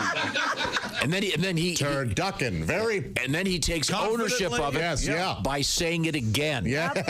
Which is what I am famous for. If at first you don't succeed, say it again. Say it so many times, they'll laugh just to make you stop. Let's get back to the momentum of the lack of a joke here. And this is what happened next. That isn't even a joke. He may be having a stroke. Now, I have tried to say that isn't even a joke. Yeah. Yep. Now everyone's laughing, and then someone submits that he may be having a stroke because he seems to be so upset, and then it goes here. It's as bad as that. that crap over there. That is not a joke. Now he's accusing Ace of telling a bad joke. I enjoyed the joke very much. Ace's was a joke. Yes. It was a classic joke. I think, and probably in the Joke Hall of Fame. And then we continue. Wait a minute. No, What does a duck fight in? No, it's a duck fried in. Oh, what is a He's duck fried in turkey. Yeah, turducken. No, Jeff, there's nothing there, man. The beauty of the end of that is it's like two comedians have just come off stage. They're driving home after the gig, and Josh looks at him and goes, "Hey, the turducken thing. There's nothing there. There's nothing there. You can't. No, Because I maybe out of all of us in the room, we're giving him the biggest benefit of the doubt. Yeah. Because you've been there, and sometimes you just got to tell them no. To use the word concept wrong, conceptually. Concept really means like gravity, but nevertheless. Conceptually, what he's trying to say is when you make a turducken, that was popular a few years back. What is it? You take a boneless chicken or something and cram it inside a duck, and then cram that inside a turkey. Is that the deal? Yeah. Right. But you don't always fry them. No, you don't fry them. I suppose you probably could. You don't, but you don't. And the turkey punchline relies on the grease punchline. Right. So it doesn't even stand on its own. No, not at all. Yeah. So that is the. If you really want to get into it. This is a new feature on the show we call Joke Autopsy, where we take a joke to the morgue and could be start here all night. doing some show. And if you talk to Jeff, he still thinks it was funny. I know. And claims that people have got to have his back. No. No one can. I would like to see the exegesis as that is. You lay it all out for me. There's no way. What is a duck fry? Jeff, there's nothing there, man.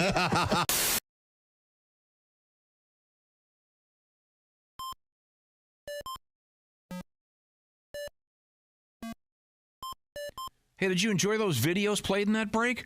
Check out the Bob and Tom YouTube playlist for more great stuff.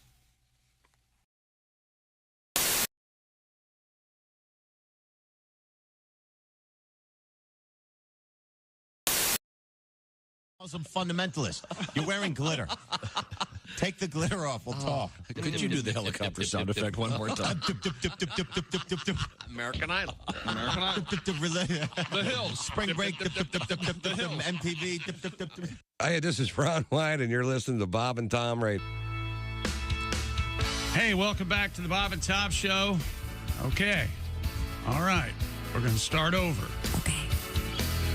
All right. I'm ready. You ready? And then the best way to start over, to get a fresh start, well, by far the best way is I don't think, okay. like this. Who's that sexy man with a deep voice? Ace Cosby, here he is with his joke of the day. Willie, you've been gone. You don't know this. I was invited to join a super secret society. Look at that, man. I can't tell you how excited I am. He wouldn't be allowed to tell you. Oh, I can't tell you. Yeah, no, he can't possibly tell you. It's so secret. There's no secret. Omaha Steaks makes a great Father's Day gift. Make this Father's Day unforgettable with Omaha Steaks. Go to omahasteaks.com and order delicious gift packages starting at $89 with code BTS at checkout. Satisfaction guaranteed. Well, thank you very much. Yummy. How'd that do? Do you do? Okay. I will return to the Silac Insurance News Desk. That's Christy Lee. The electric spoon is finally hitting the market. Japanese tech company Kirin Holdings recently unveiled the commercial version of its taste-enhancing spoon dubbed Elessa Spoon or Eleka Spoon, ELECISPOON. I think it's probably like Eleka Spoon. The electric spoon allegedly improves taste buds' perception of salt. I like a spoon and you like a me and we like a hey, both Zoe. the same. Shut it down. Originally introduced. What is that from? The Man with Two Brains. I liked it. Thank you. It sounds like something Zoe Deschanel would say. It does. Yeah. Originally introduced Shut up about. a couple of years ago, the spoon is just making it to the market. It's designed to use electricity to make your food taste saltier and tastier than it actually is. Interested buyers must first apply to purchase a limited run of the $126 spoon. This can't be. This is just screaming side effects. Kirin is hoping for 1 million users globally within 5 years. My left eyebrow stopped growing. Yeah. Oh, there it is. Wow, it's big. Isn't that stupid? That looks like a spoon for a dumb baby. It's got a very. It looks like an electric toothbrush with a spoon on the end. Yeah, it does. A baby would have a regular size. That's for a dumb baby. It's huge. It matches the helmet kind of thing. Now, as we crap all over these, Ace, you got us some of these, a similar product. Yeah. It's not a similar product. They were like a $1 a piece. Yeah, this is the good one. Aces was good. No, I mean this is the original. This is the invention. Isn't Kieran? Don't they make beer? Yeah, Shouldn't they stick with absolutely. the beer? Boy, they make a good one. If they're going to sell Kieran a million of these, how much did you say they cost? $126 each. That's $126 million. That's very good. Yeah. Good math. Isn't it? I don't know. It seems like it'd be fun. Of course, you got to make sure you charge it. Yeah. You wouldn't sit down for dinner. Well, food's really bland. Forgot to charge my spoon. How will I ever get this food to taste like salt? Wouldn't you have a theory about this? Shouldn't you just be a better cook?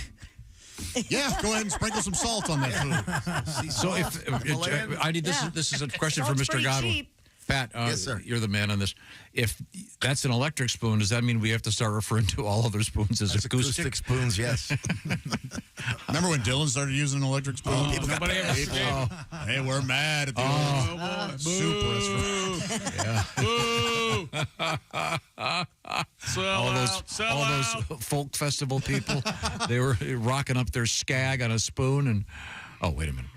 A Canadian woman who made an unusual discovery recently while walking her dog in the Yukon, Linda Lamers, told the CBC she was out with her dog, Ozzy, when he caught the scent of something and found more than 40 rotisserie chickens that had been dumped in the woods. What the hell are those doing? She said there were also some side servings of chicken fingers and French fries. Nice. Mrs. Lemire said the food was just left at 500 yards away from homes.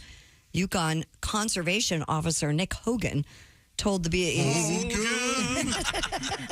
told the CBC that not only could the food attract dangerous wildlife, the perps could face a hefty littering fine.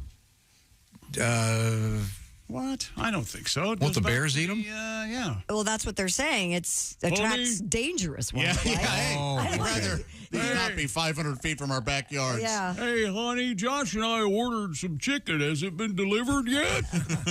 See, we're the bears ordering DoorDash. Never mind. 50 rotisserie chickens. Please? What's that? Yes, and some chicken fingers, too.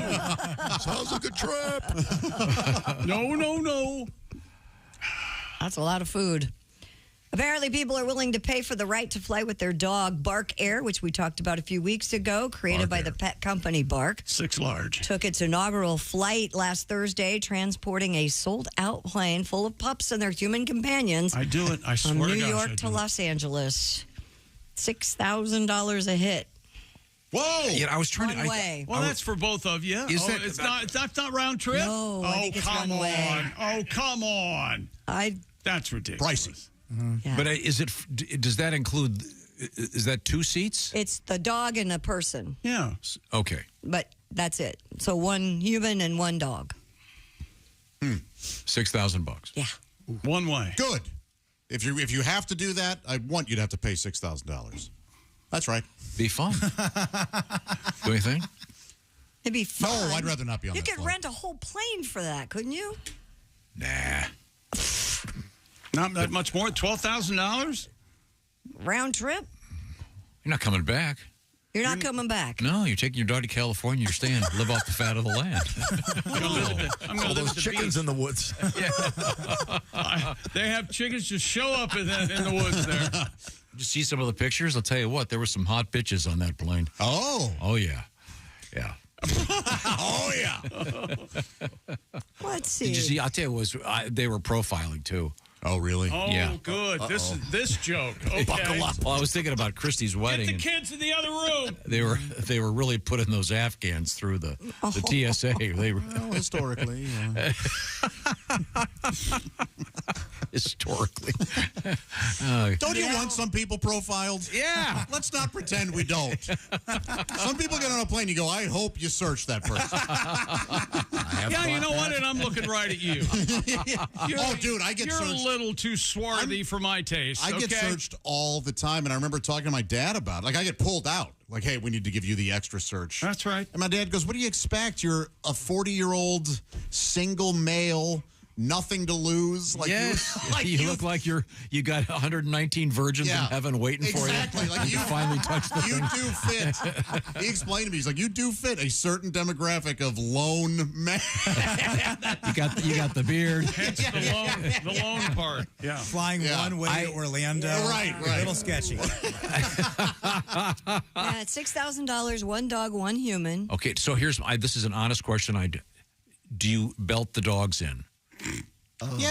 You must have to do something. Maybe on takeoff, but I don't think after. Maybe they just lay This on is the your floor. captain speaking. Please, They just lay on the while we floor. take off, sit and stay. No, seriously, would you?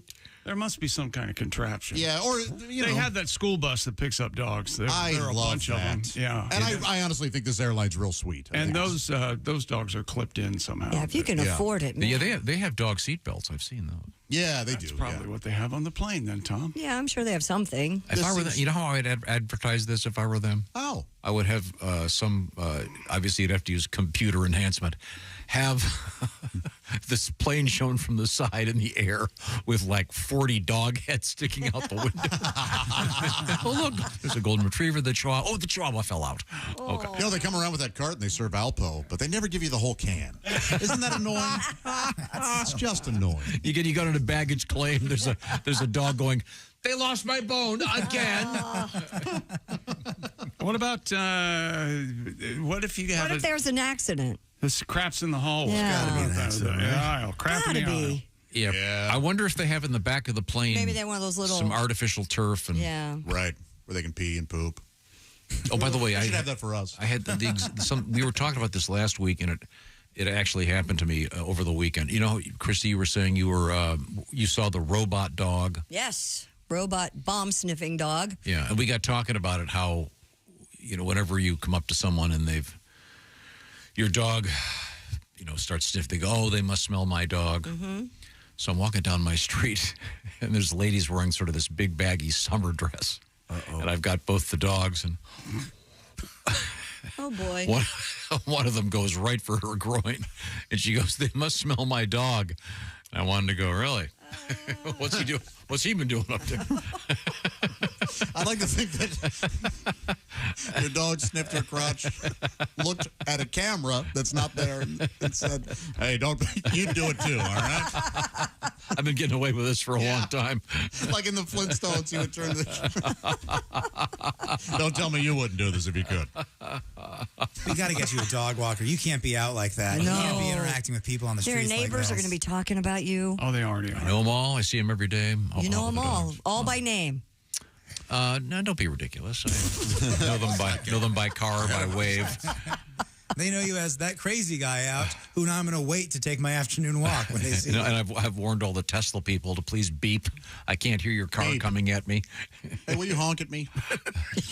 That's what you want to make the neighborhood a little noisier? Yes. People are complaining too much. It's a little too quiet around here. I know one of your neighbors, and I did say something. I go, oh, how's it with Tom in the neighborhood? He goes, I never see him because I'm walking those damn dogs. That's all he said. People always say that to me. I live in the same neighborhood as your dad. I see him. I've never talked to him. He's got he's crazy just walking his sunglasses dogs. on. Yep. He's got a crazy fishing hat on for some right. reason. Out there living the life. Because he hates being in his house. Wouldn't you hate your house, too, if there were 3 women in there that couldn't stand you? Oh, yeah. I don't like going home. Well, maybe it's because they don't like you. Walking around all day. You need another house. I'll just take the dogs for a walk. I'm just going to go walk the dog. These dogs love me unconditionally. The dogs never asked to go to the Fever game. No, they never asked for anything.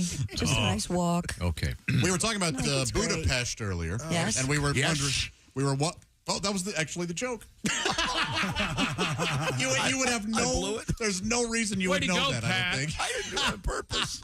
What does the letter say? The letter says a guy asked his buddy, is it pronounced, he lived there, is it pronounced Budapest or Budapest? And the guy said, it's Budapest. And he said, are you sure? The guy said, yesht. Literally the joke Pat just did. He's a comedy. Okay, remember that next time I blow one of your songs, okay? Or blow anything. Thank you. Thank you very much.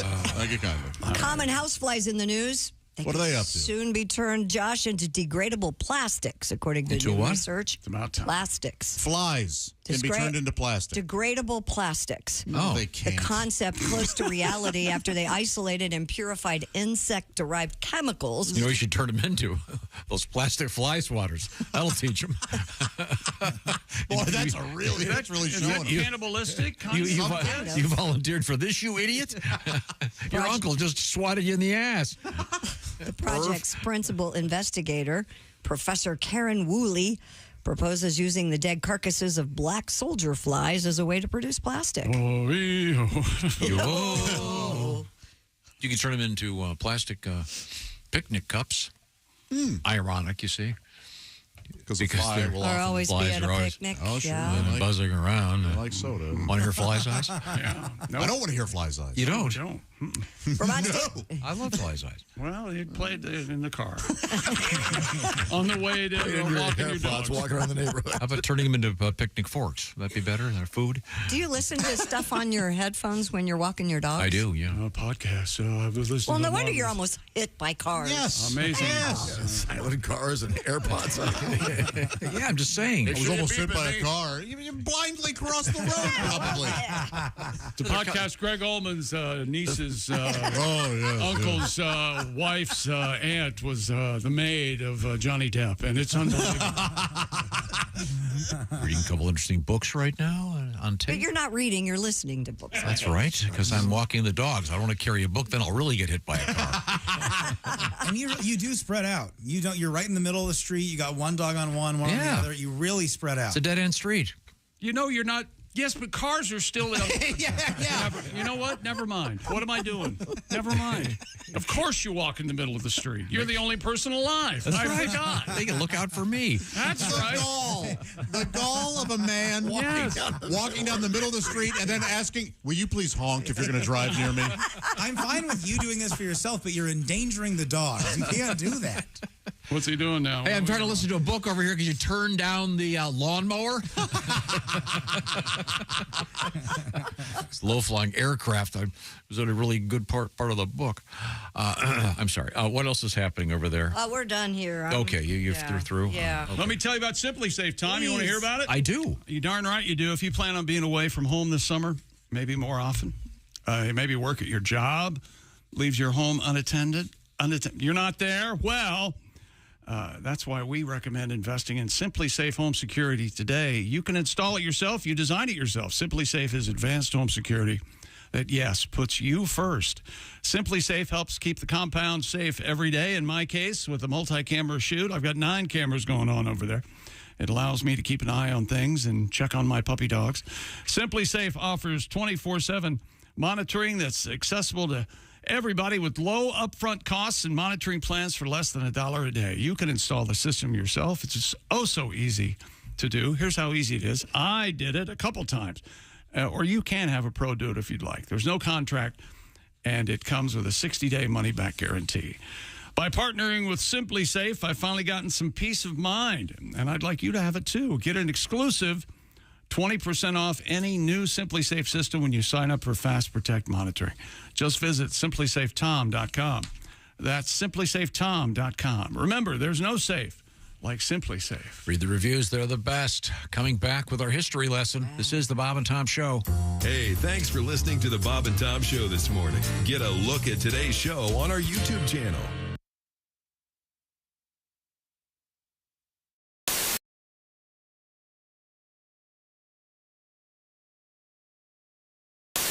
Larry, the cable guy. Larry, good morning. It's good to see you. But I got to tell you, I had a horrible nightmare. Last night? Last night. Really? Before I come in here, I dreamt I drunk the world's largest margarita. And woke up this morning, there was salt on the toilet lid. Thank God I didn't eat the worm in there, I'll tell you that much. I tell you what, I was madder than a skinhead watching the Jeffersons. I tell you what. This may come as no surprise. This is a song about farming. Farming, okay. Okay. 1, 2, 1, 2, 3.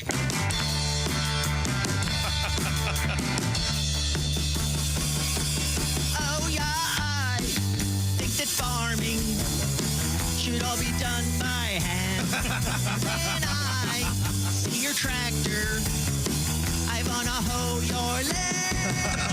I want to hoe your land. I want to hoe your land. Yeah, you got that combine, which I don't understand.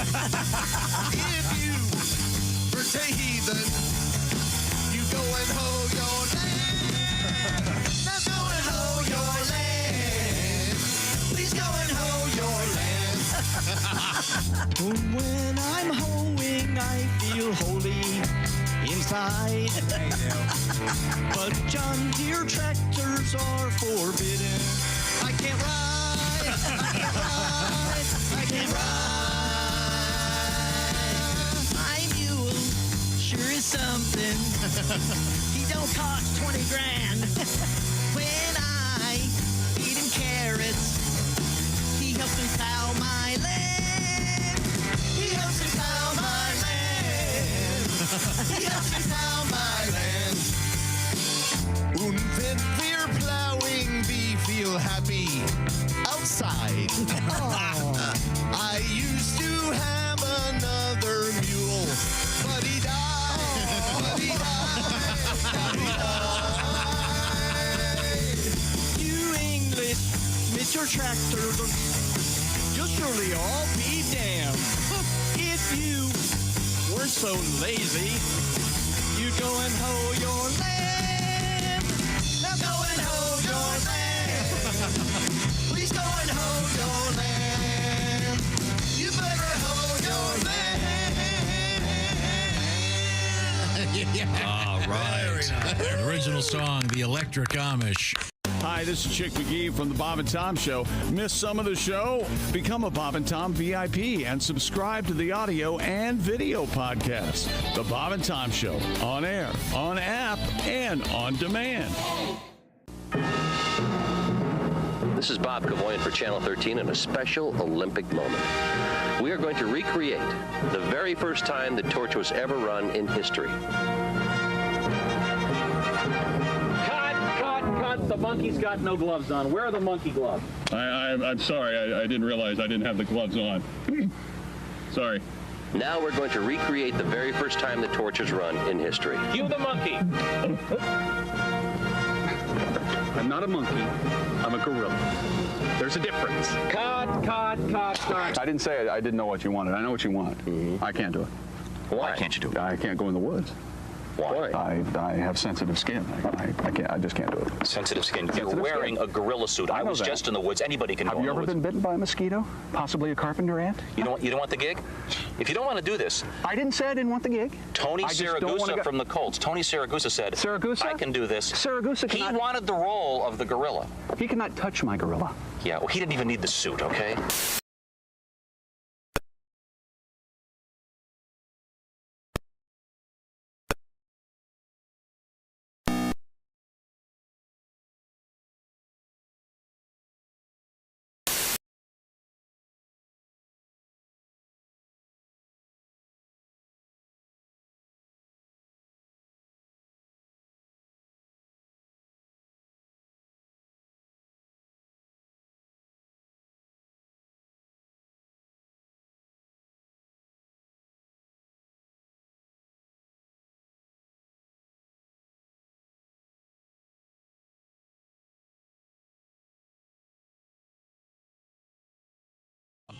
A-L-D. Bald. You don't say we didn't warn you. There's laughter ahead. You guys want to grab lunch? We can't go anymore. Holy That's cow. a good day's work, everyone. This is Bob and Tom Radio. With us in the studio, comedian John Garrett. You have a straight job? I mean, like a normal day-to-day thing? Yeah, I actually do. I'm actually a CPA, believe it or not. Ah, yeah, and that spells party. Yeah, it does. Most people think CPAs are hysterical. Yeah. No, of course not. We're dorks, big dorks. But and honestly, on behalf of all accountants out there, I'd like to say that we don't all do taxes. Some of us prefer to embezzle. It's much more lucrative. I read recently Willie Nelson wrote a song called Whatever Happened to Peace on Earth as his little protest to the war in Iraq. And my immediate thought was, why does he care? It's not like it's his tax dollar being put to use. I mean, I think the U.S. government should write a song called "Whatever Happened to Willie's 1040." There's a tax joke for the accountants. Woo! Jimmy Schubert is our guest. But I prefer mobile food myself. I mean, I prefer food that's had to make it in the world just like I have. I mean, if I'm going to eat food, I prefer food that doesn't come from the ground. You know, because vegetables, you know, they suck the nutrients from the mud. Would you eat mud? No. Then why eat the middleman? You know, God made animals slow enough to catch. He obviously intended for us to eat them. Besides that, what's the fun in hunting a vegetable? Anymore, I can sneak up with a carrot. Some of that stuff's not even food. Celery, that's not food. That's like dental floss trapped inside a carbohydrate. I was reading about celery. You know, there's 4 calories in a stick of celery. 4 takes your body 6 calories to process. A stalk of celery. You could kill yourself eating celery. That's not food. That's slow suicide. Bob and Tom, 24/7. Welcome back to the Bob and Tom Show. Hello. Is it time for the educational portion of our program? Yes, I'm going to preview something for tomorrow's show first. Okay. Because this ties into something that just happened a few minutes ago. Okay. This is John listening in the UK right now. Hello. We were talking about Christie's dogs. Yeah. You were married the first time. Yeah. There were your 2 Afghan hounds were In the wedding. present. Yes. And you said you named them Moonraker And Tiffany. John writes, I would like to say that my dad, a combat Vietnam veteran and retired UPS truck driver, had his radio handle as Moonraker. Oh, cool. A great James Bond movie with the greatest Bond of all time. That's the Roger Moore. I don't know if it was the greatest Bond movie. That's a tough sell, John. Yeah. But he has a special request, which we're going to get to tomorrow. So we'll send that out to all the vets and truck drivers out there, as a matter of fact. And he says, P.S., I am not in Budapest. No. But he is overseas. Well, thank you very much. Now, it is time for our history lesson, which we will together explore. Time now for our history lesson, which together we will explore. June 3rd. This is interesting. All right. 1800, on 3 June, President John Adams moved into a tavern in Washington, D.C. Good for him. Yeah. Wow. It's interesting. Which president was the biggest alkie? Oh, I don't know. Grant? I don't. Maybe. Probably Do they that's announce that? That's what everyone thinks is Grant. Yeah. Okay. Let's see now. Rock and roll band on this date in Santa Cruz, California in 1956. Presumably they've lifted the ban by now. Oh, rock and roll was banned. I thought you said a rock and roll band in Santa I was Cruz. wondering. Sorry. I'm like, what band? too early for the Beach Boys. Yeah. Who could have been Pablo What? Cruz. Just What was the that? entire genre. Oh. Genre. Yes. In 1964, the Stones, their first United States tour. First stop, Santa Cruz, California, unfortunately. Didn't go well. 1965, the first American astronaut walks in space. Allegedly, huh? Is that Ed White? Is that the guy's name? Or do we know? Let's see. It was, very good. Major Ed White opened the hatch of Gemini 4 and stepped out of the capsule. Boy, imagine that's. He wasn't supposed to be the one to spacewalk. Who was? He had the astronaut he was with, they'd been together for 30, 35 years. Yeah. And the other astronaut, he started opening his trap about Marty Allen and Steve Rossi. Really? And the guy said, if you don't mind, I'm going to go outside for a couple hours. Okay? Why don't you sit here? He was attached by a 25-foot tether and controlled his movements with a handheld oxygen jet propulsion gun. 1965. How cool is that, huh? Wouldn't you like to do that, Josh? Yeah, well, 19 sure. win? You in spacewalk? 65. Yeah, if I'm going up there, I'm getting out. Are you? Yes. 65. I didn't know it was that early. The Gemini program. Remember the Wee 7? No, I don't. Yeah, the 7 astronauts. Yeah, there were 7, yeah. What else? Super brave. What else? Incredibly sure. This takes up all his childhood. The last episode of Star Trek airs on NBC in 1969. Yep, canceled. But that wasn't the end. No good. Okay, how about this one? Happy birthday, Allen Ginsberg, famous poet, a beat poet. He sure was a beat poet. Beat poetry. Do you know any beat poetry, Josh? Yeah, I had to read some in college. We had to read. Did you some write any poetry? Or? Yeah, I took a few. I was in the took a few stabs at it. Advanced poetry class. Oh, yes. nice. Any beat off poetry? I didn't write any poetry about that. No. Do you write love letters to your gal? Whose hand this is, I think I know. Love poems. Okay, sorry. Oh, here's a good one. Christy Lee, this is in quiz form. This is an audio quiz. All right, I'll accept your answer in the form of an answer. Happy birthday to this guy.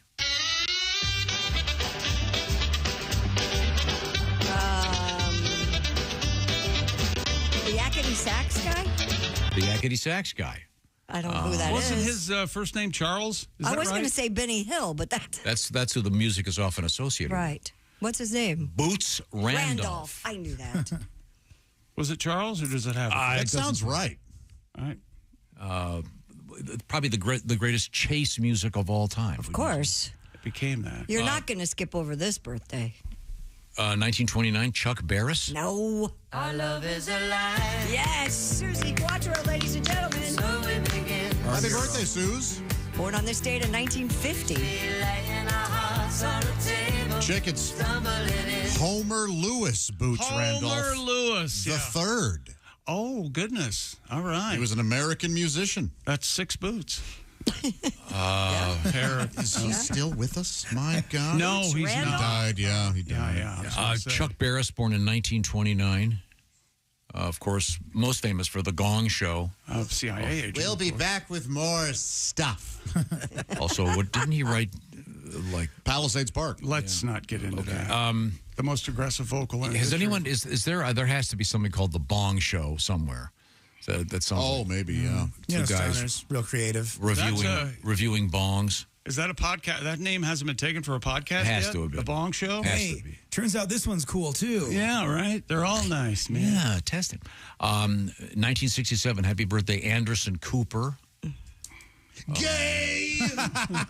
Do he and his partner have any Wait kids? a second, that guy? No way. Do he and his partner, do they have any kids? Don't know. Yeah, they Did adopted. They? Yeah. Oh, did they? So Did they, Ace? You're big. So they have like a little mini Andy Cooper. Cohen did. Little mini Oh, Cooper. a Mini Cooper? That's I may be thinking of Andy Cohen. But he has a child. I thought Cooper did too. I thought I saw him. Yeah. Is he the Vanderbilt guy? Yes. Okay. Yeah. They seem like fun. Anderson and Andy seem like they're fun when they're good friends. See the thing where he was swimming with alligators, like these giant alligators? Wait, who, Andy or Anderson? Anderson Cooper. No Why? kidding. Like he was doing a news thing. It was terrifying. Oh. Some would say the best genes that Gloria Vanderbilt ever produced. Get that? Chick likes it. Okay, very good. 1986, Rafael Nadal, the Spanish tennis star. Make love to someone tonight. He just lost in the French last week, I think. Yeah, but he was injured. Yeah. Would you like? I'm very hurt. Would you like getting grand slammed by Rafael Nadal? He's hard on the eyes, that's for sure. He's a hard on the eyes. He's not hard on the Comes eyes. out of his eyes. Gotta wash that out of you. I've heard of that. You got a washcloth and some. You say, with your eyes. Well, that Okay. stings. Got some Visine. It gets the red out. I don't know about the goop. oh. Goop. Okay. You can It get is goop. syphilis in your eye. Did you know that? can? That'd be Yeah. terrible. Oh, yeah. Wow. Yeah. Got to go somewhere. Got the nail. Creeping Thank you very much. Extremely helpful. This is the Bob and Tom Show. Just got to get a hold of us. Call, fax, mail, or email. Get all the contact information you need at bobandtom.com. This is the Bob and Tom Show.